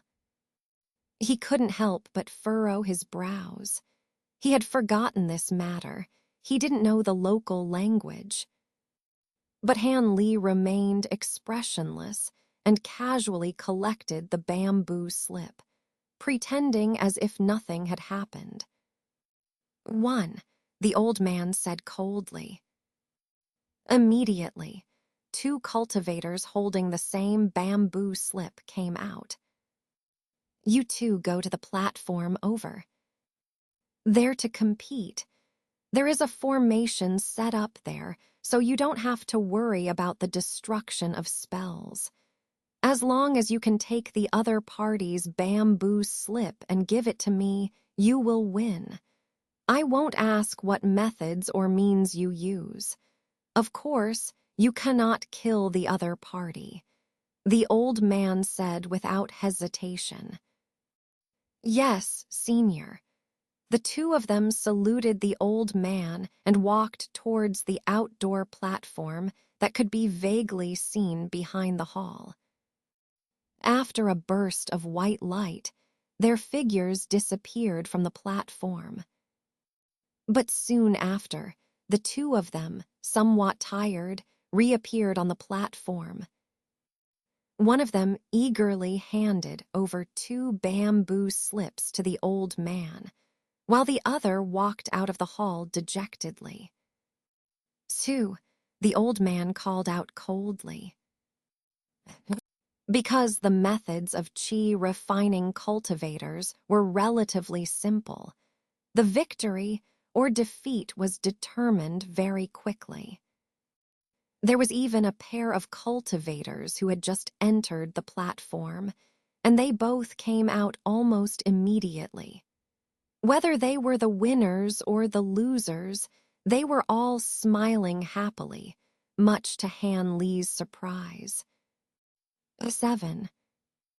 A cultivator stood up immediately when the old man called out his number, but the other person hesitated and didn't come out. 7. The old man's face sank, and he called out again.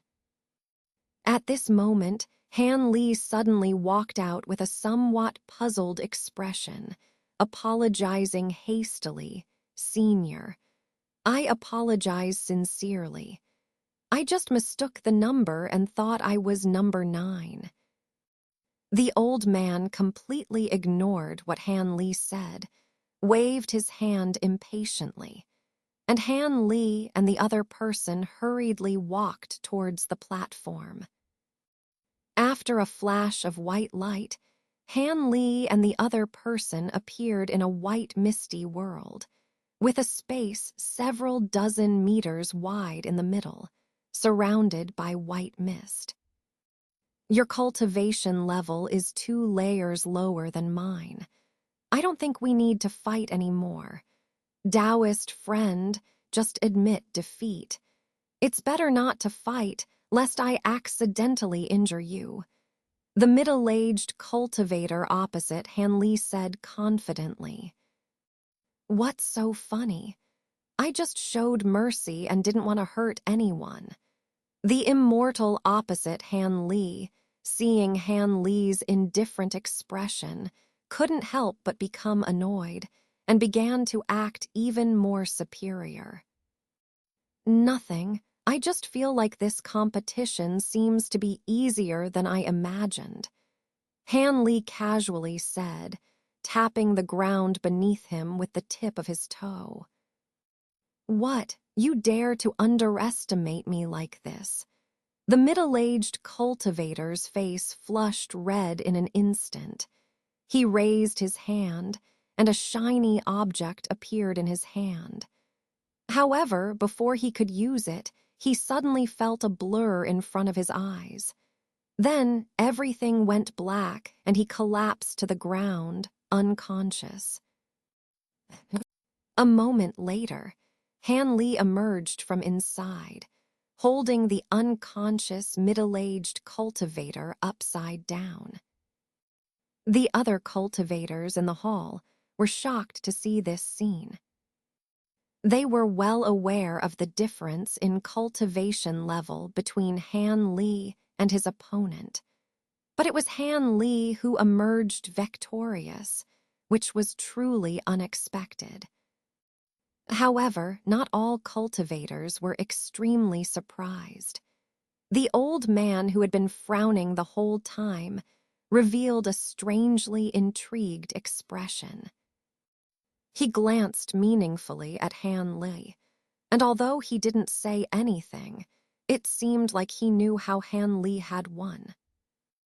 Han Li chuckled, nonchalantly placed 2 bamboo slips in front of the old man, and left his unconscious opponent on the ground before returning to the group of victorious cultivators.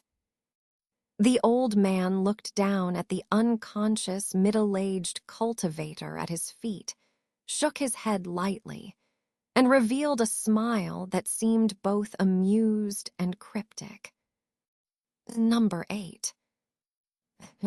When the last victor appeared, the old man glanced at the other 10 cultivators who hadn't participated, cleared his throat, and said lightly, "Next, the challenges will proceed in numerical order.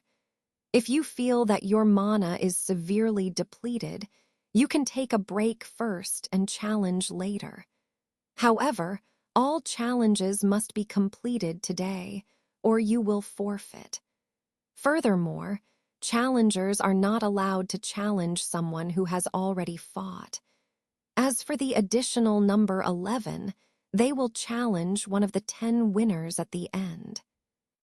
"All right, let's begin." After the old man finished speaking, the first-ranked cultivator couldn't wait to choose a seemingly weaker opponent from the remaining 10 cultivators and entered the platform together. The challenged opponent only had cultivation at the 6th level, while he was at the 7th level, giving him a significant advantage. However, after just a cup of tea's time, it was the cultivator of the 6th level who emerged from the white light first. As for the first-ranked cultivator, he emerged later with injuries covering his body. With a look of shame, he didn't say a word and rushed out of the hall. Seeing this scene, the remaining challengers' expressions changed. However, the cultivator seemed indifferent as he returned to the group of 10. The next one, the old man called out without any surprise. It seemed that the victory of the cultivator was expected. "Senior, my mana hasn't recovered yet. Can I wait a moment?" The second-ranked cultivator said with a slightly embarrassed expression. Number 3. The old man ignored whether this person's mana had truly not recovered, or if he was just hesitant and called out the next number. The next cultivator frowned slightly and also avoided the challenge. As for the 4th-ranked cultivator, he couldn't bear to be left behind and reluctantly challenged an opponent, entering the platform. The result was the same scene repeated once again. Seeing the heavily injured 4th-ranked cultivator, the remaining challengers couldn't help but show shock. In this situation, the next 2 cultivators also delayed their challenges. In their view, it was wiser to let others go first and test the situation. Number 7. The old man's expression changed slightly before he calmly called out Han Li's number. Han Li walked out silently, pointed his finger, and chose an opponent with cultivation at the 6th level. The opponent was a sturdy man who grinned ferociously upon seeing Han Li not backing down and choosing him. He strode towards the platform with confidence. On the contrary, Han Li walked slowly, as if contemplating a strategy. As the sturdy man and Han Li disappeared into the white light, everyone focused their attention on the platform. The old man at the foundation establishment stage closed his eyes, seemingly concentrating. But after a while, his expression changed slightly, and he opened his eyes with a hint of surprise. Following that, a figure appeared on the platform as the white light dissipated. It was Han Li. He was completely unscathed, but he was dragging his opponent, who was charred all over, with one hand. He walked out leisurely, looking extremely relaxed. Seeing this scene, not only the other challengers were stunned, but even the remaining challenged cultivators showed disbelief. As for the elder behind the old man, his mouth hung wide open, unable to close for a moment. Han Li placed his still-breathing opponent in front of the old man and calmly returned to his original position amidst various astonished gazes. Seeing this, the other challengers couldn't help but give way, showing a trace of awe. Seeing this situation, Han Li couldn't help but sneer inwardly. It seems that no matter where you go, strength is still the most effective way to speak. Perhaps Han Li's unexpected victory gave the remaining challengers confidence, as the rest of them chose not to back down and directly selected their opponents for battle. However, none of these challengers escaped without sustaining serious injuries. Seeing this scene, the earlier challengers were shocked and completely extinguished their desire for victory. After some consideration, they all chose to forfeit. After all, knowing that they were no match, but still forcing the issue wasn't a sign of bravery, but rather foolishness. In this way, the old man announced on the spot that only Han Li had obtained the qualification for the Great Island, merchant on behalf of the Gu family. Then, the old man handed a blue jade slip to Han Li, instructing him to deliver it to the Gu family. Then, the old man didn't hesitate to issue an order for the visitors to leave. All the cultivators were rudely expelled from the hall. In the corridor, when Han Li handed the blue jade slip to the head of the Gu family, the expression on his face was truly priceless. At first, he was a bit incredulous, then surprised, and finally ecstatic. Master Han, there's no need for me to express my gratitude further. You can rest assured that the conditions promised by the Gu family will be fulfilled for you. As he said this, Han Li, the head of the Gu family, and Wang Chengqing were already sitting in the beast-drawn carriage on their way back to the Gu family estate. Although he expressed his gratitude with every word, he held the jade slip tightly in his hands, fearing it might fly away. His appearance was quite amusing. I trust Mr. Gu won't go back on his word, especially to a cultivator, Han Li said with a faint smile, leaning against the wall of the carriage.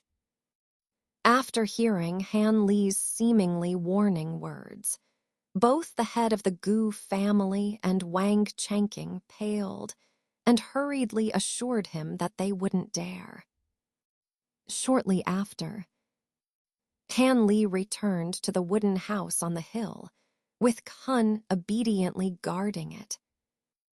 Han Li only practiced qi in the house for 3 more days when Wang Chengqing came again. This time, he came to inform Han Li that he could go to the Immortal Mountain's Heavenly Ascension Pavilion to apply for permanent residence on Kui Star Island. He also wanted to confirm a place for Han Li to cultivate. After all, every cultivator on the island could have their own cave abode. Although, because he hadn't participated in the competition for the spiritual land, the place he could obtain would definitely have thinner spiritual energy. At least he would have a place to cultivate.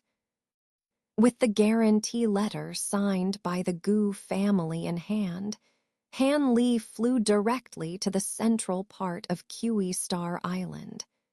Kun naturally stayed behind to guard the small house. On the way, Han Li flew over 7 or 8 cities and dozens of towns before finally seeing the Immortal Mountain described by Wang Chengqing.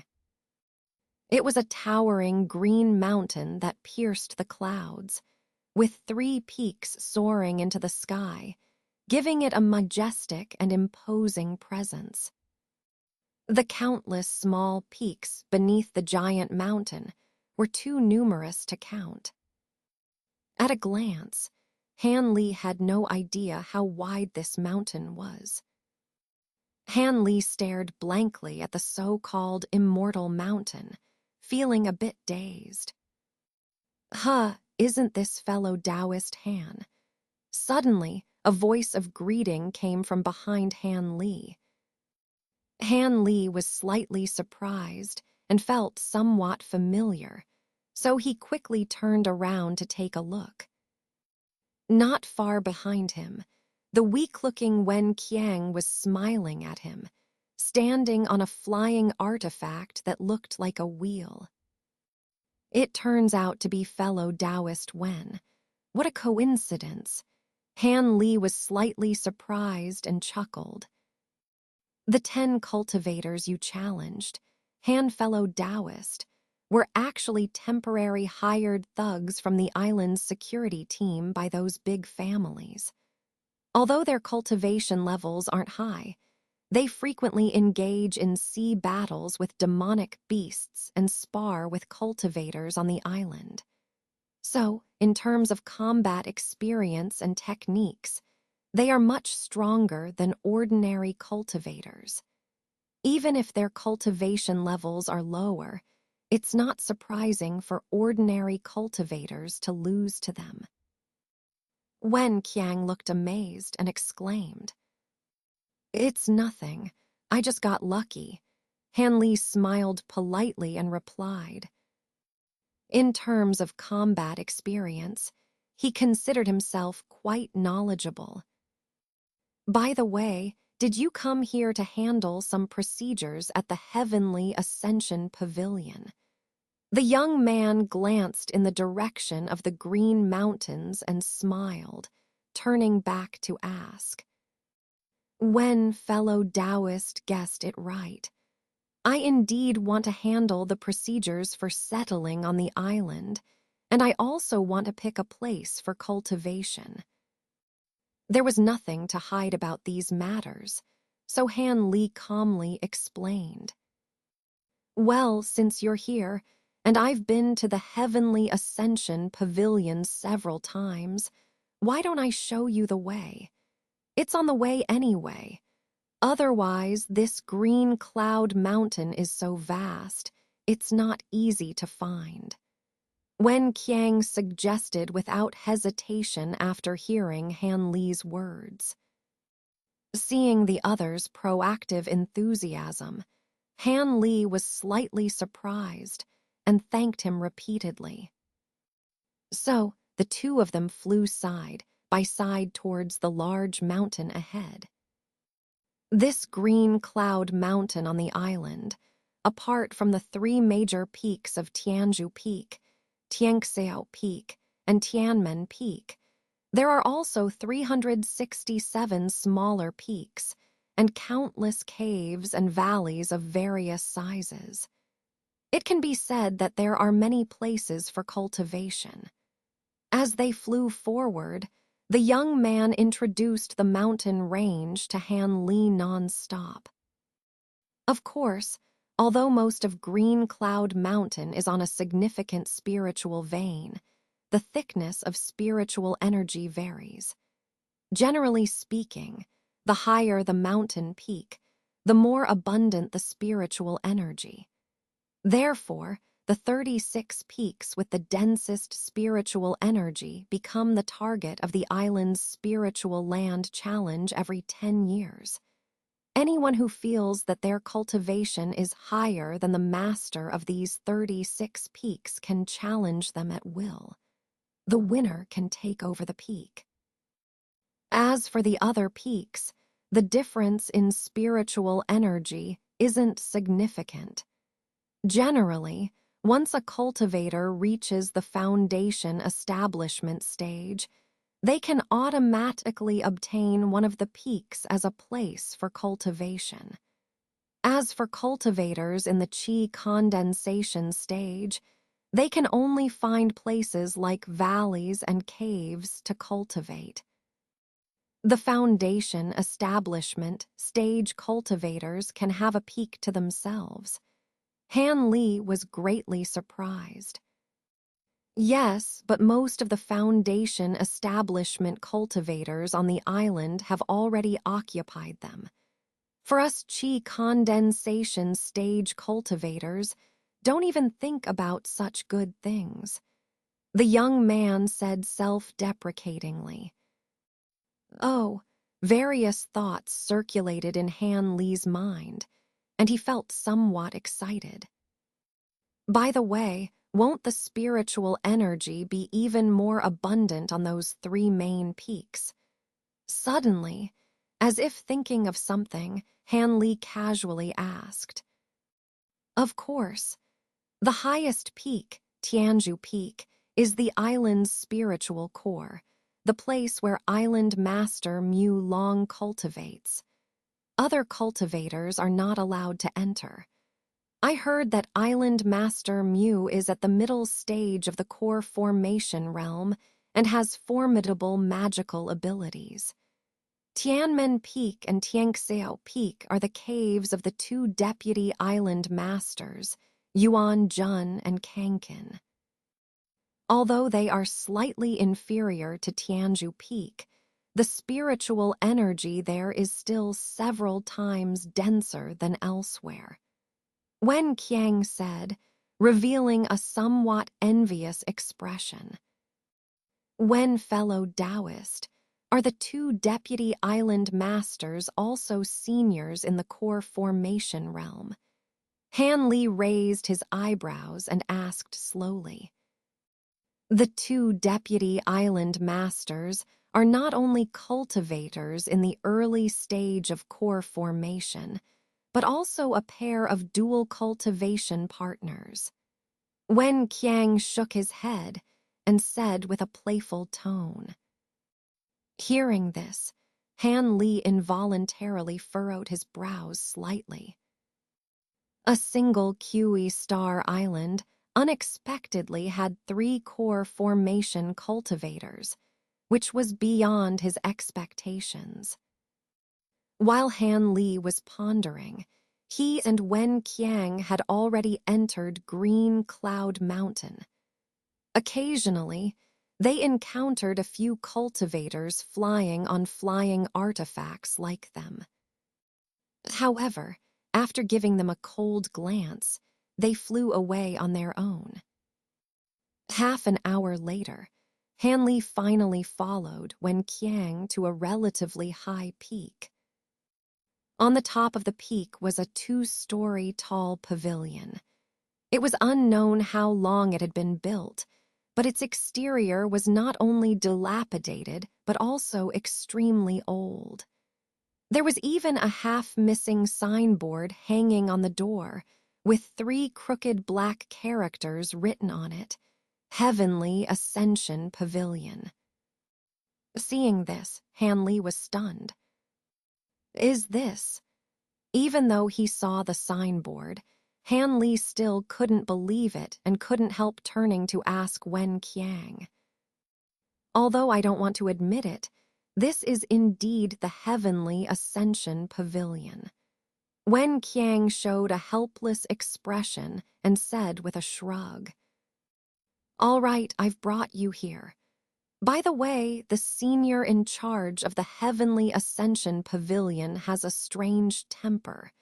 Fellow Taoist, you need to be careful. Wen Qiang bid farewell to Han Li with a wave of his hand, and before leaving, he warned Han Li with a voice transmission. Han Li watched Wen Qiang disappear, and after shaking his head inadvertently, he calmly walked to the front of the pavilion and approached it step by step. But just as he reached the door, a somewhat sinister voice came from his ear. Come in, the door is unlocked. Hearing this, Han Li's heart trembled, but he didn't hesitate to walk into the pavilion. Entering the pavilion, Han Li was dumbfounded.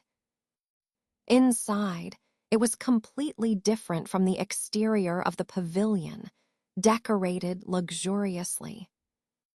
The ground was covered with bright red and shiny precious silk, while the walls were inset with gold and jade, countless sparkling gemstones shimmering on them. There were also several kinds of gorgeous flowers and plants that Han Li didn't even know in the corners of the pavilion. Opposite Han Li, there was a strange stone bed emitting a blue haze, which was made of something unknown, but was definitely an extremely rare item. On it, there was a middle-aged man with a haggard face, dressed in a dazzling red leather jacket. He was half reclining on the bed, embracing a huge white pearl in his arms and looking at Han Li with faint eyes. "Hello, I'm here to handle settling procedures. Is it you who's in charge, Senior?" Han Li suppressed his surprise, bowed respectfully, and asked politely. "Settling? Do you have a guarantor?" The middle-aged man coughed lightly, his voice weak and feeble. "Yes." Han Li immediately took out the document given by the Gu family and handed it to the man. He didn't dare to underestimate this person, because the fluctuations of spiritual power emanating from him clearly told him that this man was a powerful cultivator in the late foundation establishment stage. The middle-aged man took the signed document from Han Li, glanced at it briefly, and then put it down. Then he looked Han Li up and down with a gleam in his eyes. "I heard that a new cultivator came to the island and defeated a member of the security team with a 5th-level cultivation base. Is it you?" The middle-aged man casually caressed the pearl in his arms and suddenly asked, somewhat absent-mindedly. Hearing this question, Han Li was momentarily stunned, and then he smiled ruefully. "I'm just lucky. I couldn't possibly." Han Li took the album and slowly unfolded it, only to find that it was actually a completed map of Quixing Island, with golden and white lights complementing each other, shimmering with mysterious light. However, the shining areas were all concentrated in the large green area at the center of the map. It was only then that Han Li realized that the area occupied by Kingyun Mountain was far beyond his imagination. The central green area actually accounted for more than a quarter of the entire island. Han Li looked at those glittering white dots, squinting his eyes and focusing on them. Compared to the golden light, the white light was obviously much more abundant. However, the brilliance of the white light varied. Some were dazzling to the extreme, while others only emitted a faint light. The places marked as peaks were very bright, but Han Li didn't even consider those places, because he heard the middle-aged cultivator's supplementary words. Various peaks are not eligible for selection by Qi refinement stage cultivators, but there is no such restriction on other areas. As long as it's a white light area, it's fair game.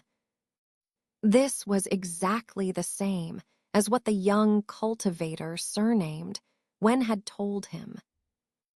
However, what remained were places like natural valleys, caves, and other areas where the white light was much dimmer. "I'd like to ask a question. How large of a cave can I open in these places, and are there any restrictions?" After looking at the album for a while, Han Li suddenly raised his head and asked the middle-aged man in a deep voice. "With your cave as the center, you can claim a private area within a radius of 10 miles and arrange formations and restrictions as you wish, as long as you have the ability to enclose it." The middle-aged cultivator showed some surprise, but then showed a hint of mockery in his tone. "Can I choose this place? Since it also has white light, there should be spiritual veins here too, right?" After hearing the middle-aged man's words, Han Li said calmly. Then he lightly tapped a certain place on the map with his finger, and the white light in that place instantly turned yellow. Han Li handed the album back to the other party. Here, the middle-aged cultivator's gaze swept over the place pointed out by Han Li, showing a hint of surprise on his pale face. Han Li had pointed to a place outside of Quixing Island, where indeed there was a faint white light shimmering. This is Little Huan Island. The island is only about 60 or 70 miles long, but there is indeed a small spiritual vein several miles long on the island. We have set up a small protective formation on the island and built a small town on it. There are probably hundreds of people. The middle-aged cultivator said with a smile, revealing a hint of ridicule. Han Li didn't say anything. He knew that if the other party showed such an expression, this island must not be as simple as it seemed. For our Quixing Island, this island can be considered a bit redundant. It's a pity to abandon it because there is a spiritual vein on it, but the concentration of spiritual energy on it is much lower than on other islands, and the area is too small. If you really choose this place, although you won't be disturbed by other cultivators while cultivating, the concentration of spiritual energy is at least 1/3 lower than the places we offer on Kingyun Mountain. In other words, your cultivation speed will be much slower than other cultivators. In the past, there were also several cultivators like you, who liked to cultivate alone in one place and chose this island. But they didn't stay for more than a few years before returning one by one. They would rather pay a large amount of spirit stones to choose a new cultivation place than continue to stay on this island. After all, for us cultivators, spiritual energy is the most important. Moreover, it is stipulated that cultivators who choose this island must also bear the duty of protecting the island. This means that you will have to bear the cost of the protective formation's spirit stones yourself. Of course, you can collect a certain amount of spirit stones from the residents of the island as compensation, and you don't have to pay annual tribute to the main island anymore. However, let me remind you, the spirit stones contributed by the residents of the island are far from enough to compensate for the daily consumption of the protective formation. The spirit stones consumed by the island have always been directly borne by Quixing Island, which is why it has been able to support it until now. The middle-aged cultivator tapped the bed beneath him rhythmically with his index finger, lazily saying, "Can it be understood that if I go to this island, I will actually be the lord of this island?"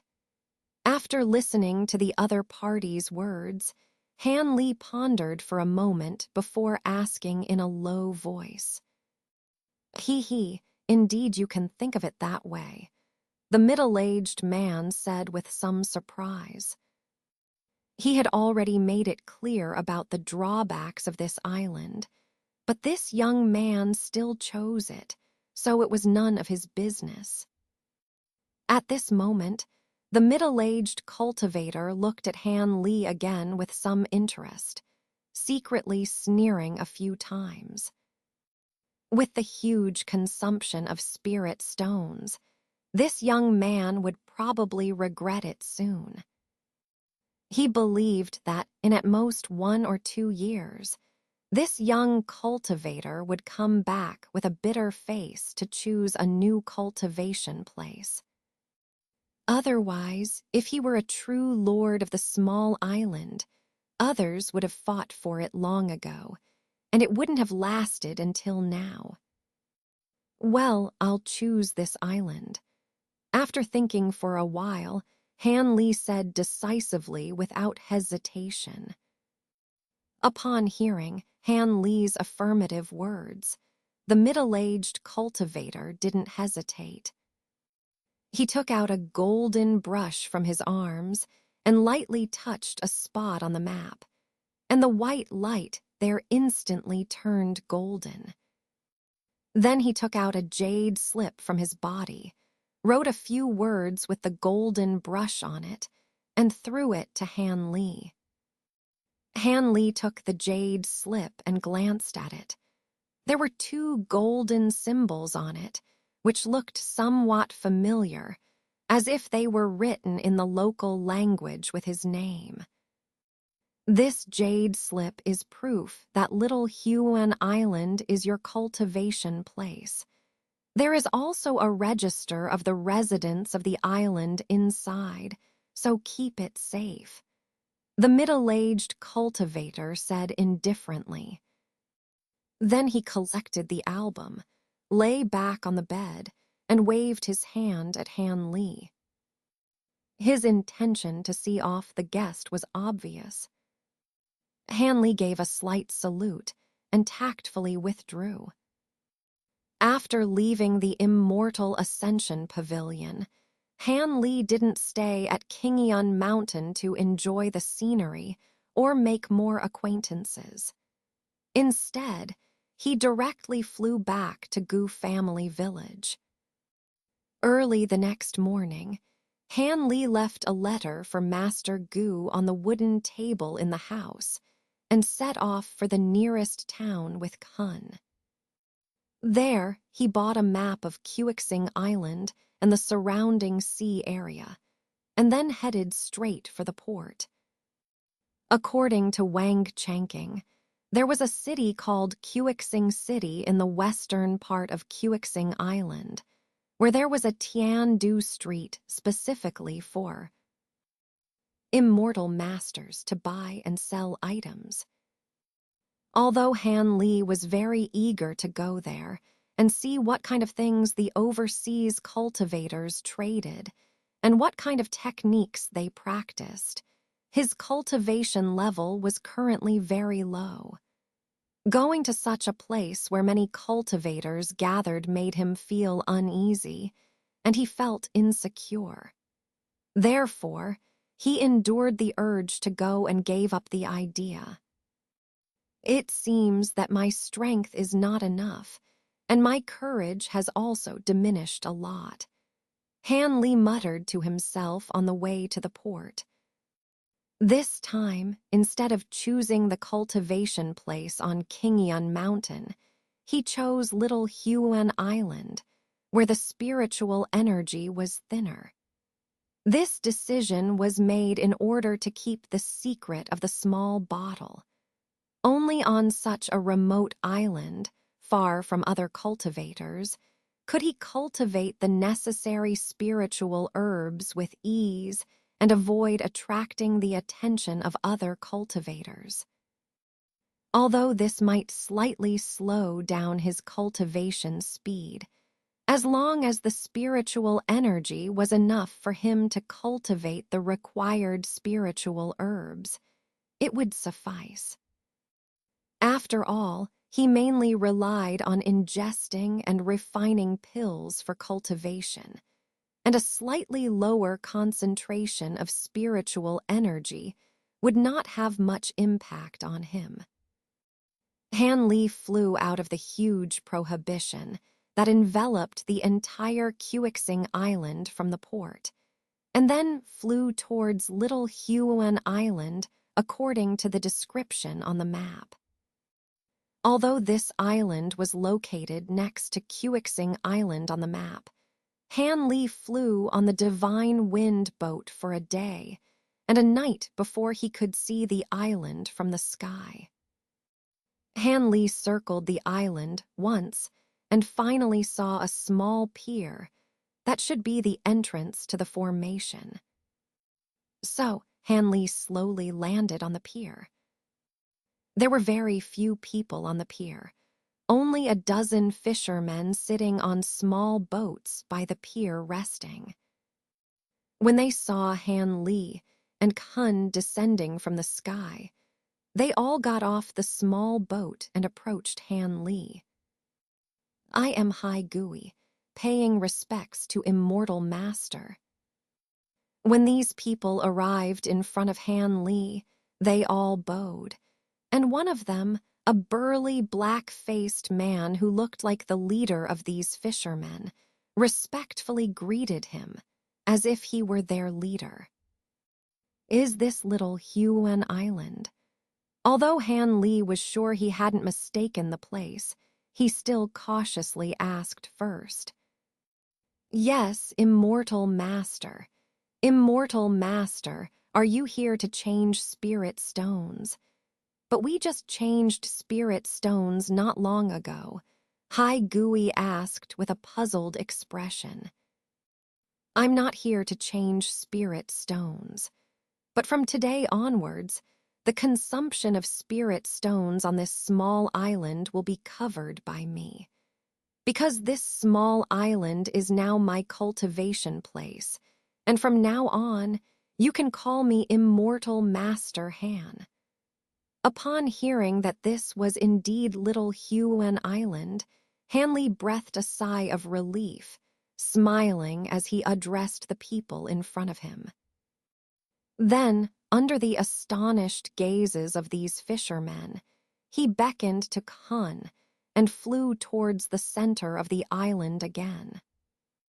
The only small town on the island was located at the eastern end, close to the port. In the western part of the island, there was a small mountain range of about 20 miles long, with 2 small peaks on it. One peak was about 200 to 300 meters high, while the other was only about 100 meters high. Han Li observed the peaks from the sky, but suppressed his excitement and landed in the middle of the town first. Han Li and Kun's arrival caused quite a stir. Immediately, an elderly man who claimed to be the mayor hurriedly came to see Han Li. After Han Li handed over the jade slip with the golden symbol for the mayor to inspect, the mayor immediately expressed that everyone in the town was willing to obey Immortal Master's commands. Of course, Han Li didn't need any help from ordinary people. He simply inquired about the situation on the island and how much of the spirit stone consumption the town's people could bear for the protective formation. This was his main concern. After hearing a number that was almost negligible, Han Li felt a bit depressed. Wasn't it said that the residents could contribute some spirit stones to offset some of the losses? It seemed that it was just empty talk, with no actual difference. Han Li silently criticized the middle-aged cultivator, and then comforted the mayor a few words. Then, he went to the core of the formation in the town's center to take a look. After estimating the amount of spirit stones consumed by the formation and comparing it with what the mayor had told him, Han Li immediately gave the mayor a year's worth of spirit stones for the formation. He told the mayor that he could come to his established cave in the future to collect the spirit stones needed for the next year. Then, without paying attention to the mayor's repeated thanks, Han Li flew to the west end of the island with Kun. As soon as they entered the mountain range called Little Huan Mountain by the islanders, Han Li felt a faint spiritual energy enveloping him, which made him slightly pleased. After a moment, Han Li stood on the divine wind boat and flew around the 2 peaks, one tall and one short. Obviously, the concentration of spiritual energy was higher on the slightly taller peak.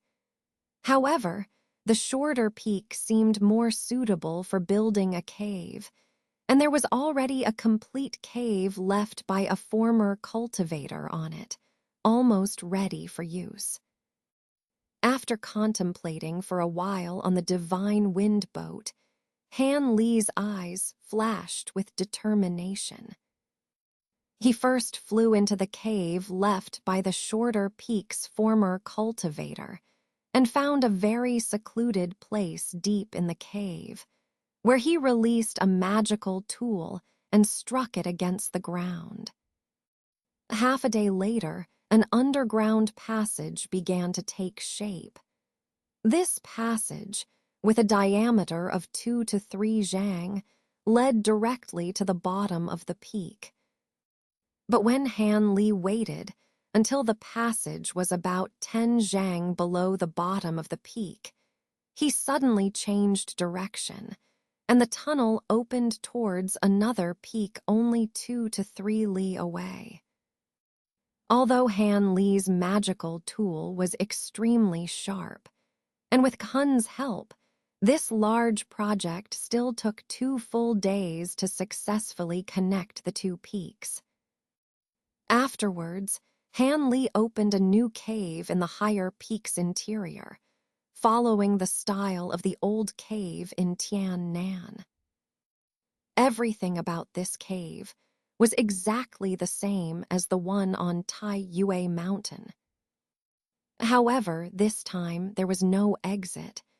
Besides the passage, it was completely semi-closed. This was where Han Li truly cultivated spiritual herbs. With 2 caves, one real and one fake, Han Li felt much safer. After opening the cave, Han Li set up the reverse 5 elements formation he obtained earlier near the exit of the shorter peak. But even after flying between the 2 peaks in the air for a while, Han Li still felt uneasy. He simply took out 2 more powerful formations, Fierce Wind Formation and Illusionary Heaven Formation, from the array tools Xin Ryan had given him, and set up the flags and plates near the exits of both peaks. These 2 formations had a wide range, and after setting them up, both peaks were completely covered. Although they were not as ingenious as the reverse 5 elements formation, they would give foundation establishment cultivators a headache. In this way, apart from a direct attack by a foundation establishment cultivator, Han Li's caves were basically foolproof.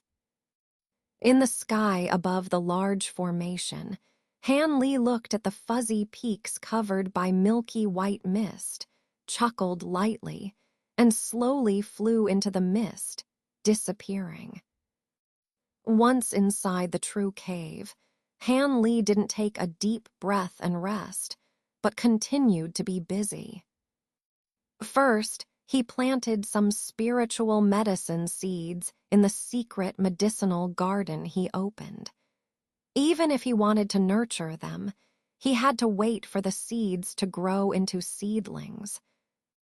Then, Han Li buried the precious little bottle in a corner of the medicinal garden, still covering it with the fragment of the magical treasure, allowing it to condense the green liquid through the tiny holes in the cave wall. Next, he carved out dozens of different-sized chambers, and according to the cultivation experience of the myriad spirit sect, transformed the environment of each chamber. He placed the pair of white spiders and the other living strange insects in them, and set up restrictions nearby to prevent them from escaping. Of course, Han Li also scattered enough insect food beforehand. After completing these important tasks, Han Li did not take medicine to cultivate qi, but carefully took out the gray-white jade slip he obtained from Yue Huang, which contained many extremely strange secrets. Among them was the external incarnation technique he had long been curious about. Han Li immersed his divine sense into the jade slip, repeatedly studying the cultivation method of this technique, before withdrawing from the jade slip and sinking into contemplation. Although Han Li had long had a plan in mind, careful consideration made him realize that cultivating this technique was actually quite dangerous. Because the jade slip clearly stated that if the incarnation ritual failed, the divine sense transferred to the incarnation would self-destruct and could not be retrieved. And if the cultivator's divine sense was not strong enough, they would suffer from madness for a long time at best, or even be devoured by their inner demons and die. Even if the ritual succeeded, the so-called external incarnation was just an advanced puppet that could be cultivated and controlled independently. It was completely different from the rumored technique of turning one person into two or even several, which was vastly different from a true immortal's divine ability. However, Han Li had the blood-condensing 5 elements pill in hand, giving him a great chance to turn the incarnation into a fiend core, a rare opportunity that could provide him with a foundation establishment puppet guard. Even if it was only in the early foundation establishment stage, this would give him the ability to protect himself in front of foundation establishment cultivators. Moreover, the most crucial and difficult prerequisite for cultivating the incarnation was to have a suitable body with both a soul and spiritual roots, but completely intact flesh. And he already had such a body. It was Kun, the soulless corpse. In theory, extracting the soul of a cultivator, especially a low-level cultivator, usually caused damage to the body's meridians due to the tyrannical nature of the extraction spell, making it basically impossible to cultivate again. This was why so many cultivators were surprised to see Kun, a corpse with spiritual energy fluctuations. Because although it was possible for the body to remain unharmed after extracting a cultivator's soul, this was entirely coincidental and a once-in-a-lifetime opportunity. Unfortunately, the secret technique of external incarnation required the body to remain unharmed after extracting the soul, and it had to be a cultivator of the 6th level or below. This made finding a suitable body even more difficult. Although Han Li didn't know why such a strange requirement existed, it was probably related to the ease of controlling the body after the divine sense was implanted. Although he didn't know how Kun was coincidentally brought out by Yue Huang and Dr. Mo, all the conditions were met, making him the perfect body for the incarnation ritual. As for Yue Huang, he probably extracted the souls of many low-level cultivators before finding a suitable body. Otherwise, he would have more than one incarnation. After contemplating for half a day, Han Li decided to cultivate the Great Development Technique to the 2nd level before performing the incarnation ritual. This way, even if the ritual failed, it wouldn't cause any major harm, He deeply appreciated the miraculous effect of the Great Development technique in strengthening the divine sense.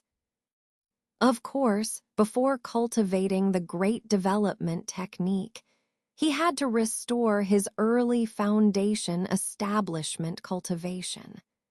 Because the secret technique of external incarnation could only be cultivated by cultivators after the foundation establishment stage. And after the incarnation ritual was completed, regardless of whether it succeeded or not, Han Li would have to explore the cultivation of the third transformation heavy yuan technique. After all, only this technique and the Azure Origin sword art were the keys for him to reach the foundation establishment stage and step onto the path of greatness. After arranging his future cultivation plan, Han Li entered the secret chamber of the cave and began to take medicine to refine qi. At present, he still only used 2 types of low-grade pills, the yellow dragon pill and the golden marrow pill. For him, foundation establishment pills were still too strong, and it would be more appropriate to wait until he reached the 7th level before taking them. According to his estimation, once the bottleneck of foundation establishment was removed, he should be able to enter the foundation establishment stage soon. Time passed day by day. Han Li spent his days ripening spiritual herbs, concocting the required yellow dragon pills and golden marrow pills, and immersing himself in cultivation, completely entering a state of austerity. Of course, he also followed the cultivation techniques of the myriad spirit sect to train the white spiders and other strange insects, which could be considered the only joy in his cultivation. But as Han Li estimated, it only took him a little over a year to reach the 9th layer of qi condensation, which was simply flying compared to before. However, Han Li was still somewhat dissatisfied with this speed. After reaching the 9th layer, he made a bold decision to intermittently take 3 foundation establishment pills. With the powerful medicinal effects of the pills, Han Li spent another year or so re-entering the foundation establishment stage. At this point, he could finally use his innate true fire. Immediately, Han Li stopped concocting low-grade pills and began refining several kinds of pills suitable for the foundation establishment stage according to the formulas. According to Han Li's calculations, apart from the qi refining powder, which he had taken too much of and no longer had any effect on him, the other 3 types of pills should help him advance his cultivation to the late foundation establishment stage without any problem. However, according to his original plan, Han Li did not immediately deepen his cultivation by taking pills. Instead, he accumulated pills to refine the Great Development technique in preparation for creating his external incarnation. When Han Li initially cultivated the first level of the Great Development technique, he surprisingly succeeded, mastering it in just half a year. This success gave Han Li some confidence in his ability to cultivate the second level of the technique, despite his poor talent in comprehending elemental spells. Therefore, he had great confidence in cultivating the second level of the Great Development technique. The second level of the Great Development technique as stated in the incomplete manual, would greatly enhance divine sense and allow the user to create over 100 incarnations. When combined with the puppet technique, the true terrifying power of the Great Development technique would be revealed. Although Han Li knew that cultivating the second level would be much more difficult than the first, he did not expect it to take nearly 6 years of continuous cultivation to barely succeed. It took almost half again, as long as he had anticipated, leaving Han Li extremely frustrated. Moreover, the torment of forcibly strengthening his divine sense made Han Li shudder every time he recalled it, feeling fortunate to have survived. In addition, 3 years into his cultivation of the Great Development technique, a disciple of the middle-aged cultivator from the trading immortal pavilion, who had suffered greatly at Han Li's hands because of his qualifications as a merchant on the Great Island, came to challenge him again at Han Li's small Huan Island under the orders of his master. As a result, he was trapped in Han Li's formation for 3 days and nights before Han Li, who happened to be leaving seclusion at the time, found and released him. Han Li had long forgotten about this incident due to the difficulties of cultivating the Great Development technique. Facing Han Li, who concealed his true cultivation level with the nameless Qi concealment technique, the frustrated man, who had been trapped in the formation for several days and was a bit impatient, was easily defeated by Han Li, making him think that Han Li's strength was merely due to powerful magical treasures, and he could only leave in frustration. After this incident and another 3 years, Han Li, who had successfully cultivated the second level of the Great Development technique, began to prepare to cultivate the secret technique of external incarnation. After resting for several days to ensure that his divine sense was at its peak, Han Li called Kun to the training chamber and sat face to face with him. With a wave of his hand, Han Li closed the stone door of the chamber and stared at Kun without speaking for half a day. Looking at Kun's familiar but ugly face, Han Li couldn't help but feel a mix of emotions, thinking of many long-forgotten past events, the 7 profound sect, the Rainbow Peak, and many familiar figures. However, after staring into Kun's lifeless eyes for a while, Han Li sighed and finally, without hesitation, formed a strange seal with both hands, emitting a faint green light that filled the chamber with a verdant glow. Soon, Han Li's face began to distort slightly in the green light, tiny beads of sweat condensing on his forehead. His eyes emitted dazzling white light, making it impossible to look directly at them. Suddenly, Han Li roared loudly, forming a peculiar seal with his hands. His body remained motionless, but a thumb-sized green light sphere emerged from his nostrils, swiftly flying towards Kun's nose before entering his body. At this moment, Han Li's complexion was extremely pale, and sweat beads the size of soybeans rolled down his face.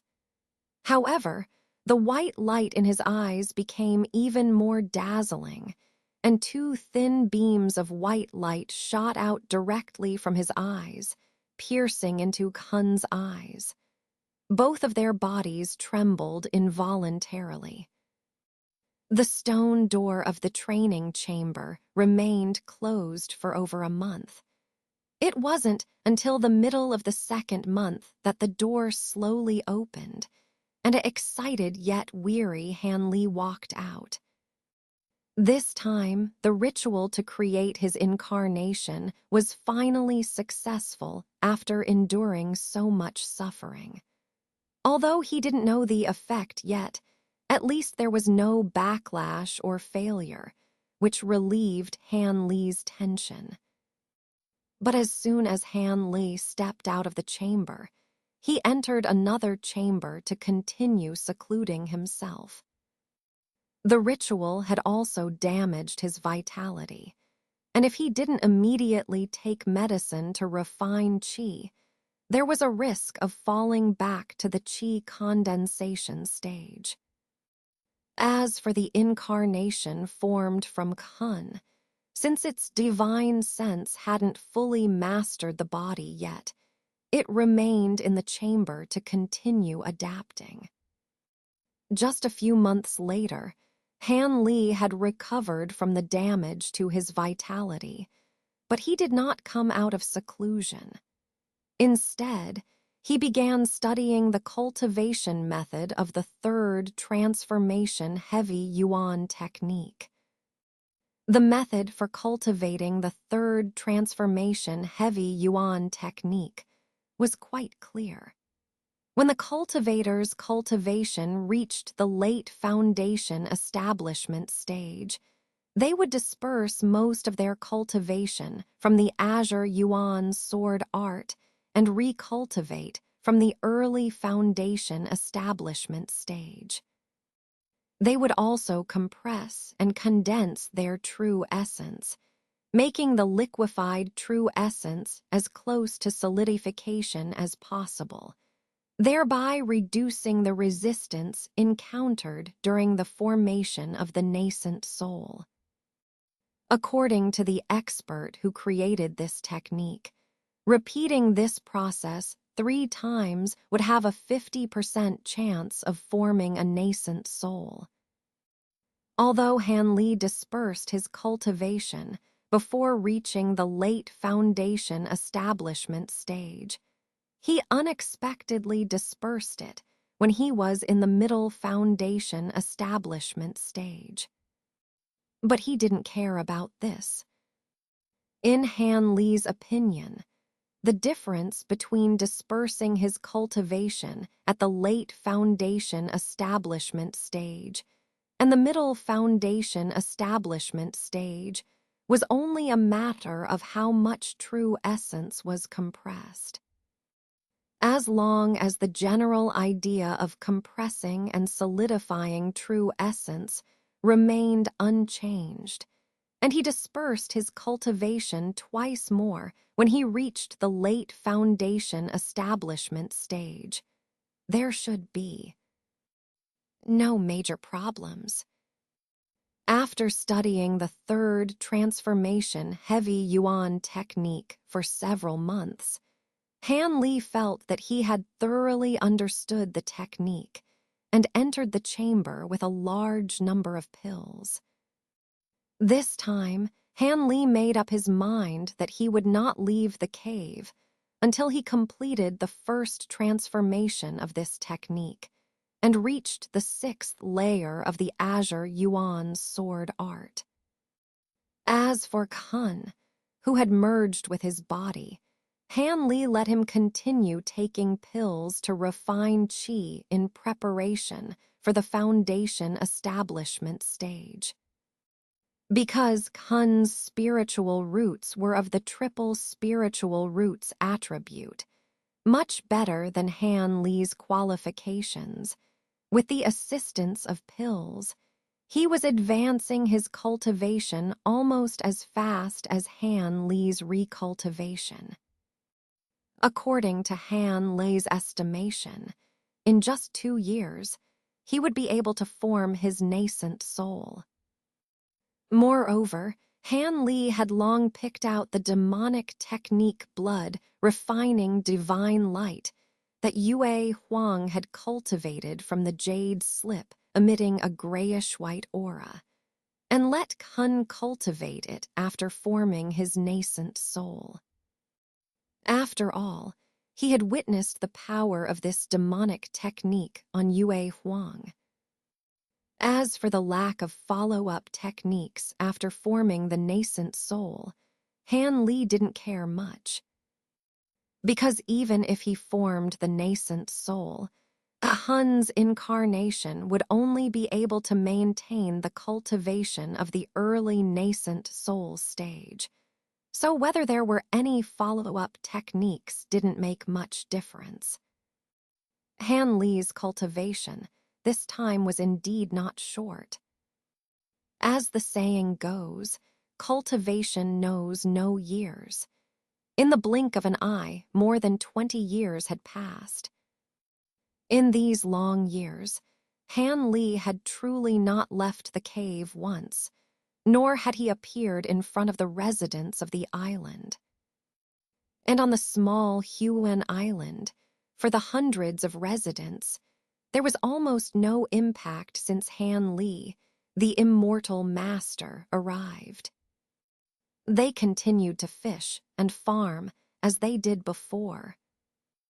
Of course, the two peaks that were once clearly visible were now obscured by dense white mist, becoming blurry. This made the mortal residents of the island initially uncomfortable. However, after many years, the people in the town got used to the sight and paid no attention to it. However, the adults in the town would still warn their children not to approach the white mist near the mountains. Because once people entered, they would completely lose their sense of direction and be unable to find their way out. Only after being trapped for several days and shouting "Immortal Master" Han several times could they find their way out. After several such incidents, the residents of the town naturally learned their lesson and knew that Immortal Master Han didn't like being disturbed. But as long as they didn't approach the mountains, there was no problem with chopping firewood and picking fruits near the little Huan mountain. Moreover, every year, when the protective formation in the town lacked spirit stones, as long as the town mayor shouted towards the direction of the mountains a few times, a year's worth of spirit stones would automatically fly out of the white mist in a tray, which someone could take back. They never missed a year. Of course, after 20 years, the original mayor had long since passed away. The current mayor was Black Gooey, the black-faced fisherman Han Li met when he first arrived on Little Huan Island, but requesting spirit stones was just as effective. As a result, although the residents of Little Huan Island didn't exactly worship Immortal Master Han, they generally had a favorable impression of him. But on this day, Han Li still walked out of the cave.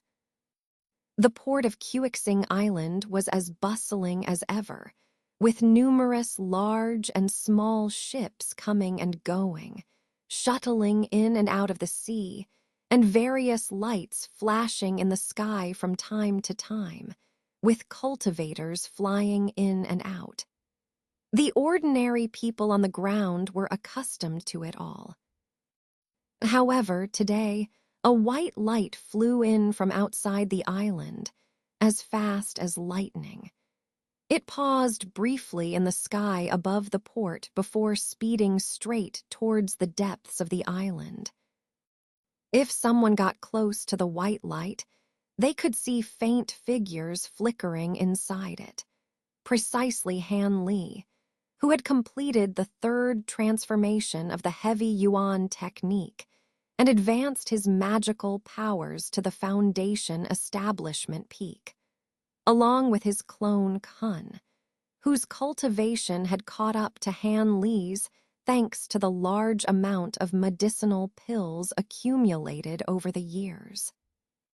Speaking of which, more than 20 years of condensed true essence cultivation had not only made Han Li's cultivation technique much purer and more profound than that of cultivators at the same level, but it also delighted Han Li that Kun's cultivation had caught up with his own during this period.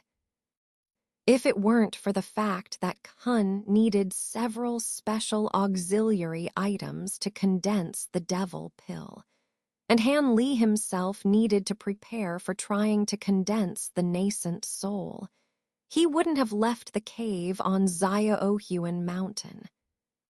But for this outing, he was also very cautious. Apart from buying things and going to the Gu family to collect the spiritual stones promised by Gu Dongzhu back then, he would go straight back to the mountain without going anywhere else. After all, it was a critical period for his cultivation, and distractions were simply not allowed. With this in mind, the divine wind boat carried Han Li and Kun straight to the Quixing city at the center of the island. He still had plenty of spiritual stones on him, so he wasn't in a hurry to go to the Gu family first. It would be more convenient to buy things first. Several hours later, Han Li faintly saw a huge city surrounded by tall walls. Although Han Li had never been to Quixing City, he was absolutely sure that this was the city indicated on the map and had the majestic momentum of the city. Thinking like this, Han Li suddenly felt the divine wind boat under his feet become slightly heavier, as if it weighed over 1,000 caddies. Han Li was slightly surprised, but he immediately realized that he was being restrained by restrictions. This city was indeed worthy of being the largest city on Quixing Island, as it had set up a large-scale aerial restriction at such a distance.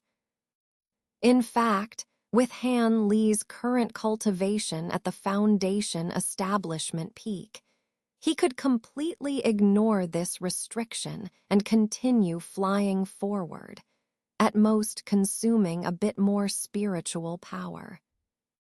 But Han Li didn't want to attract attention, so he just stepped on the front of the divine wind boat, and the artifact slowly descended.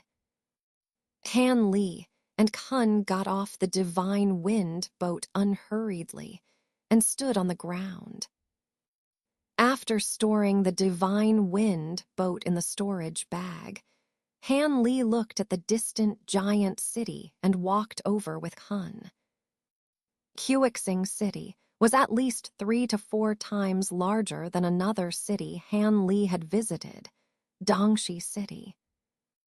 Walking on a street in Quixing City, Han Li looked at the street wide enough for several carriages to move side by side, feeling somewhat emotional. Casually asking a mortal for the direction of Tiandu Street, Han Li and Kun walked towards the north of the city without hesitation. Is this the so-called Tiandu Street? Han Li was somewhat surprised at everything before him, showing a look of unexpectedness. A huge shield covered the entire northern area of Quixing City. Where could this be just a street? Even if there were hundreds of streets, it still wouldn't match what Han Li imagined as a solitary street. But what surprised Han Li the most was that, in the middle of this city area, there was a huge building floating more than 30 feet above the ground. The building was entirely green, emitting a faint fluorescence, like a giant piece of jade, extremely eye-catching. Looking at the building shining in the sunlight, Han Li was stunned for a long time. Although he didn't know how this building floated in the air without falling, Han Li found it extremely rare. Just then, Han Li's expression changed slightly, and then he suddenly retracted his aura, maintaining the level of cultivation at the 8th or 9th layer of qi condensation. Then, footsteps sounded behind Han Li, followed by a round and pleasant female voice coming from behind him. "Is this the first time you and fellow Taoist have been to Tiandu Street? Any cultivator who sees the Yunmeng Pavilion for the first time will be amazed for a long time." The woman's voice was as melodious as an oriole, making Han Li couldn't help but turn around and take a look. Standing several steps away behind him were 3 men and 2 women cultivators. Let's not talk about the men for now, but the 2 women were charming and glamorous, dressed extremely boldly. These women not only exposed their snow-white arms and smooth calves, but also didn't wear any shoes or socks, revealing a pair of jade feet. What's more eye-catching was that on the fair wrists and foreheads of the 2 women, there were 3 delicate and glowing golden rings each, adding some unique charm to them. The 3 men, on the other hand, looked much more ordinary, and one of them even had a face full of freckles, appearing somewhat ugly. These 5 were all cultivators at the 11th or 12th level of qi condensation. It seemed that they also wanted to enter the light shield. "Are you fellow Taoists?" Han Li glanced at the 2 stunning women with some surprise before asking, somewhat puzzled. "I am Yan Li, and this is my friend Yuan Yao. We are casual cultivators from nearby islands. We heard that some rare materials from other large islands arrived at Tiandu Street today, so we made friends with these 3 fellow Taoists on the way and came here together to take a look." The one who spoke was a petite and sweet-faced woman who curiously looked at Han Li and Kun, smiling sweetly as she spoke. It was the same woman who had spoken at the beginning. The other young woman by her side was even more stunningly beautiful, with skin as white as snow and delicate features. She not only had a tight-fitting attire that revealed her enchanting figure, but also exuded an alluring charm, making men unable to help but swallow their saliva, truly having the potential to cause chaos. However, this woman didn't look at Han Li, but stared at Kun instead, revealing a look of surprise on her charming face. Seeing this scene, Han Li frowned inwardly. Although Han Li himself concealed his true cultivation with the qi condensation technique, Hun's cultivation at the foundation establishment stage was not hidden at all. According to Han Li's intention, having Kun, a foundation establishment stage cultivator, accompany him could not only avoid many troubles, but also deter other cultivators from having any evil intentions. But now it seemed that Kun's presence, as a high-level cultivator, was indeed intimidating, but it seemed a bit too conspicuous. Thinking like this, Han Li said calmly, "Let the fellow Taoists not be offended. I am Han Li, and this is my senior apprentice brother, Kun. We are indeed visiting Tiandu Street for the first time." "I knew it. If Seniork and Taoist Han hadn't seen the Yunmeng Pavilion for the first time, why would they pause? The petite and sweet-faced Yan Li said with a smile. Yes, if Seniork doesn't mind, my sister and I can serve as guides for Seniork and Taoist Han in Tiandu Street. We can help Seniork and Taoist Han find what they need in less time. Yuan Yao, the stunningly beautiful woman, said with bright eyes. Her charming and gentle smile made it impossible for men to refuse. Hearing this, the 3 male cultivators who came with the 2 women couldn't help but look excited, revealing a pleased expression. Well, forget it, 2 ladies. Seniork looks like a person with a strange temper. We few will go in by ourselves. The male cultivator with freckles stepped forward to please the 2 women. Hearing this, the 2 extremely charming women glanced at each other, showing a hint of disappointment on their faces. But the 3 male cultivators couldn't help but feel refreshed, revealing a hint of joy. All right, 2 ladies. If Seniork doesn't mind, my sister and I can serve as guides for Seniork and Taoist Han in Tiandu Street. We can help Seniork and Taoist Han find what they need in less time. Yuan Yao, the stunningly beautiful woman, said with bright eyes. Her charming and gentle smile made it impossible for men to refuse. Hearing this, the 3 male cultivators who came with the 2 women couldn't help but look excited, revealing a pleased expression. Well, forget it, 2 ladies. Seniork looks like a person with a strange temper. We few will go in by ourselves. The male cultivator with freckles stepped forward to please the 2 women.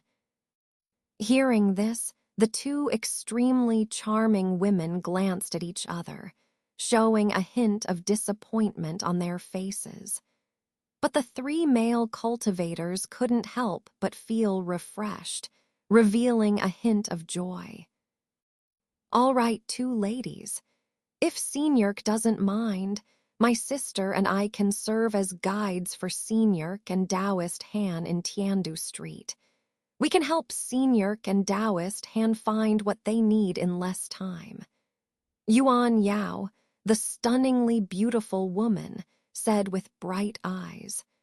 Her charming and gentle smile made it impossible for men to refuse.